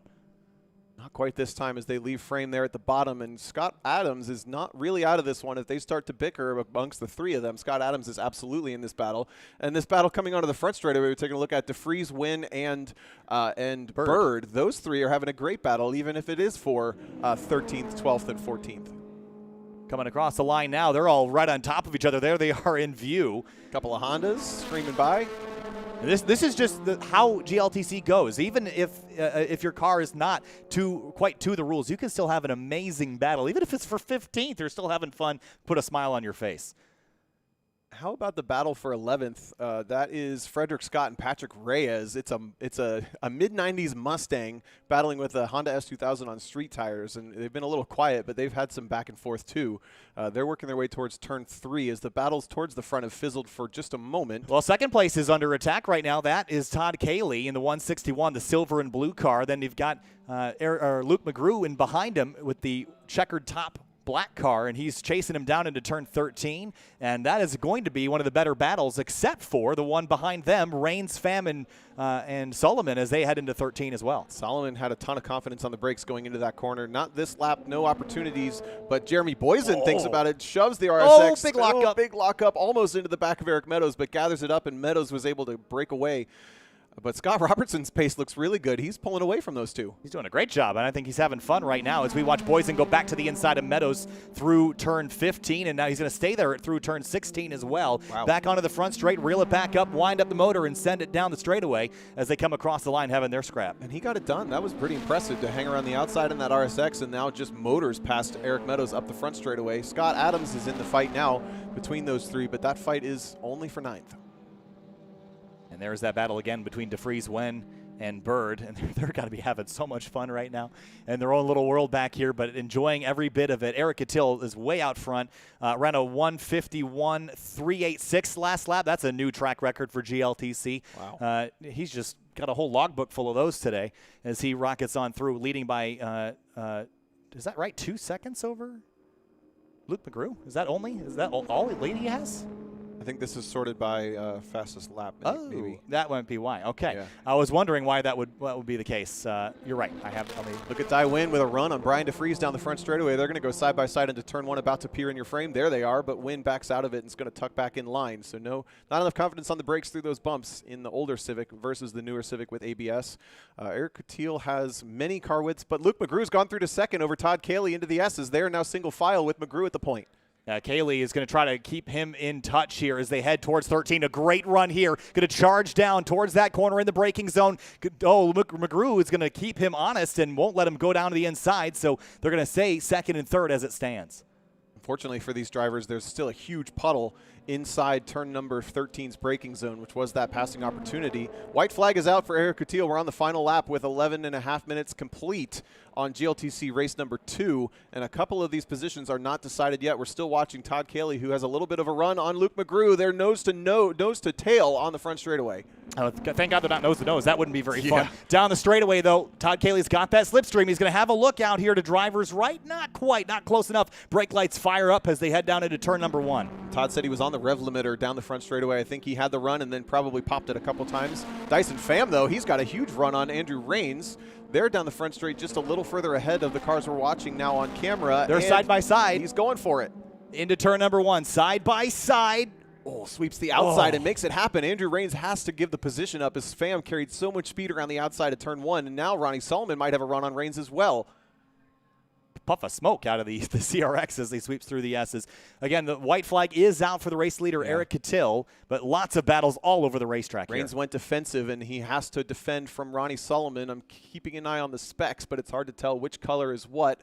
There's still 2 of them side by side. Looks like Solomon was able to hold the outside around turn 3 and has the inside advantage for turn 4, but Rains gets the power down, and they're still going to be side by side. Solomon through the puddles and now tucks in, I think. Coutil leads the way through the S's for the final time in race number 2, with all the battles happening in the mirror today for the driver of the 1992 Civic Si. And I think while we enjoy our buddy Eric, the battle and the cameras are on the drivers in second. Luke McGrew leads Todd Cayley by 4 car lengths. Make it 3, make it 2, make it 1. Cayley's there towards the braking zone. Deep on the brakes, has a look down the inside. Can't quite get there. McGrew hangs on. A little further back, Andrew Rains was able to hold off Ronnie Solomon, so it's Pham, Rains, and Solomon, but the battle for second. Second place is under attack. Eric Coutil wins 2 for 2 today in GRIDLIFE Touring Cup. For second place, McGrew and Cayley battling nose to tail as they come out of the final corner. McGrew going to get that Duratec 2.5 throttled up to the line now. And it's going to be McGrew by 2 car lengths over Todd Cayley. Second, third, McGrew, Cayley. That's your podium. Fourth place now, believe, is going to be Justin Lee, with some hard chargers coming up pretty quick behind him. Yeah, Justin Lee didn't have much attack that time, but he didn't have the pace to stick with the front runners. He crosses in 4th. Dyson Pham, a well-finished 5th, and Andrew Rains, an impressive 6th, battling off some cars on stickier tires than he's got. Robertson is through to drag race across the line for Boyson and Meadows, but Meadows takes it to hang on to the top 10. So Boyson up from 18th to 10th, but Meadows said no further. That was pretty wild. Still a couple scraps going on around the racetrack. I'm waiting to see our buddies in the Hondas towards the tail that have been having all their fun. I think we've lost one of the 3 in that battle. Yeah, Dai Wen had dropped out of it, so now it's just the new 8th Gen Civic versus the old EF CRX. And they're in the final braking zone for turn 13. Watching these guys come through. Big body roll on that newer Civic, but he has to check up big time for turn 14. CRX closes the gap. This might actually be a drag race. Coming through the final couple corners, turns 15 and 16, carrying all the momentum you can. And gear it up. Checkered is waving for the last couple drivers. And while it's not for the lead, they are certainly battling to the start-finish line. Here they come, Tom. Oh, he's just not quite got the legs in the little CRX. Now they flash across the start-finish line, and Brian DeFries holds on for 14th over Bird. And unfortunately, Dai Wen dropped out of that battle, but he is still circulating, coming out of the front straightaway right now to finish. He is going to be our final finisher, as McDonnell, I don't think he started. Don't even started the race. Yeah, so we actually started 16 cars that time through. Yeah, so, this racing this weekend has been all about the mid-pack battles, Tom. I think Eric Coutil has got something figured out. and he has just absolutely been dominant this weekend, 2 for 2. But as we look ahead to the rest of the weekend, we have 2 more races tomorrow. And tomorrow we're setting by finishing position. And Luke McGrew has put himself in position where I think he'd be good enough to win where he is right now. He's charged through the field, up a whole bunch of spots. Todd Cayley, he seems like he's sort of stuck in second or third on podium right now. Justin Lee's been running top 5 this weekend. And Dyson Pham, very consistent runs this weekend so far, and he's doing well. Yeah, I'm curious to go talk to Todd. We haven't had an opportunity to talk to any of these drivers and see what is holding his ultimate pace back. But even Luke McGrew, now having made that odd choice in the first race, that's behind him. He's back up to second on the grid for not only today's finishing order, but tomorrow's starting order. Race 3 will grid in the exact order that you see on the left side of your screen now, which means Luke McGrew, who seems to have the best pace and opportunity to challenge Eric Coutil, will be right there to do so. And if he can get a good start tomorrow and take the lead over Coutil, I think we might actually have a race out of this one. But these drivers have to stop letting him get away and just drive off into the distance. And then the rest of it, you could honestly shake from 4th to 11th, just put them in a bingo jumbler and spit any of them out in any order, and you could be believable. That seems to be the case. The sun is starting to go down here, believe it or not, in 4:20 Central Time here in just outside of New Orleans, Louisiana. This is our first ever trip as GRIDLIFE to NOLA Motorsports Park. It's been a really fun day so far with a lot of good action, both in Time Attack and GLTC. There is more coming tomorrow, and that will all kick off. I think we're going to boot up for about we have 2 streams tomorrow, and the first one will begin about 9 a.m. with Time Attack leading into GRIDLIFE Touring Cup race number 3. So that is the strategy for tomorrow. We'll take a break for lunch. We'll be back later in the afternoon, just around 12:20 for Time Attack, and then GLTC race 4, and a little bit more drift going on as well. So that's what's happening tomorrow. Again, thanks for joining us here. If you're watching on YouTube, make sure to subscribe so that you don't miss that tomorrow. Make sure to set a notification. If you're watching on Facebook, make sure that you are liking the Facebook page. And if you're not watching any of those and you're not here, then you should be here. And if your friends aren't here, they should be here too. Well, and keep an eye out on the GRIDLIFE social pages, because there's going to be some bangers from GRIDLIFE Double Drift tonight, I think. With that tandem team competition, choose your route, 90 seconds to impress the judges. That's much later tonight after some HPDE sessions out here on the big track. But that's going to do it for Bayou Bash Day 1 on GRIDLIFE Live. Yeah, your final thoughts on GLTC and what we'd expect to see tomorrow, Tom, especially at the starts when we know Eric Coutil's getting away. Well, I just want to keep watching the battle for 4th through 11th, because all those drivers are putting on a heck of a show. I think at the front, other than maybe going to talk to Todd and see what's going on with that car, if Luke McGrew again could get out front, maybe he has an opportunity to upset. But race 4, if you're keeping track of what races, when you want to tune into GRIDLIFE Live and you have to pick one, it's race 4, because race 4 we invert between 4 and 12 cars, which means almost the entire field could potentially get inverted tomorrow for race 4, and that always makes things super fun to watch. So everything is always changing in GLTC. And then on the Time Attack side, we have more drivers that haven't seen the track, more drivers that are getting faster. They have 3 more looks at the track tomorrow for 20 minutes each, and they're just going to keep going quicker and quicker. So that is all going to be awesome tomorrow on GRIDLIFE Live. More action, more speed, more racing, more parties tomorrow at 9. We'll see you there. Thanks so much for watching GRIDLIFE Live. We'll see you tomorrow morning.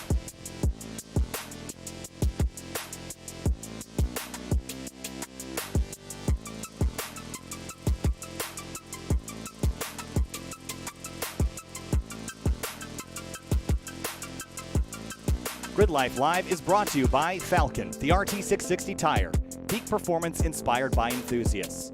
And by FCP Euro, every part you buy is guaranteed for life. And by 303 Performance, 303 Graphene Nano Spray Coating, the future of exterior protection. And GRIDLIFE Live is brought to you by Mike's Harder, Dude That's Sweet. And by Hawk Performance, race proven, street legal. And GRIDLIFE Live is brought to you by BC Racing. Go for gold with BC Racing's highly engineered custom coilovers that puts you in control of every driving condition. And by Hybrid Racing, premium Honda racing gear.